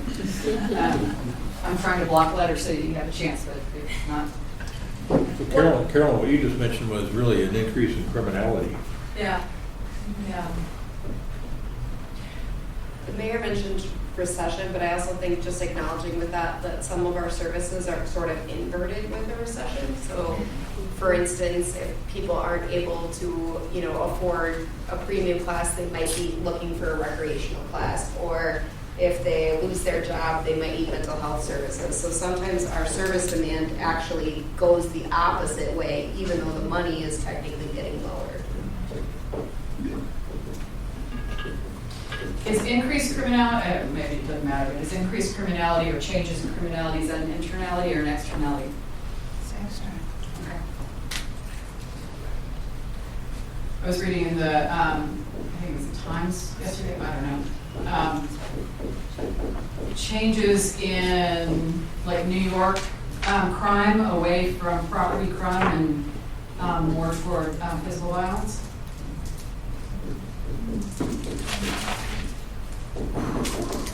How about, So beat you up just to beat you up as opposed to steal from you. how much are we affected by increased code requirements? So like, I'm thinking, 50 years ago, to build a house was very different from what it is now.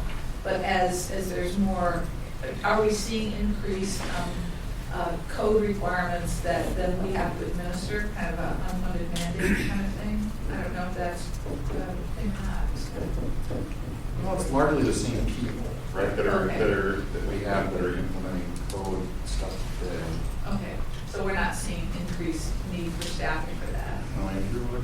No, and most of the code enforcement for specific to building fire code is offset by the permit fees. So the costs go up to put in some of these pieces which offset, so that's almost a net zero from the building division.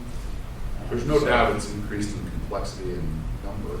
Correct, and conflict, between resident, contractor, and, all the different parties involved, But on code as well, and I guess this would be internal, when we don't follow code, and I'm still trying to figure this out, but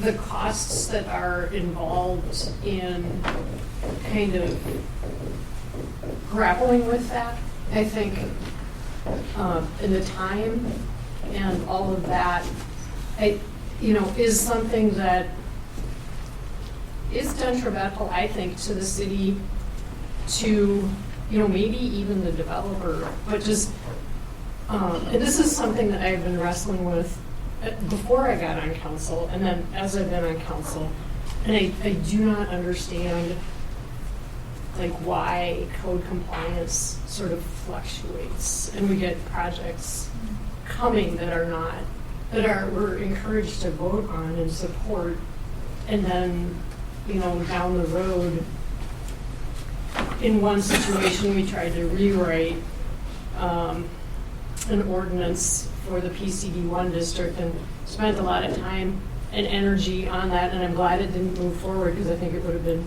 even more problematic. But so what, just thinking about process and where we, I mean. Anytime you have a variation of, right, that's why we standardize, right? Anytime you have a variation, there's a cost associated with it, and what's okay and what's not okay.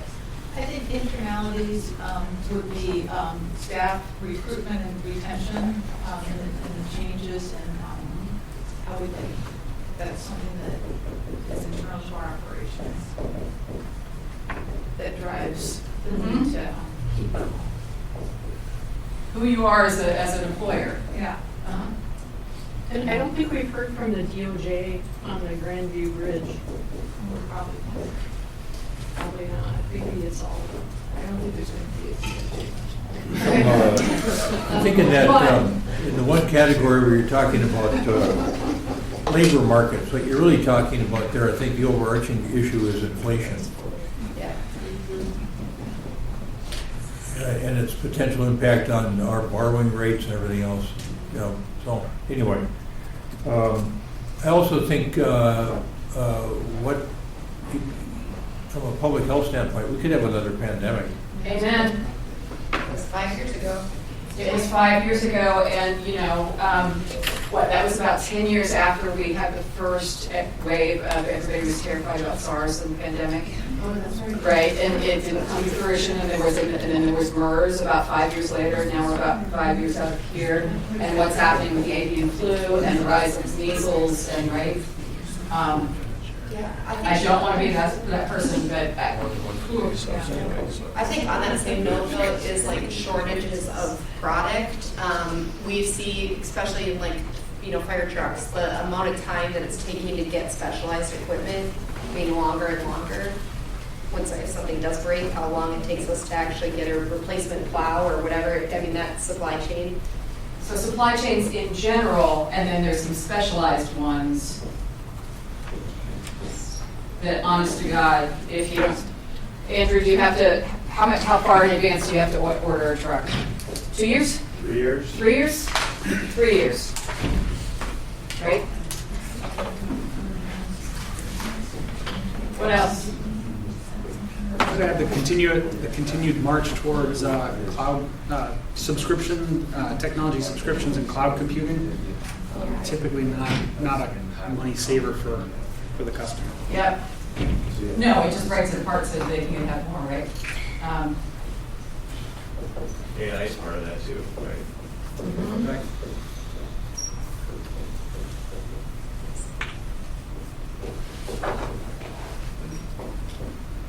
AI, when we talk about energy, let's talk about how much energy AI uses. Emergency management, you don't know if there's going to be another public safety, what would you call that? Civil unrest. Civil unrest.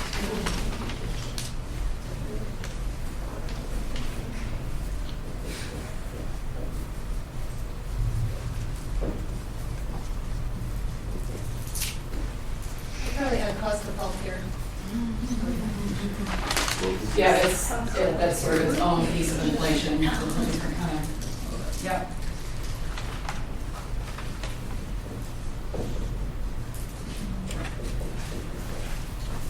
There are a lot of externalities on there. Well, so seriously, of these, yes, they're externalities, but which of these do we have some level of influence or control?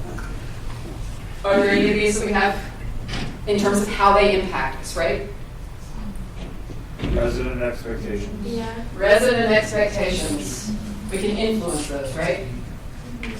Influence, but I can't change, but you can influence. Yep. I mean, as far as public security threats and civil unrest and emergency management, like the more we prepare and yep. work on the prevention of those things, the cheaper Yep. it'll be to actually deal with them when they Yep. get here. Yep. That's here too, right? Yep. And public security when we talk about cyber. And here. You know.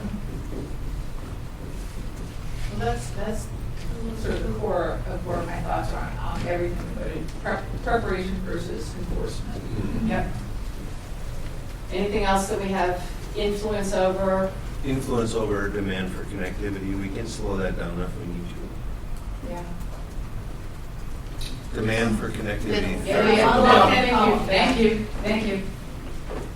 Can we slow that down? We want to slow that down? No, we don't want to But we slow want it down, to. but we could influence if we needed to. Yep. Where else do we have influence or control or can at least prep the hell out of it? Excuse me. Well, I think labor markets, that's where I keep asking, the cost of losing staff is so high, so labor retention, a little bit of money to maybe keep people and not have to be trained. And pipeline programs, right? So like the cadet programs, ways that we're developing pathways that might be a little non-traditional. Sarah, I think you need to put prepare for Minnesota A&D too, right? On the top that we're trying to get in front of it. How we handle it.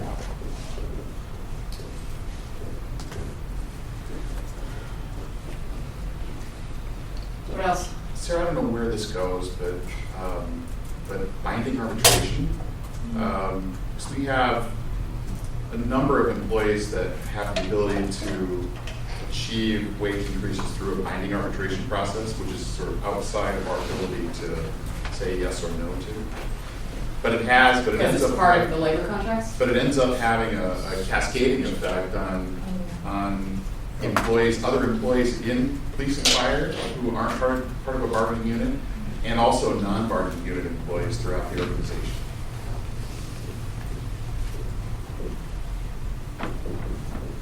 Which sort of goes in the same category as labor markets and recruitment retention, right? Yeah. How are you as an employer? So there's, you can influence that, right?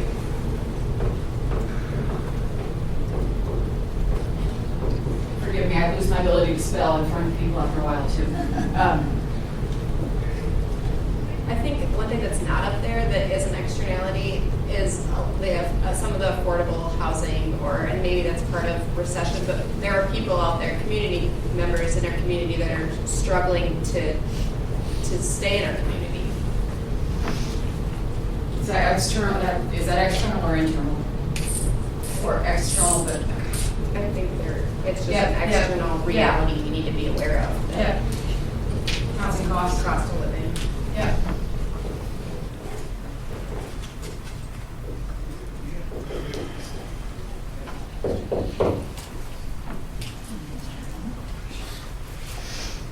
All right, kids. So you have, from this vantage point, right, you have the most control over facility, culture, and how you manage as an employer, and how much you try to improve. The rest, the influence is all about preparation and planning, right? Yeah? No? So I don't think resident expectations about planning. It's about just setting, if you want this, it's going to be expensive. Because Well- people will come and say, we have to do this, we have to do this, we have to do this, and then why are taxes so high in the next breath? So that's something we can manage, and that's, what is the cost of new program for the response time? Yep. All right. So back on the internalities, when Scott started out right off the bat, he talked about debt service, capital improvements, and operating budget. Do we have capital improvements on there? It's something we can control, the extent to which we do capital improvements. Yeah. Well, we've got facility life cycle, we've got Yeah, deferred that's maintenance, different, and then- that's maintenance. More. Yeah. That's kind of taking care of what you own, what you decide to build, and when you decide to build it, it's something we got control over. Yep. And then the budget itself, Yep. that's an internality. That's what we spend all our time talking about today. All right, so let's take a quick break. After lunch, you need to sort of break after an hour. Let's take a quick break. Come back in about 10 minutes, and let's start going through those recommendations. Sound like a plan? Okay. All right. So now let's just start going through one by one, and I think in the process of that, we will come to a better understanding of what our individual goals are and what our collective goals are. And rather than spend time focused on that, if we use the individual recommendations as our basis for that, we'll get to the same place and it'll feel more productive for you. Sound good? Chocolate, caffeine, water? All good. All right. So, Scott's recommendations. Credit card fees, potential $300K. Service fees, potential $50K. Franchise fees, unmeasured in the document, but you've already said you want to pursue that line of discussion. Stabilization funds, just shy of 600. Ad sales and naming, also unmeasured. measured so far just shy of $1 million. Expense recommendations, shifts in capital, $855. Shifts in equipment, $500,000. Mill and overlay, just under 100. Human services task force items, about 170. Appreciation event, $8K. Pubs and other potential unmeasured. But here we're sitting at 1.6. So together, we're sitting at about 1.6 measured. There's a number of things in here that aren't measured, and that's how we get up to the estimated 400, right? 1 million. Again, you've already said you want to pursue franchise fees discussion. Other things that have come up so far that we've talked about as other ideas or other potential, right? The TIF stuff, decertify or close, not now. Spend some, maybe, right? Keep pursuing local option sales tax options and take a closer look at labor. Yeah? What am I missing in terms of ideas on the table so far? I think maybe I'm just not tracking. You went through the recommendations, and I'm trying to add up the $4 million. And I can't do that. That's why I said there are things that were unmeasured. But if you say to me, you have the direction you need to go after $4 million, then I can go grab an old fashioned on my way to the firehouse. Yeah. And then on this side, we Yeah. talked about some things that are in addition to what you got on recommendation. Like you went through the TIF. Yep. Right. Given direction on those as additive towards the $4 million, because I assume you haven't included that. No. Right. So am I framing that right? You are, and it's getting to the question of you may be ready, James, to say yes, pursue all of it. Don't know if the rest of your compatriots are, so that's where we're headed. That's the question of. Yeah, I'm just trying to clarify the question for all of us. Yeah. Yeah. I'm concerned because one of the things that is listed is the 170 of human service funding, Yeah. which we never really talked about. And I don't want us wrapping this up and the message is, oh, council said cut $50,000 to the Edina Resource Center, cut money to Cornerstone, help at your door, and walk in deep. So You guys are jumping ahead of me. So We're going to talk about that. yeah. okay. Why is she jumping ahead of you? Yeah. Because that's $170,000 that's built into that 4.6 million. You're jumping ahead of me saying that it's a concern that we haven't talked about it, and I'm saying that's what we're about to do, is go through these one at a I time thought you and were talk trying to help James get to the 4.6 million. She did. She did? Yeah, we got to that. All right. Yeah, so the 170 that Marissa is talking about is part of the 4 million. Yeah, it is. And so she's got a concern on that. That goes on the board. Yeah. Okay. Yeah, that's, One of the things that was, and I don't know, I've read so many different things, that was in there was about the number of events that we have. And we did 15, which is more than one a month last year. And that plus what I would call the small area planning cost we went through in the cost presentations. And the events aren't expensive, but they are disruptive. And it's the same with the small area planning. Those are expensive and they're disruptive. It's a lot of staff time and focus and everything. Those are two things that I didn't see in the presentation, but I think I saw that like scaling back on events is one of them. well, the one thing that was in there was scaling back on board and commission appreciation event. No, but that was just one event. Right. I'm talking, like, we had a electric car event that's the time, staff time, and preparation, and interruptions, and other things that should be questioned. And we have increased the number of those kind of things a lot over the years. And even though it's maybe not a direct cost, I think there's indirect costs, and that's something I'd like to have a discussion about. You know, again, that's the community expectations stuff, the resident expectations. But I think that's good. Other ideas is a good spot because Okay. you're coming up with new stuff. You're adding to the formula. But wasn't that in, I thought I It was read in the that. work plan. We were going through the boards and commissions work plan. We shared a staff concern, and I'm probably the loudest of those sharing Yeah, the it's staff really heavy concern. on your world, yeah. Because we do the marketing for them. Yeah.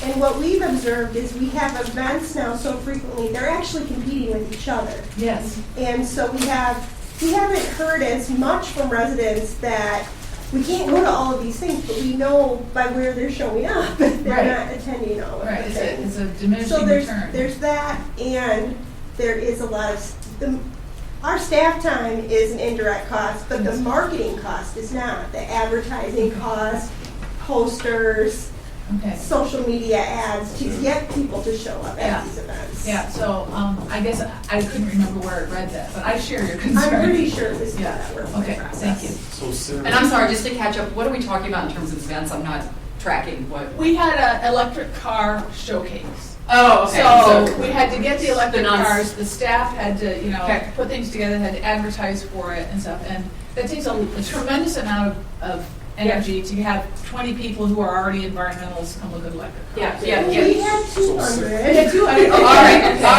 All right. So Sarah, Yes, sir.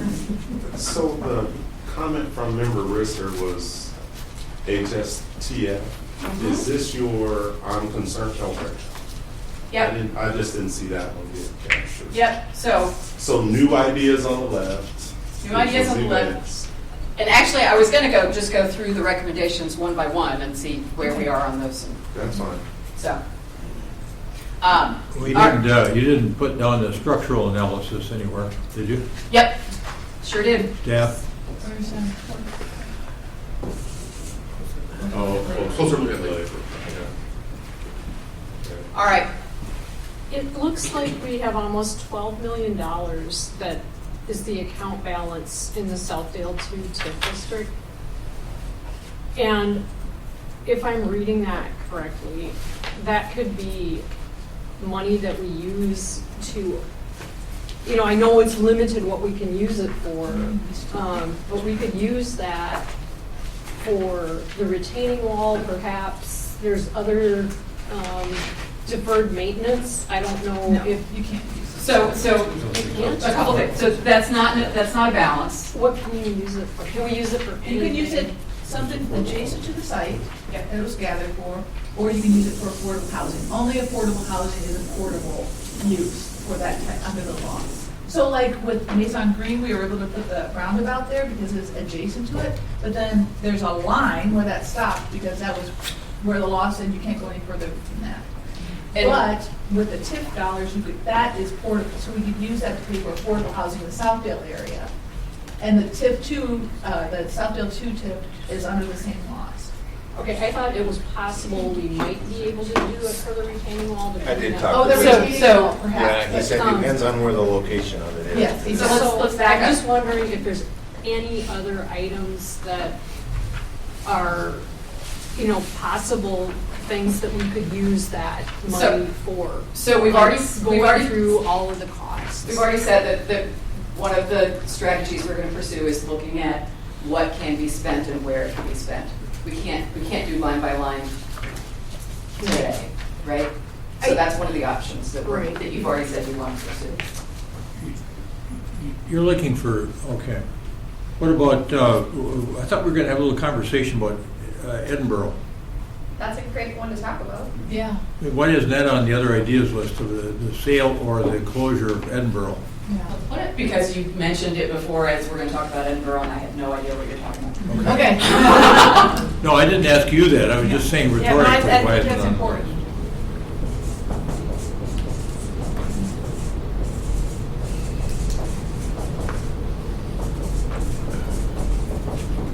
And do Do we have Derek's issue up there? Do I have what? Derek's issue of sustainable funding source for maintaining what we own. Is that up there? That's not a source of money. On deferred maintenance. It does sound better to call it Derek's issue, though. That's You can unnatural. fundraise. That's a plot to put money in. All about Brandy, Derek. Right? No. So before we keep adding more, let's get these out of the way first, please. Credit card fees. Yes. Thank you. Thumbs up. Yes? Yes, we're Yes. unanimous on that. Yes. All right. Service fees. Oh, yeah. Yes. Yes. Yes? Yes. Yes. Franchise fees, we already said yes. Oh, we said with research. Yep. We Yep, pursue. It says pursue. Yep. Okay. Can we clarify quick, Sarah, what the number is on that when you say franchise fees? We suggested $1 million. I know Kate talked about. We don't have a I didn't see a number in the memo. Our proposal 2 years ago was another $1 million this year. Okay. Just To me, that's a conditional. That's a yeah, but. You know, I still want to compare that to whether it's better to have street reconstruction occur under general fund, so it's a property tax deduction, or whether it's better to have it here. And Chad and I were having a sidebar, and he said, we'll get you that information. So Yeah. Yep. So that's a contingent. Yep, that's the pursue. Yep. Spending down the rest of the stabilization fund, just shy of 6. Could we get some history? Yeah. Because I thought that was a long-term thing, but I guess it's just from COVID. I thought it started before I met you, which was 17. It did. We were, at one point it was It was. 17, Tom, is that what you It said? was, at one point, it was 3, 4, 5, 6, about 6 million or so, 6, 7. And then we used $1 million of it, sorry. I take it back, I was adding too much numbers. It was $3.5 million to begin with. And where does that come, where did it come from? That came from your budget surplus at one time back in, I don't know what year it is, but the previous council said, let's, instead of flushing it to construction fund, let's set it aside as budget stabilization. And so since then, there's been that $3.5 million out there in reserves. And then we tapped into $2 million of it for budget stabilization in 2024's budget to buy down the levy. And then $1 million of it is also being used in the 25 budget to buy down the levy. And thus now remains $589. So we've never added anything more to it? Correct. Okay. And that was like 2015, 2016, Something somewhere in there. along Yeah, those lines. yeah. When you get your surplus, you could have a conversation about, do you want to put more back in, or do you want to do Lewis Park? Whatever that looks like is a good conversation. But currently, the policy stands, the budget surplus goes to the construction fund unless that policy is changed by council, of course.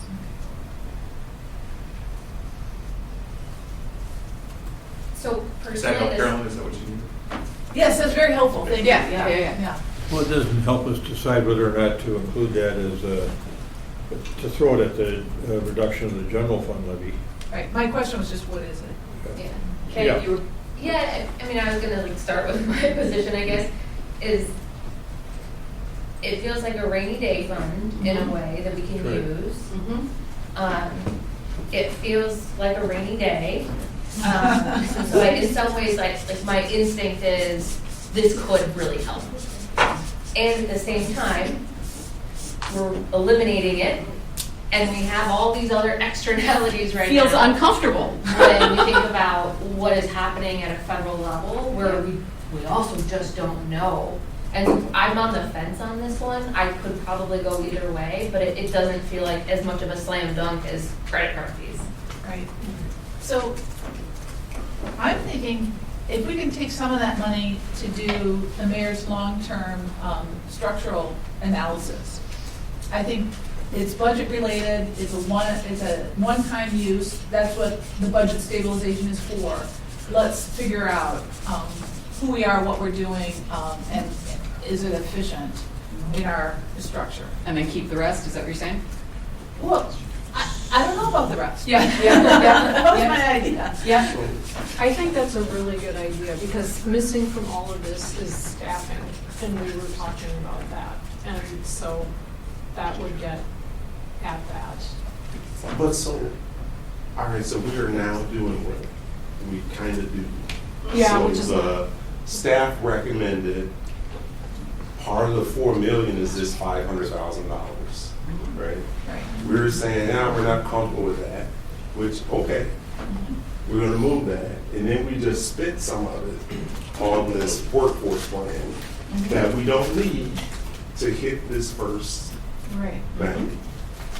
So if we're gonna do that, then I think the fiscal way to do it, fiscally responsible way to do it, is to say, you know, maybe we save some of it for the externalities.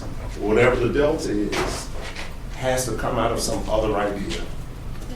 But whatever we do Yeah. has to equal 589 or whatever. Because we're trying to get to $4 million in savings. So how much does it cost to cut events? I put that on the table. Yeah, I think Okay. that's great. And so that's my offer, is to spend some of the budget stabilization to do the structural analysis, and then use the offsetting thing to cut the events budget by that much, if that's possible. Yes, So that's my I offer. think that that is a fine frame, if that's what we're gonna do. That's what we're gonna do. Okay. I would say the same thing about HSTF. That's 170. Right? I love every organization. In fact, my wife is on the board of one of them. And so if we pull that out, or if we say we're gonna do it, then we gotta have something over here to cover that cost. And that's just the way I am Yeah. thinking about it. So let's keep on this aside for just a second. So the one thing that I've heard as clear as day, not 13%, right? Well, Not I don't- 13%. I think it's 17% is Yeah, what we were higher told than in December. Well, okay, so Okay, not yeah, 17%. I also It's a heard jaw-dropping number. Yeah. Well, not 13 either. Or not 13 either, yes. I've heard from various meetings and from various reports, 3 million, 5 million, 5%, 5 million, 7 million, right?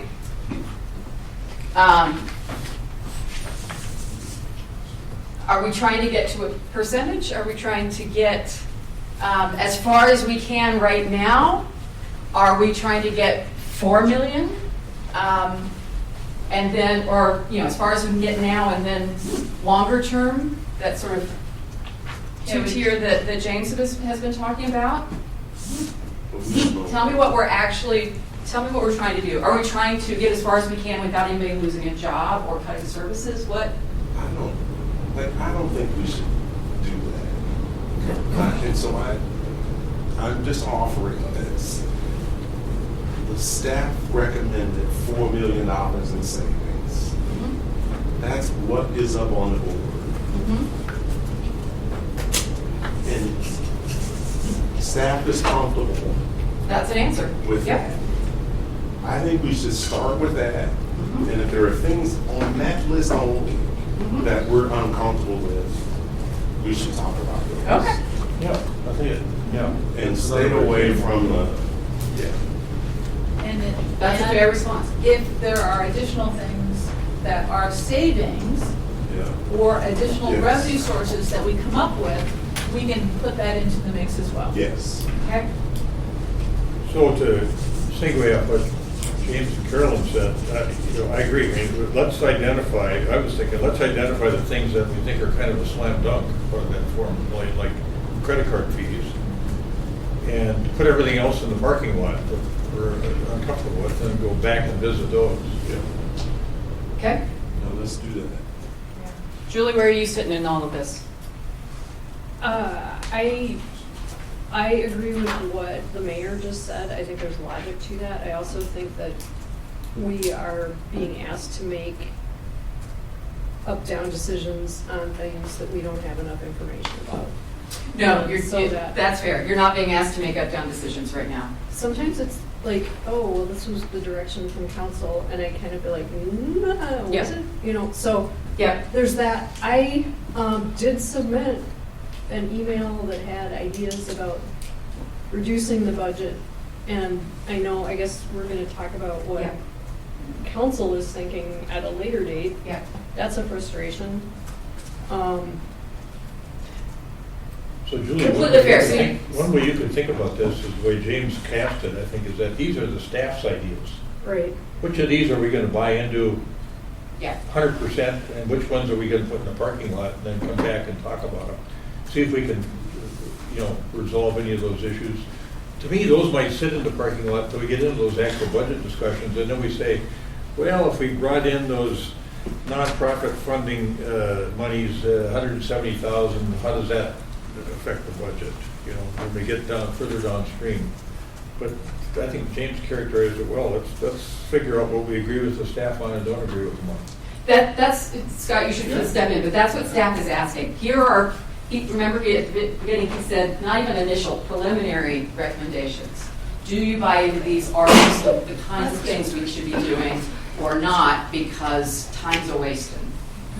And there are a number of steps that still have to happen. So I'll just give by way of example. I'm going to follow Kate and say, I'm kind of on the fence about the budget stabilization reserve, but I'm leaning more towards keeping it as in our back pocket or hip pocket to see what happens with the economy and everything else.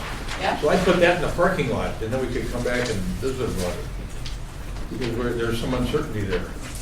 But when you get down to what are we not the next one in line, whether or not we should spend or defer some equipment purchases and say $500,000, to me that's okay. That makes sense. So I say keep going. Yeah. Okay.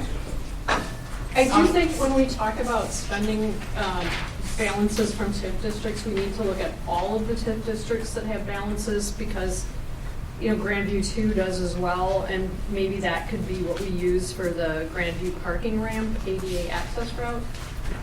Trying to get my mind around what is feasible, but I think anytime we could use available balances in the TIF accounts, we should do that. So can we maybe just add a note on the TIF spend of broaden? Yeah. Thank you, Kate. Thank you. Yep. All right. So ad sales, yes. Ad sales, yes? Yes. Yes. But like ad sales where? At the ring. So you could put them back into some of the publications we've had them in the past. We've never had one in Edina, but we could probably sell one on the back page. We've done environmental ads, like the bathroom ads at the facilities. You could look at doing stuff like that again. Okay. And is this like a big, and I know we would have to start selling in above the market and all of those components, but is this a 50,000 or 500,000, or like what's the potential range? Yeah. Do you manage? We sell about $100,000 in dashboard ads at Braemar Arena today. So that's a traditional environmental advertising sort of thing. When we did bathroom ads, we didn't bring in $100,000 a year. We brought in between $10,000 and $15,000 a year.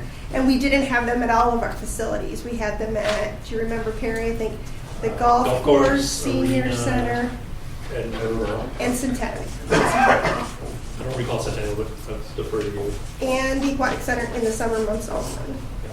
And one of the reasons we got away from them is because of the First Amendment, we can't decline anyone. Correct. What they were saying, the actual ad, and some of them did not fit with the philosophy of that center. Well, let's just take, like Total Wine could advertise in all of our facilities, right? And we cannot, by law, turn them down because we're a public entity. I think we had tattoo shop advertisements at Edinburgh, I think as well. So it's kind of, it's the ad didn't quite fit with our there's that balance, mission. and it also conflicts just with your aesthetics and your brand. James is starting his own list over there. So we can come back and get more, flesh out that more and come back with some options and what we think we could generate. You know, it's hard to pursue. I'm not as like slam dunk about it, but open to continuing. I think that's what we can put a dollar on. Yeah. That could mean. 300. I mean, if it only goes to $10,000 and it makes people really angry. why would James, we can do you get it? a darker pen? It's hard to read. Let me just do a running, I can just do a running tally. Can you do that? I can absolutely do a Oh, running maybe tally. just let's do it, can you do it on the board? Yep. I'm taking a picture of this so I can dump it. Oh, let me take one out, please. All We right, should also so- have energy costs on there. I mean, there's so many things that are not on that board. It's That would be inflation.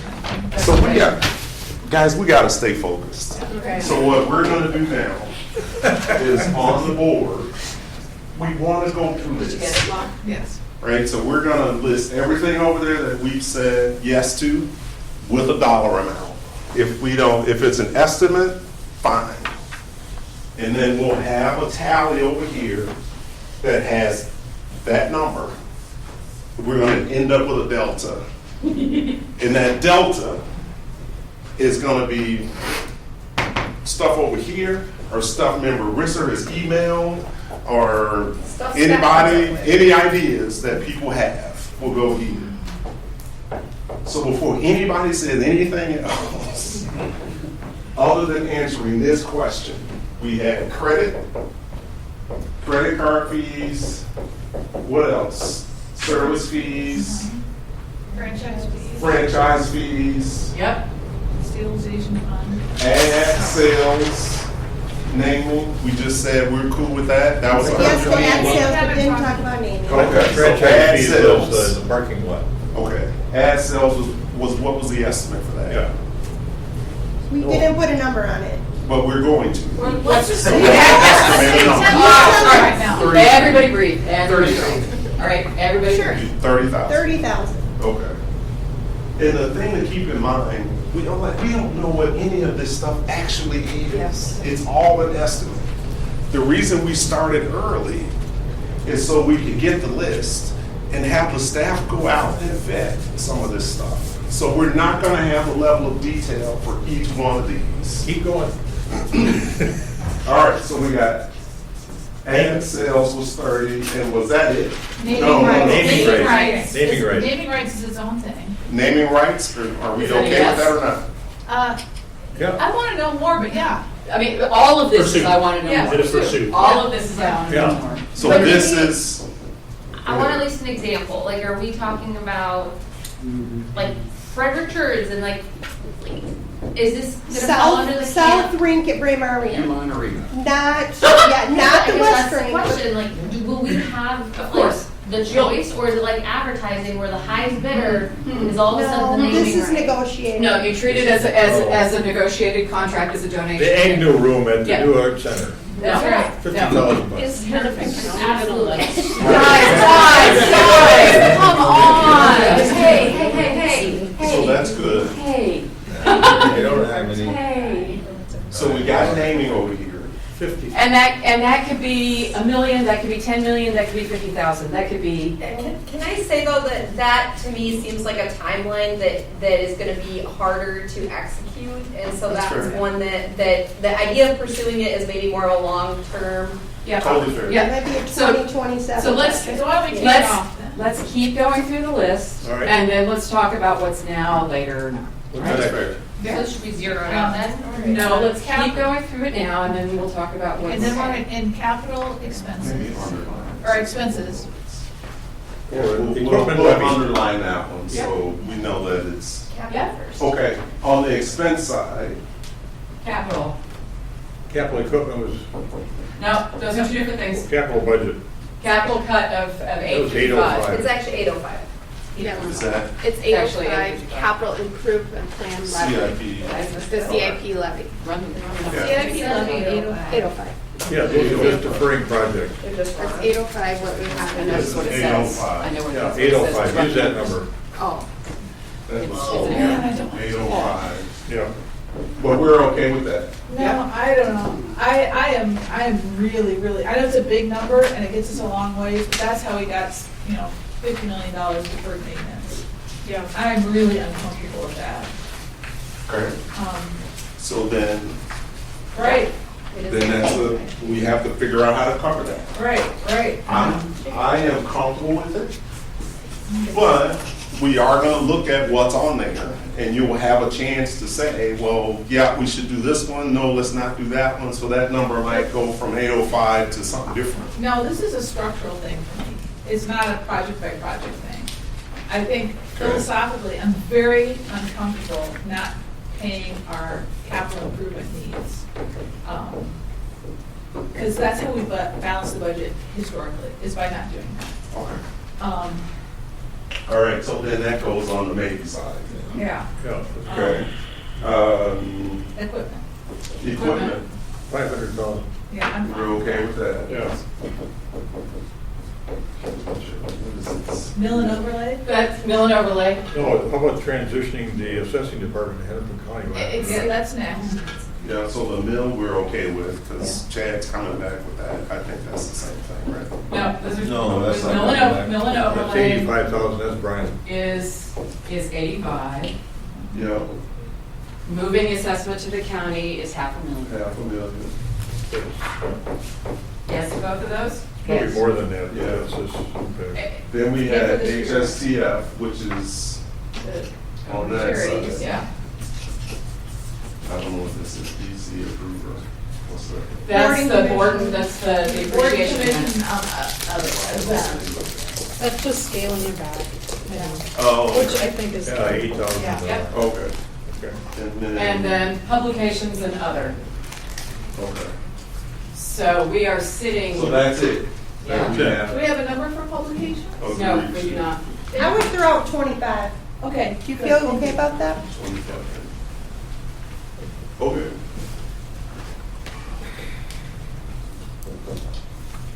All right, we are at 5 is 1, 1 is 2, 2.3, 2.38, 2.465, Assessment, yeah, assessment. 2.49, Should be assessing. 2.498. It is huge, isn't it? Okay. Yeah? Did I get it right? I'm not that happy. 1, 2, 8. Somebody got their calculator? No.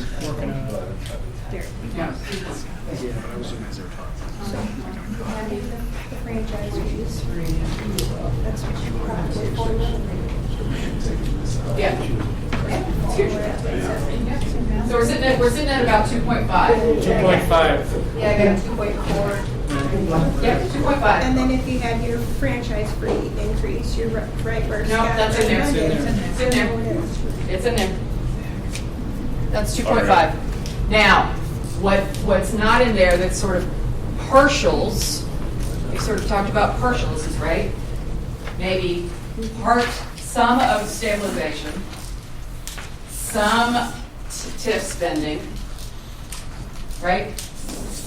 Some shifts on capital, maybe, maybe not. What, all of that together could be as much as $1 million? Parts We of had those? capital was 805,000, so that's a large amount. Yeah, That would be all of it, right? So That'd be I'm sort of taking middle Okay. grounds, I right? think we have to talk about that. Yeah. Let's just put the total amount that we could possibly get, and then we would be able to negotiate from that. Okay. Right? So say 805 for capital improvement, the stabilization is 500 something? 589, and the uh, TIF spend is unknown. Well, I mean, how much, we had figures from that, about decertifying the districts and stuff. So you have imbalances of the ones that you were talking about possibly closing. You had somewhere in the order, total around 2 million. Total about 2 million. No, but that's different than the balance. The account balance is much bigger. Well, we had a No. balance and then we get a third of it. You know, there's cash versus the Well, we long-term weren't stuff. talking about cashing it out, we were talking about are there projects we can actually use it for? And that would be spending from some of the accrued cash. Does that come? I say we start with the maximum amount we could get out of it, and then we go from there, so we have just a sense of the scale. So Carol, you're Can we saying. maybe remove that one? It wasn't on the recommendation list, and I hear Okay. that is really important to Julie, and I think that we need to have a follow-up conversation about it, but Bill isn't here, and I don't really feel comfortable attaching a number when Okay. I don't feel as confident It's all- yeah, with it's what all- that number means. Okay, So so I need more information. Okay, so it's an other idea, so we're not looking at staff recommendation. No. That's important then. No. So then 174 for the HTSF. It's 170. 170. Excuse me. And Sarah, you are right, the capital list does add up to 855. I don't know how my son did that wrong. What about that Yorktown Park Master Plan at 40,000? Yeah, we, We're including that because it's a timeliness issue with Richfield and some work that they're doing. Yeah, so- Included in the budget, not deferred, included. Yeah, okay. but we're gonna use a different, so we're gonna use some reserves to pay for that one. So Scott, we've So got. these three things, we've got a max of about another 1.6. So that's If another we add That's 4.1. 4.1 total. Which is what the original. Yep. So Scott, all right, so if we were to add those, we're at 4.1. If we add, wait a minute. It's rounding error, it's rounding error. Okay. It's rounding So error. we did, okay, so then Scott, were there other recommendations that staff had that you haven't quantified yet? Or I are don't you- think there are other staff No. initiated things that we need to quantify yet. There are council suggestions that we still Okay. need. Yeah. But then you had, staff presented some that we haven't quantified completely yet. I'm just trying to. So, okay, Okay. so backing up, yeah, Got yeah. it. So, the franchise fees we put in at 1 million. Ad space we put in at 25 or 30, something like that. Naming is something that is long-term and could be, again, anything from 10 grand to 10 million, depending on, I mean, that's just so all over the place that I don't think you can touch that really. Publications, Jen gave us a number, and other was other. Right? So I think you're largely quantified at this point, and you're back to that 4 million, of which 2.5 or so you've said is a slam dunk in terms of your support of it. Well, it's a yes. Okay, fair enough. Slam dunk. Fair enough. But the maybe is still 1.6. So the Maybe it's stabilization we talked about, CIP, deferred maintenance, okay. Carol, Yep. on page 4 of that memo is the 805, the elements of it that would be involved in the 805 on the capital improvement deferrals. I just wondered if you look at the list, you know, Tell me there the are. page number again, please. To me, it says page 4, it doesn't have a page number on it, but Oh, that, okay. it says expenditures, capital budget, and then it says necessities staying in the CIP, and then future investments, defer or don't defer. Other than Lewis Park, which we haven't Which isn't in the drilled down number. on yet, Yep. it just seemed to me that when I looked through this list, that all these things could be deferred. I know that you have a philosophical concern about whether to get the CIP back, but it seems to me that there's no detriment to the public by waiting a year for these projects that compose the 805. Especially if it's in the context of, you've got sort of the equivalent of balloon payments coming up on debt service in the next couple of years, right? That are sort of one and done, if pushing out some of your capital stuff to allow that to happen and then get back. Okay, did that jive? I did not get the sense that we had balloon payments coming up on our debt. That was in quotes, that was in quotes. You've got debt service payments that are coming up that they're gonna be done. Yeah, so that's the opposite of a balloon. We have things falling off the debt service that will be coming clear, and that's happening in 2026. We have 4 different debt payments coming off in the next 4 to 5 years. But we're taking on more Yeah. with things like the fire station. Right. And so when I look at the trajectory, right, and when we've gotten the percentages year over year, it's not just this year that we have a hard year with, it's the next 5 years Yes. that we're showing potentially double-digit numbers. And so I tend to agree with Councilmember Jackson in that we can't just talk about 1 year deferral of certain things, because we're going to have this problem at least through 2030 when we're looking at the longevity of the debt servicing of the fire station. A friendly pushback on that, back to James's point earlier today. Yes, it doesn't solve the problem. A 1 year pushback does not solve the problem. But if you look at it as what's the first bang and what's the next bang, it actually helps you with the first bang and gives you time To solve the second. to solve the second. And I'll add in, looking at projections, some of the changes we made with the debt service projects, when we gave you, with the initial projection of the 17% number, right, was based on doing everything at the same pace. We slowed down and moved the process of some of those debt service projects, which also is going to help balance that out in the long-term tail run. Now, it's basically scheduling out our debt to take more time to do the things we need to do, but it does lower your future outcome projections. We're not showing you all that yet because it just gets really complicated. I don't want you to get too attached to numbers that are so far in the future and we don't know all the externalities.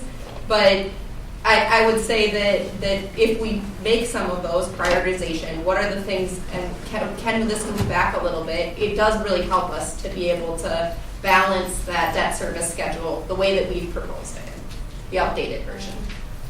But my concern is when we took Lewis Park off, in order to get back to where we are, is $1 million new spending based on the previous year. And so that's 2% right there increase just to get back to where we had been prior to the cuts of 2024. And if we keep doing that forever, that's just going to jump and jump and jump. 100%. And you never not have that cliff of, sort of Damocles over your head, right? We're going to have to increase our levy by 2% just to do this replacement to get back to where a pace where we can start addressing deferred maintenance. So that's why, so yes, 1 year we can do it and but then to put it back in is a huge increase. Yeah. It's like your stock goes down 50%, it has to go up 100% to get back to whole. And so every time you make those cuts on the short term, it makes the future much more difficult. And as Derek said, the deferred maintenance number is growing despite efforts. Right, and I think to Carolyn's point, also, we need to think of the type of project that is the deferred maintenance and the impact on community. And with the park and rec building, you think about what that could mean to the community, mental health, physical health. There can't be programming there in the summer because they don't even have an HVAC system. So I agree entirely with what you just said. And I think when we look at deferred maintenance, we can't just look at the interest and the cost and what is accrued, but we also need to look at impact to community. Right. And I guess that leads me back to a suggestion of what do you have time to do and discuss this year? And what do you want to put on pace for a longer discussion? Yes, you can't keep kicking the can down the road. The can just gets bigger and smellier and more expensive. James, what do you have? I'm interested in what you have to say. It's also not fair for us to frame that in that way for the staff. So I don't disagree with what you just said. But the question is, how do we accomplish those two things with the funds that we have? And so we can't just say, well, no, we need to do CIP because we keep deferring maintenance, we're going to kick it down the road. True. But we still got to solve the problem of if we're going to do that, if we're not going to kick it down the road, we have to have constructive ways to solve the problem. And so Ari proposed, well, I'm sorry, I won't say the word proposed, framed a way to think about structuring, I'm going to word it this way, structuring the CIP needs, which helps change the trajectory of the service debt, right, or debt service. Right, that's something we could lean into and figure out, all right, how would we do that? That's a solution, a potential solution. but we gotta come up with solutions for this Right, stuff. right, absolutely. So when we talked about Edinburgh, that's a facility that has a very large deferred maintenance bill attached to it. Yeah. Yep. And it's a wonderful community asset, but it's very, very expensive. Expensive to operate and expensive to maintain. Yeah. And I think we have to have a very serious expense. So yes, I want to continue to fix things. I mean, asset preservation to me is a very, very high value. Yep. And I'm going to keep fighting for that. How much of our deferred maintenance is Edinburgh? And I'm sure you have the number. And how can we get out? Is it past its day? Carolyn, before we go to deferred maintenance, can we finish the conversation on deferring capital expenditure? Well, that to me is the same thing. Well, it's not the same thing to me. It isn't? Well, then let's No, I mean, there's a big difference between taking care of what you already own and then replacing things on a capital improvement plan basis. I'm not following where you're at. I'm sorry, I just can't find. Well, you're talking about Lewis Park, you started talking about the Lewis Park building. Right. So I started thinking about you, and you were talking about, you push these things back. They've recommended $805,000 in capital improvements be pushed back. That's staff recommendation. These are things that we could move back to accomplish what James is talking about in this coming budget year without worrying about it, because there's somewhat of a bit of arbitrariness to this, the way that gets cited or programmed into the capital improvement plan anyway. No, this is Lewis Park Shelter Building aside. You got me thinking about that too. So for me, when I look at this list of things that the staff has said could be deferred, pushed back to meet the budget needs this year, I don't see anything in there that I couldn't live with or that the public couldn't live with. Other than Lewis Park, we've been talking about that, and now you got me thinking that, well, maybe I'd moderate my position on, my thinking on the budget stabilization reserve of $600,000, and think about that not as a one-time reduction of the general levy, but as spending it on a specific project to help make it happen. Yeah. So you take $600,000 there, and you make a capital improvement, and maybe we get another $400,000 in surplus. We don't know that yet, but it seems to me then that we're in striking distance of being able to do that project. Maybe defer those other $805,000 worth of projects, and then pivot to the conversation. I'll call it the Otten principle. Sorry, that we need $2 to $3 million a year to maintain what we own. Yeah. And to layer on top of that idea, then it's taking your concern and figuring out, well, then what is the plan so that we're not kicking it down the road next year. So it would be helpful to me to understand the difference between we're going to do this and asset preservation. Because to me, what is in the CIP is asset preservation, but maybe I'm wrong in that. And to be very clear, the Lewis Park is not in, and it's on the page, but it's not in any of the numbers we've been talking about. Right, right. What do you mean? It's not in the 4 million? No, it's not in the 4 million. It's still. It's a plus. If you add that back in, it actually goes the other direction. Yes. Yes. Yep. We're on the same page. I will say this, that some of these projects that are in the defer or don't do, I understand the principle of wanting to continue to pay towards capital. So if that's something that you guys all decide you want to keep that number where it's at, that's fine, we can look at it. Some of these projects, even if, they still wouldn't be the ones that we might propose to spend the $805,000 on. Because, for instance, the life safety card readers, the reason we're taking that off is because we had to do that as part of updating the fire station coming online. We made the decision to upgrade all of the card readers ahead of time. So that project isn't needed anymore. That's still $150,000 that if you were on principle wanted to stay at our $2 million number, we could still do other things that are asset improvement, but not everything that's on this list would be what we would come back to you to say to spend that $805,000 on, because some of it might not make the most sense in today's context. We've learned more information since then. Okay, we need to know what is listed that is no longer needed when we're evaluating. And this, because one of the things that was cut was eliminating the cost of running elections this year, but we're not running elections this year. And I think just for clarity, for the public and for all of us, we need to know, you can't be including, or you need some kind of little mark to say, this is being listed because it has an impact on the budget, but it is not something that is relevant. It's not an actual expense.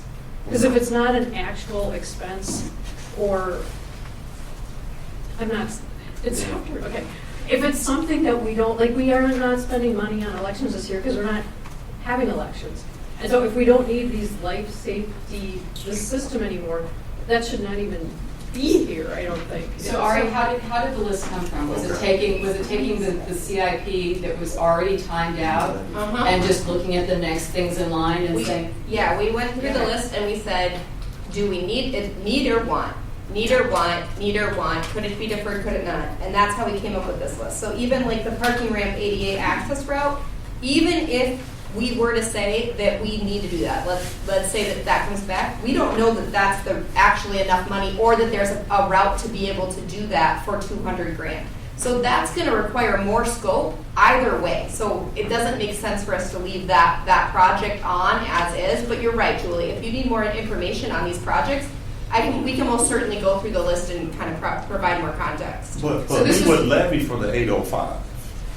That's coming, that's right. Yeah, so it actually doesn't even matter what's on here. Exactly. We're saying we're gonna levy for $805,000. To go towards capital projects. Yes.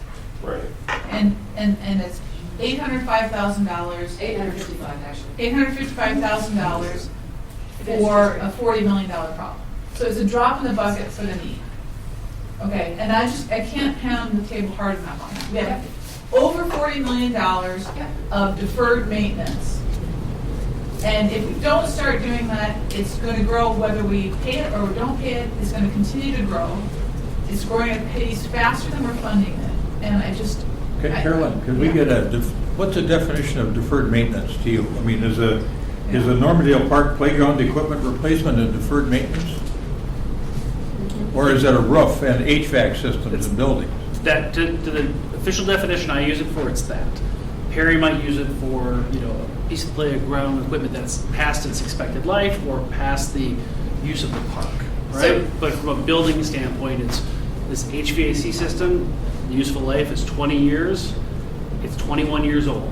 It should have been replaced last year. So here, a friendly suggestion, because I don't want us to get caught up on this particular hill, right?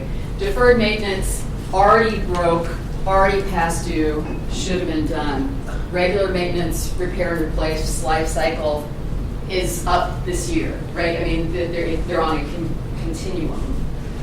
So maintenance, whether deferred or not, is what you're talking about when you say we need to do more like $3 million a year. That's including what backlog and what keeps coming due, right? Yes. Okay. I just want to make sure talking that about a combo. Carolyn and I are talking about, or we're all talking about it, we all have a common definition. Yeah, no, I think that's a really good, I appreciate the questions. I don't want to go project by project. I trust the staff to know what's urgent and what can be deferred. But it's that placeholder in the budget that is a very important value to me. We get thrown off by this fact that they just threw projects in here that I thought were ones that could easily be deferred, but what caught my attention was wants versus needs. If it's needed, we should be doing it. If it's just a want and it happens to be in the next CIP cycle, push it back. Well, let's ask the staff. I think that's when we're looking at our annual construction fund and the park fund, are we looking at wants or are we looking at needs? Well, I think they do that. They just said, don't do the 805. Yeah. And what we are saying is we're uncomfortable. I'm not sure that that's exactly. That's exactly what they're saying. Okay, let me just clarify for a second. Derek's number, going back to the estimated $40 million number that's out there, unless we are going to choose not to do something that we are currently doing, that is a real number that exists. It's okay to have some level of deferred maintenance, right? 0.25 versus 0.39. Right now we're at 0.39. There is stuff we could do. So if you say it is important to us on principle that we continue to invest in construction and we continue to invest towards our deferred maintenance or whatever that looks like, we can come up with a list of recommendations. We might reprioritize what's on this 805 because some of these 805, we went through the list and we said these are wants, but there's other needs that exist, right? So we can do that if in principle to you all, it's important that we don't take a step backwards from a construction levy perspective. That's also okay. So does that take care of Yeah. that? I mean, I think You can't. with all due respect to Derek and every facilities guy I've ever worked with, there's a big number. There's a big number out there, and you're never going to approve enough property tax levy to pay for it. You just won't. And so what we want to do is make sure that we've got as robust amount of property tax levy that we can afford, in your view, to keep things going the best we can and to advance them per our kind of mission and vision. Right? But so now I'm confused. So you recommended the 805. Right? And so then you gave us an examples of what that 805 would be. And then Ari said, well, we may or may not do some of those things. There might be some other things that are more important. That frame is fair. I'm assuming that you've already done an analysis and you've said we don't need an additional 805 next year for CIP spending. How about this? How about flipping it on its head? But can I get an answer to that? Is that true? We would love as much money as you will give us to take in construction in general, but you've asked us to set a goal and to prioritize. And so we are going to prioritize, and that means that some of these projects that are things that maybe are things our values-wise that we support, we're going to have to say, we don't have to do these next year. I get that, but how much is that? Is that 805, or is it some other number? So if you hadn't been asked to do this, right? If you hadn't been asked to do this, at this stage of the game, what number would you have in the budget for capital repair replace? 2 million, is that what you would? About like 2.1. And so Dwight, is it fair to say that with this cut that you're looking at 1.3? And you're going to spend that 1.3 on some stuff. Yeah. Yeah. On what if you think are the right things right. to do. And in the past, you usually spend about $1 million a year. Yes. Is that right? I trust that. 2. It was at 2, and then 25 we cut it down to 1 million. Okay. Yes. So they have to get it back So up. it was at 2. It went down to 1. Now this would be actually up to 1.3. So it would be in the process of going back to the 2. Going back to the 2. Yeah. So Thanks, Is there a middle ground? Is there a middle ground that starts to get us back faster, right? Mhm. Maybe you set the goal at the goal should be 2 or more. We're at 1 right now. Say 1.5. So thanks for that. I will say I trust staff. Yep. So they've looked at the 2 and said, given the goals that you've set, we need 1.3. That's what we're levying for. And you're trying to represent what might not get done with the 805 next year, right? Right. Treat them as I'm okay examples. with that. Yeah, so I'm not gonna bend on this, so you can all outvote me, okay? That's fair. I was in the basement of Braemar, looking at the original 1965 equipment that was holding in toxic chemicals, I did okay? And I'm ashamed that a city as wealthy as Edina was sitting on top of this toxic waste dump, essentially, that was held together with duct tape and baling wire. We took the tour of the pool. The pool is sitting on toxic chemicals in a crowded little room. I am ashamed that we live in this wealthy community and we have these toxic chemicals in this hot little room, and it's the equipment wears out immediately because it's so tight and so inappropriate. Okay, the public doesn't see that. It's not shiny, it's not sexy, but if we do not take care of the things that we do and upgrade it, it's just wrong. And that of all the things that we do, I mean, we have to have police and fire and stuff like that, but if we build these facilities and we don't keep them, shame on us. And that's. Well, we have a plan for that one, Carol? We have a plan for the pool. We're gonna have to bond for it. We went and got the Lost for Braemar, but the equipment was purchased in 1965. It wasn't purchased in 1985 and it got tired. So this is a generational thing, and this is I think that if we are a wealthy community, we should be able to care for what we have. And that's where I'm at, and you can all vote me down on that. I'm only one vote. But that's just, I'm not gonna, I think we need to stay at least $2 million a year and increase it over time, because we have these beautiful facilities, and I've been places where people don't invest in their city things, where city parks are crap, where it's 1950s swings, okay? And I find that shameful. And so we are a proud city, and we should care for what we have. And that's I'll get off my stuff now. I appreciate that, Carol. I'll completely agree with you on that soapbox. So, No, Scott, here's the way, here's another way to think about it, Carolyn. So let's say that you were gonna, this is the way I was thinking about this, deferred capital improvements, some of these things that are maybe wants, not needs. This would be maybe more than need category. Let's say that you thought you should, you're right on the schedule at your house where you think it's time to replace the roof. But now you got a kid going to college. And the roof it's 20 years old, but it's not 25 years old. right, And you think, okay, we can wait another year to fix that roof. right. Because I got a kid going to college and I got all these demands.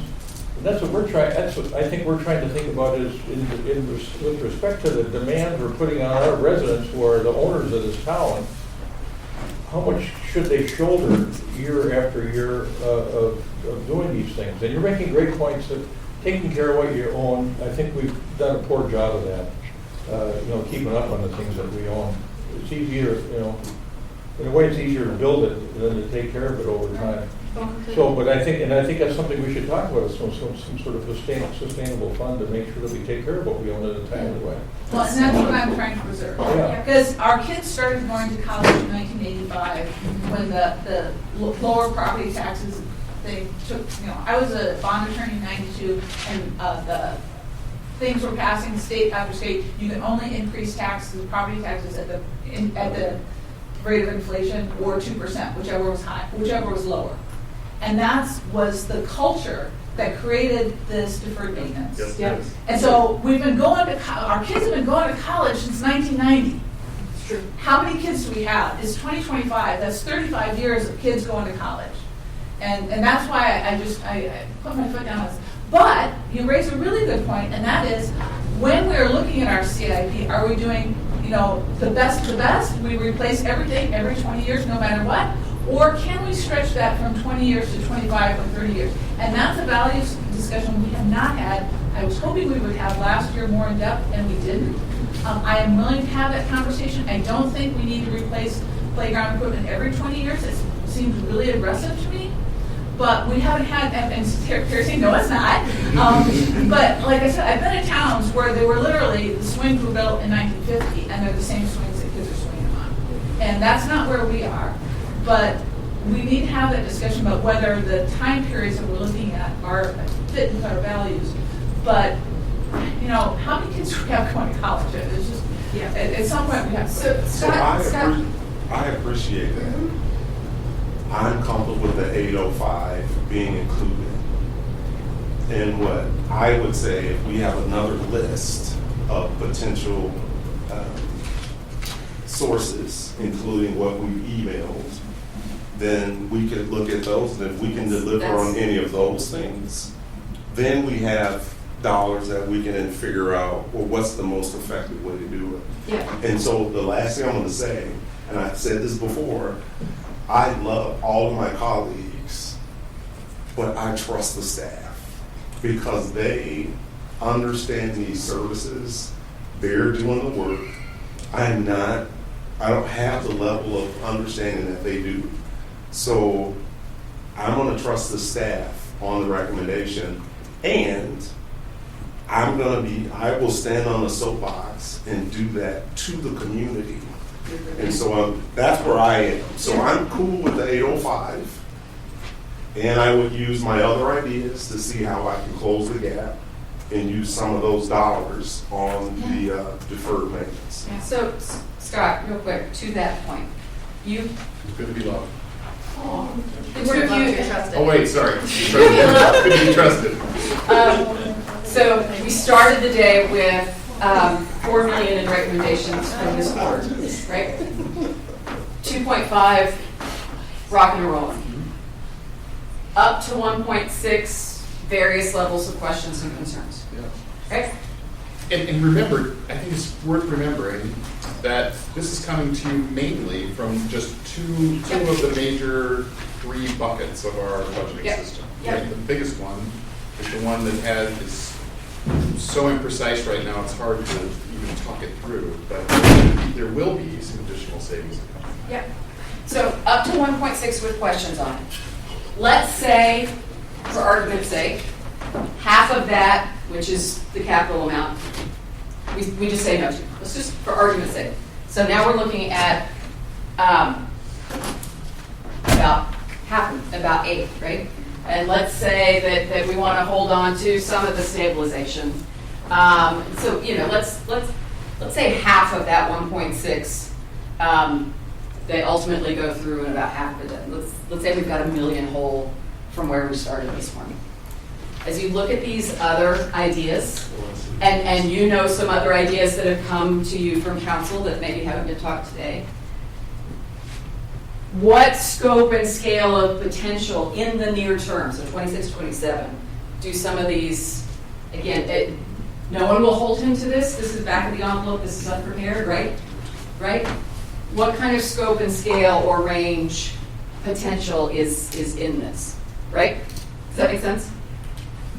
Yeah. Which, are you saying which of those categories Yes. has multi-year benefit? Is that what No. you're saying? No. Which we get to $1 million. If Can we we get to $1 need, million with the other idea? if we started the day with 4 million in cuts and we're ending the day with 3 million in cuts, is there a potential other million sitting in some of these other ideas? One other observation I want to make while we're sitting here is we're having this conversation about cuts or revenue to some degree. But if we get to the actual budget and all of these things result in us still having a 10% levy increase, Yes, sir. I want to make sure that we understand that there's more work to do. I think there's more work to do, period, probably. Yeah, so,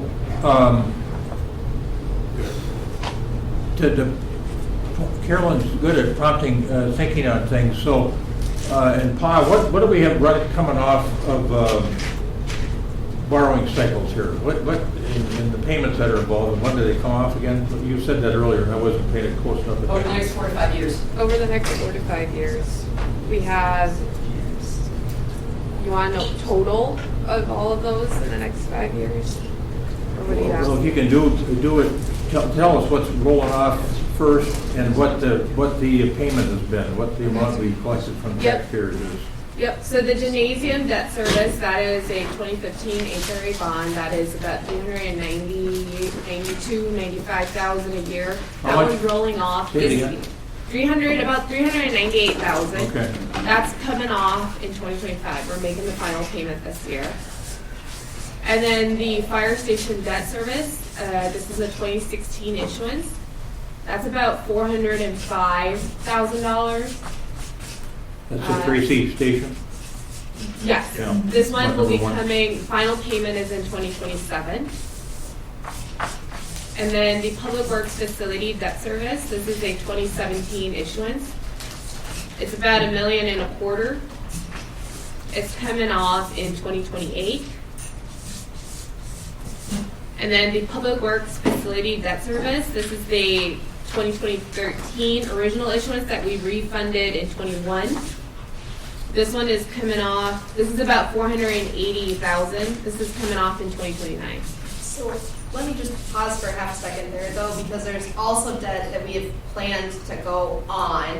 And I don't want to get us too deep into we can talk more about debt service, but for the sake of time, one question that I want to try to get to one of the bullet points that you put up there, which is Edinburgh, which is that's a big bullet point, and I don't want to leave you without having gotten a little bit more context on that conversation, because that's, and I feel comfortable with where we're at going into the operating, setting goals with departments and trying to get closer to getting back to that number or having conversations about the stuff that's still on the maybe list, right?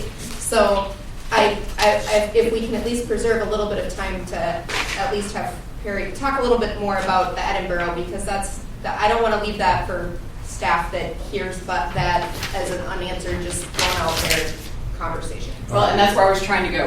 You know, what's the potential over here, and is there anything? Okay, well, here's the only point I want to make, and it's general in nature, and that is, as these, and I know staff and council may be at odds over this.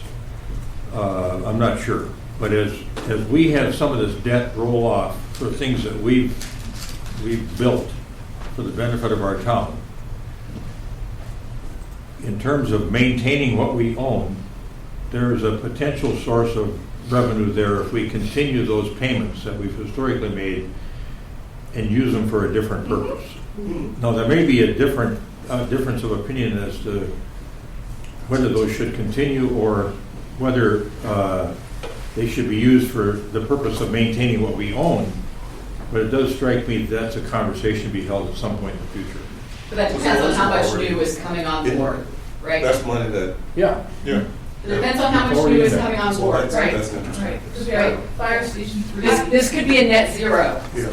Right. I was just going to say there's an assumption already built in, and if we want to change that assumption, we should definitely talk about it, but there's an assumption built in that we're using some of what's coming off, we're being strategic and planning ahead with when we have new things like the aquatic center pump room, what those debt service schedules, to try to balance so the impact to residents is minimized. Yeah. So I don't want, that is an assumption that's already in there. So if we reverse that and start using it for something else, that means that we're making a whole. So I'm okay with talking about it, but we should acknowledge that we're already planning. Well, that'll be a council decision. Yeah. And it is a way to generate new capital dollars in a way that doesn't have quite an impact on tax levy. All right, we've got about half an hour left. Yeah, so the Ari's point about Edinburgh, is that it? So back to you, Scott. What's the potential over here, and then Perry, maybe. overall, and then let's talk about Edinburgh specifically.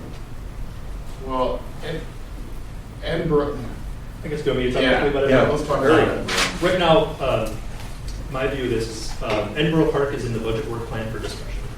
And I kind of liken that to a little bit of how we had a kind of a deep dive that we talked to you about Braemar Arena prior to heading down that path. And we did a very deep dive on the Edina Arts Center before heading down that path. Centennial Lakes Park, the same thing if you recall. We projected out when those park fees would drop, everything. So we looked at operations, capital, kind of the whole assets as well. In my opinion, we're doing that same exact thing for you with Edinburgh Park. With Edinburgh Park, could you define the scope of the park? Because that always gets confusing. How much is included in that indoor space for the park? And that's what is going to be very tricky about this. So when you think about that parcel, the hotel now apartment complex owns a portion of that and a shared wall. The senior living facility owns a portion of the outdoor and a shared wall. The corporate center owns the ramps and a shared wall.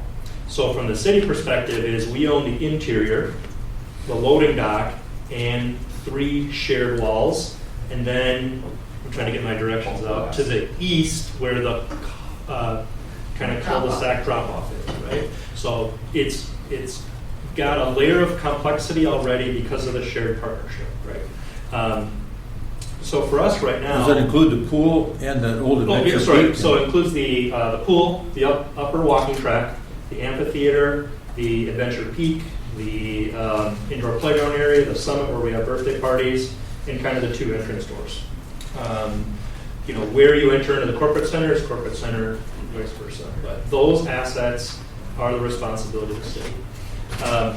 When we look at the CIP, we are not asking for a change or a $30 million CIP project.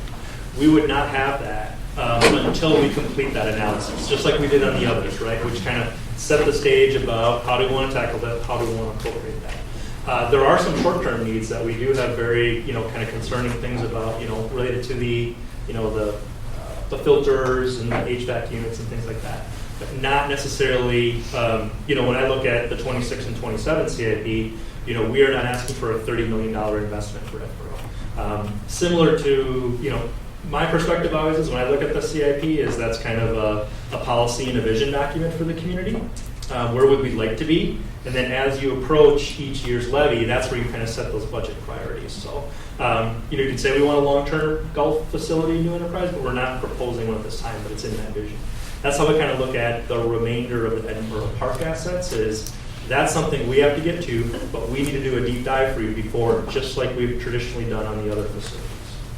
But you need some budget help on it this year regardless of what the future is. I don't know if we need budget help, we need capacity help. And that's the struggle that I already talked about is, implementing all the other projects that we have going on. We are, kind of our staff is a little bit at capacity of what we can take on to do that. So depending on what we do that from a timing perspective within this next budget work plan is delivering that stuff. If we had to outsource it, that's a direct cost. If we could do it internally, like we did at CLP, that's a capacity issue, not a direct cost. So in terms of today's discussion, the answer on the Edinburgh question is maybe, but we're talking next year at the soonest before we can have any real conversation about making a decision, yes, no, maybe, how much, and maybe, right? Well, real data and then real choices of what a proposal is. Because right now we're not actually making a proposal to do any of those things, but it is on the list in the CIP if that makes sense. Yeah. So it's not part of the 26th levy. But back to, we're trying to get this I just initial want to chunk. be sure that you're not asking us to spend money at Edinburgh until you come back with your analysis of what you think we should do. I think there are some small things that we need to do to keep operating, but not anywhere into that seven figures, I guess I'd say. And will this analysis show the revenue versus costs? Yeah, I think we do a deep dive on the user profile like we had on the others, revenue cost, cost capture, market analysis. We did that with the other facilities as well, is who are we competing with? That has changed since Edinburgh's inception. And I was trying to go back through my mind, just the historical knowledge, is I think this will probably be the fourth deep dive on Edinburgh, I think, that we would have done. So it is kind of an evolving one, but I just kind of go back to the complexity is the 3 shared walls. And that's a different layer than we have with arts or the arena or the aquatic center. That's just a uniqueness that has some limits. And the analysis would include alternative uses as well as potential sale. Okay. So, not going to help with the nut that is in the middle of the room here this year. Could be longer term, but not this year. So Scott, back again. Potentially broadening TIF spending, potential additional local option sales tax. Are you planning any small area planning this year that you're not? Okay. Nothing more. That was already off the table. Cutting back on small events. If we wring all of that dry, is that potentially $500,000 in this year? And more, and to the rest. I mean that, and already the rest of our operating budget. Yeah. Okay. Yeah. What are you guessing? That there's between that and savings that we can probably squeeze out of our additional operating budgets. We should be able to hit that. $4 million. So despite the fact that 1.5 or so has been shot down in whole or in part, or there are questions about it in whole or in part, you can take some of these other ideas and looking at the operations and still feel comfortable getting to a 4. But So your number though, you just quoted the maybe number. That was the 805, the 170, and the 589. And Scott, you're saying you can cover that gap. I'm saying there's probably an additional savings in a $60 million operating budget that we can squeeze out of it. And I'm assuming that you do some on some of these, right? That maybe you spend down part of the stabilization, or you can take a closer look at that human resources task force, or you outvote Carolyn on some of the capital, right? I'm assuming that some of that 1.6 actually makes it forward. So I have a question. Yep. And this is a process question. We've identified, we're focusing rightly so on 2026 right now. Yeah. How do we as an entity look at the long-term structure of all of this? And some of this stuff is long-term. And I think that I mentioned this with the housing thing, that the pie may not be continuing to grow at the rate it has been. How can we look at the structural growth? Because labor costs are going to continue to go up, and we have an aging population and an inverted pyramid on the workforce, right? So those things aren't going to go away. The costs are going to continue to increase.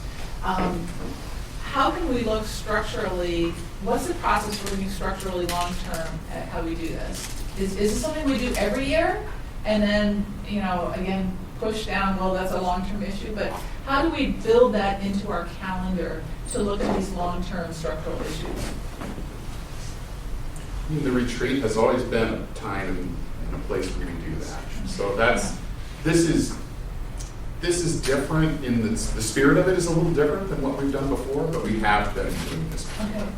And then with the CIP, Derek pointed out that everybody looks at it just ever so slightly differently.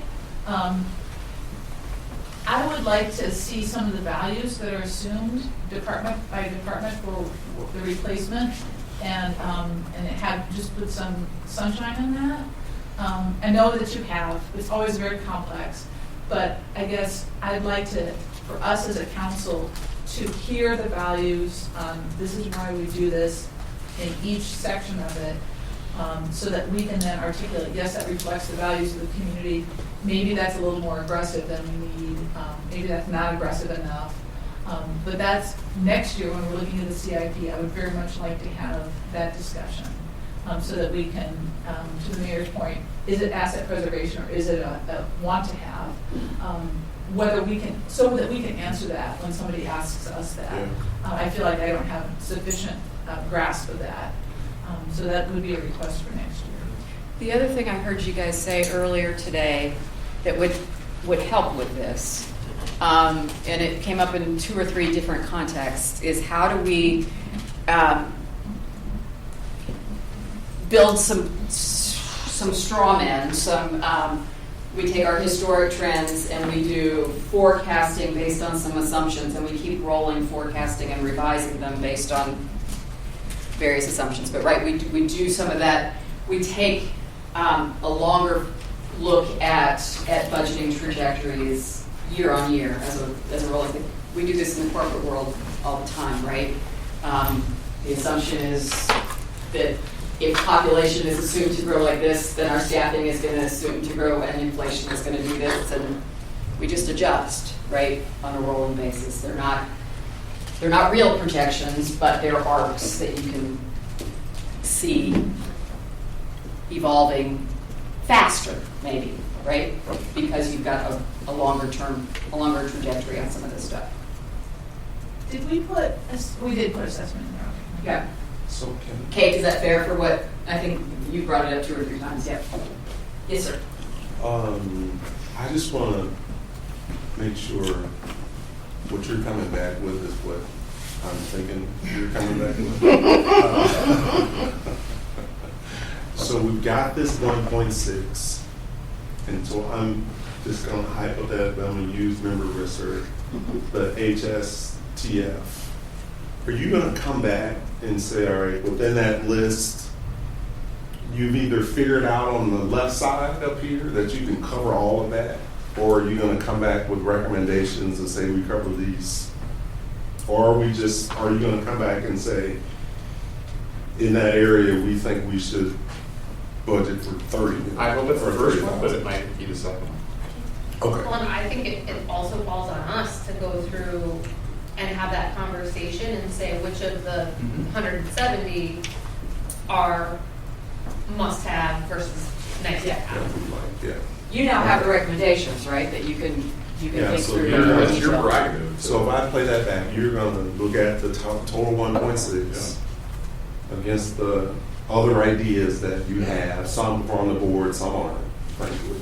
And then you're gonna hopefully come back, A would be you covered it all, B would be you've got some kind of hybrid. Yeah. Yes. And some of that might be just getting better numbers as we go along, right? So like, to me, I view it as like, okay, now we're leaving the capital section. We're about to start the operating budget development. And the message to staff is, we gotta figure out how to reduce by $1.6 million. That's the goal that we're setting. So we're not gonna go in line by line detail that maybe we're gonna put off some salt in this one. I mean, we're not gonna get to that because we just can't. But us hitting that high number so that our projection, what was the big number, which was conservative, right? We're always going to make projections that are going to be conservative. We're going to refine that, and we're going to say we updated our projections, we looked at line budgeting, and each department came up with as much as we could. And you know what? We landed at 1.2 that we feel really comfortable about. There's some other stuff we could cut that we want to talk to you about, whatever that looks like. So I think that's going to be the next step. We're not going to go through every single item, because some of it is going to be stuff we should be doing anyway, right? We should be looking at our services and seeing where do we have opportunities to refine. Our next big piece of budget information that impacts how we view this, it happens, probably we'll be able to share it with you at the May work session that we talked about earlier, and that's kind of the valuation issues, especially assessing the assessment for the upcoming year. Okay. Please. Can I say one thing just for clarification? Because I heard 855, 805, and I just want to provide clarification that it's actually 805. We incorrectly slated life safety system charge readers in two places as 50 and 150. It should only be 100,000 on the future investments number. So that's 105. So that's where my numbers are. Good. Lord giveth and the Lord taketh.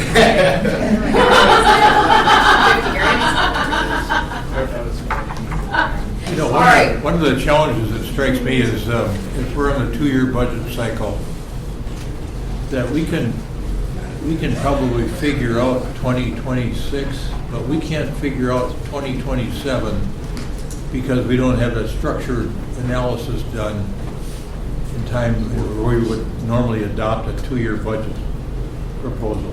Well, so let's talk about that piece a little bit, right? Because clearly we want to change the cycle of how this happens, or change the amount of information or the type of information on how this happens, right?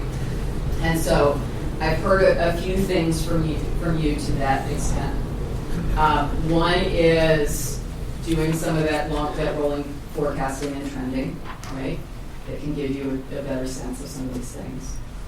One is a deep dive on staff analysis. In the short term, you may be able to take the external analyses that have already been done and use that to do as a proxy for probably half or more of the organization, right? You mean the information was presented today? No. Those staffing The studies. analyses that were done a couple years ago. Oh. With supplemented by what was done today, which is pretty standard, right? Because you wouldn't do that, you wouldn't do something like that every year anyway. You'd be revising and updating. So treat this. A suggestion would be you treat this year for next year, right? As take what you've got and make use of it, and then put a plan in for a full revision, right? And maybe a process for how often that gets revised. You've talked about creating some tools around a more detailed sense of what can or can't be done with TIF dollars and lining that up with the CIP list for a better understanding of where options are there, right? Either in short-term or mid or long-term spending. You've talked about you're going to come back and get some models on how to think about franchise fees, right, relative to property. You still have that discussion. So while we're guessing a million, we don't actually know what that is, and so that could adjust, right? And then that will be a new source that you have a trajectory on. You've got the local sales tax that you're early in the process of learning that trajectory. You can start building those trajectories. All of which is to say that it sounds to me like there are a number of these sort of working models that you can start building over the next year. May not solve the 2027 cycle, but it could set you up for better information sooner for 2028, those kinds of things, right? If you say today that the better part of valor for 2026 is hitting this 4 million mark and letting staff come back to you with revisions on it, you can actually focus your brains on starting to think about 2027 sooner. Because you said, okay, we know our target, and this, right, we've got that direction, you can change it. What else can you do? Assuming you agree with things that you said, which you may not.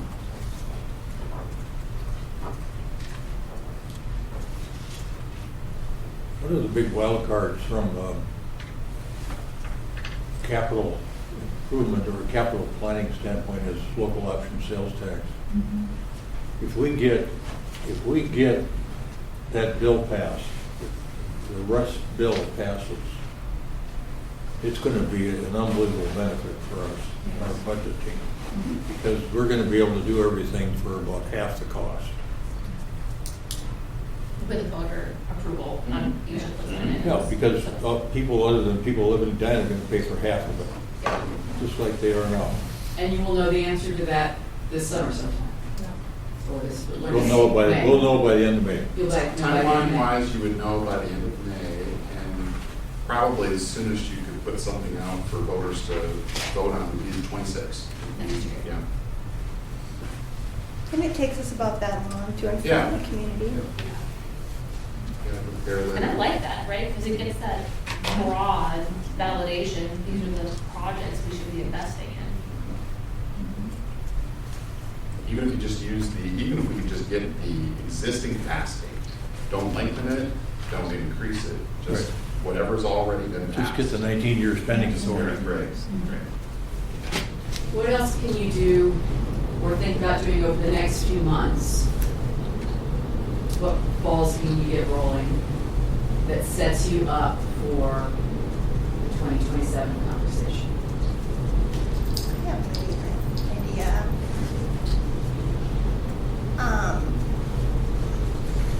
I'm the oldest person in the room. And so I've seen... No, longevity. And the most longevity in the room.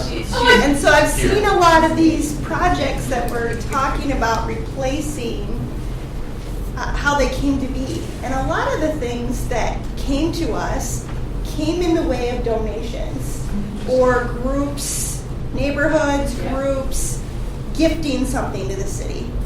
And actually, Perry's done the best job that I've seen in my career here of protecting ourselves against donations. Like when the bench breaks down, we're getting rid of the bench. If it's free, we're not committing to replacing the bench, right? Yeah. So kudos to Perry for that. We just, I don't think, had that foresight for many, many decades before. Yeah. And I'll give you an example that hit my mailbox, well, some of our mailboxes, because I think at least 3 of you were carboned on it to me. A resident got our About Town annual report, and she had some ideas to share. She's very committed to public art, has been for decades, and she made a comment that at Centennial Lakes we have all of these pods pads. Pads. Where we used to have public art. Sure. And didn't we make a commitment and now there's no public art? And so, at least in her view, we created an expectation that we would always provide public art on those pads. I think some of our park shelters came to us in that same way. And so if we can leverage, I don't know who we have for partners. I think the Community Foundation isn't the same as it was initially, where they would have been our partner to identify a project like, let's say, Lewis Park, to raise money privately for us for this thing.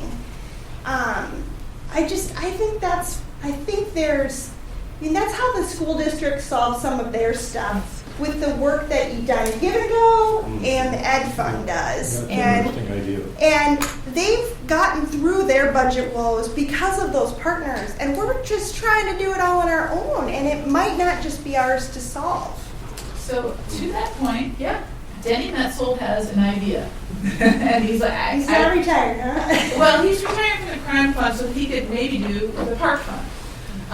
And I have not been able to sit down with him and with Perry and talk about the feasibility of this because my life has been a mess. But he thinks that there are opportunities out there, and he's like, we could do this. I mean, he's just so energized by that. So I think that's something that we as an entity need to look at. And like I said, I just have not been able to have that conversation. Yeah. There are potential partners out there, and Perry and I got an example of it just recently, as they've been replacing the lighting down at Lewis Park. The neighbors have been concerned that the wooden poles, one of the wooden poles coming down had a nesting station on top of it for an osprey family. And so we looked at trying to figure out how to accommodate that, and the manufacturer of the new lighting system said, well, I'm not going to give you a warranty if you want an osprey nest on top of one of those poles.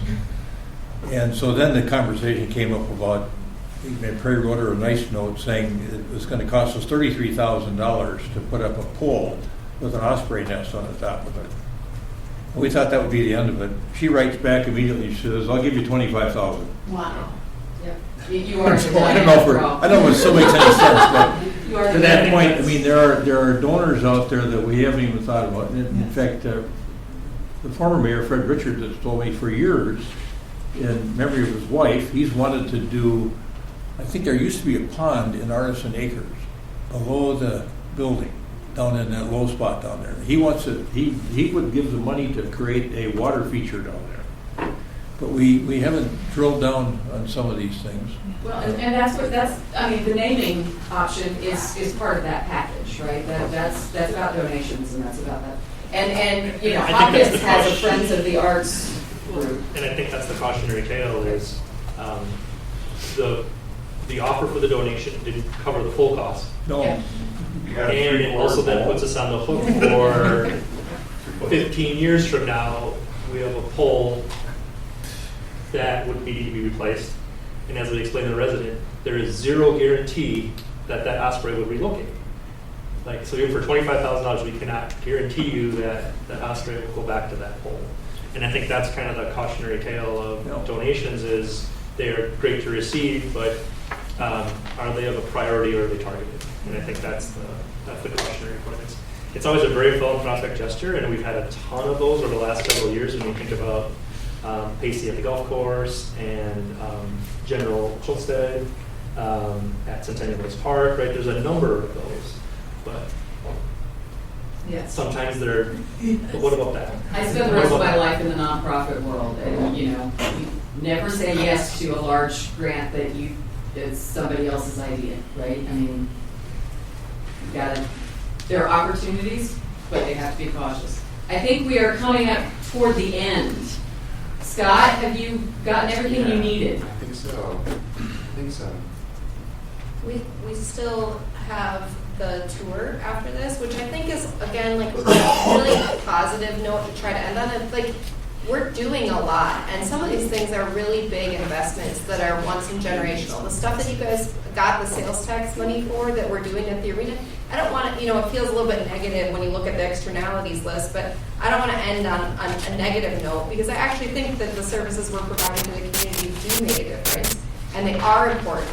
And the stuff that we're talking about doing are positive things that we're trying to do to make the community better. And so we want to end on a happy note by getting to see Fire Station number 2 start to come to fruition. So we hope you all join us. I just want to say, I think the entire meeting was a great meeting.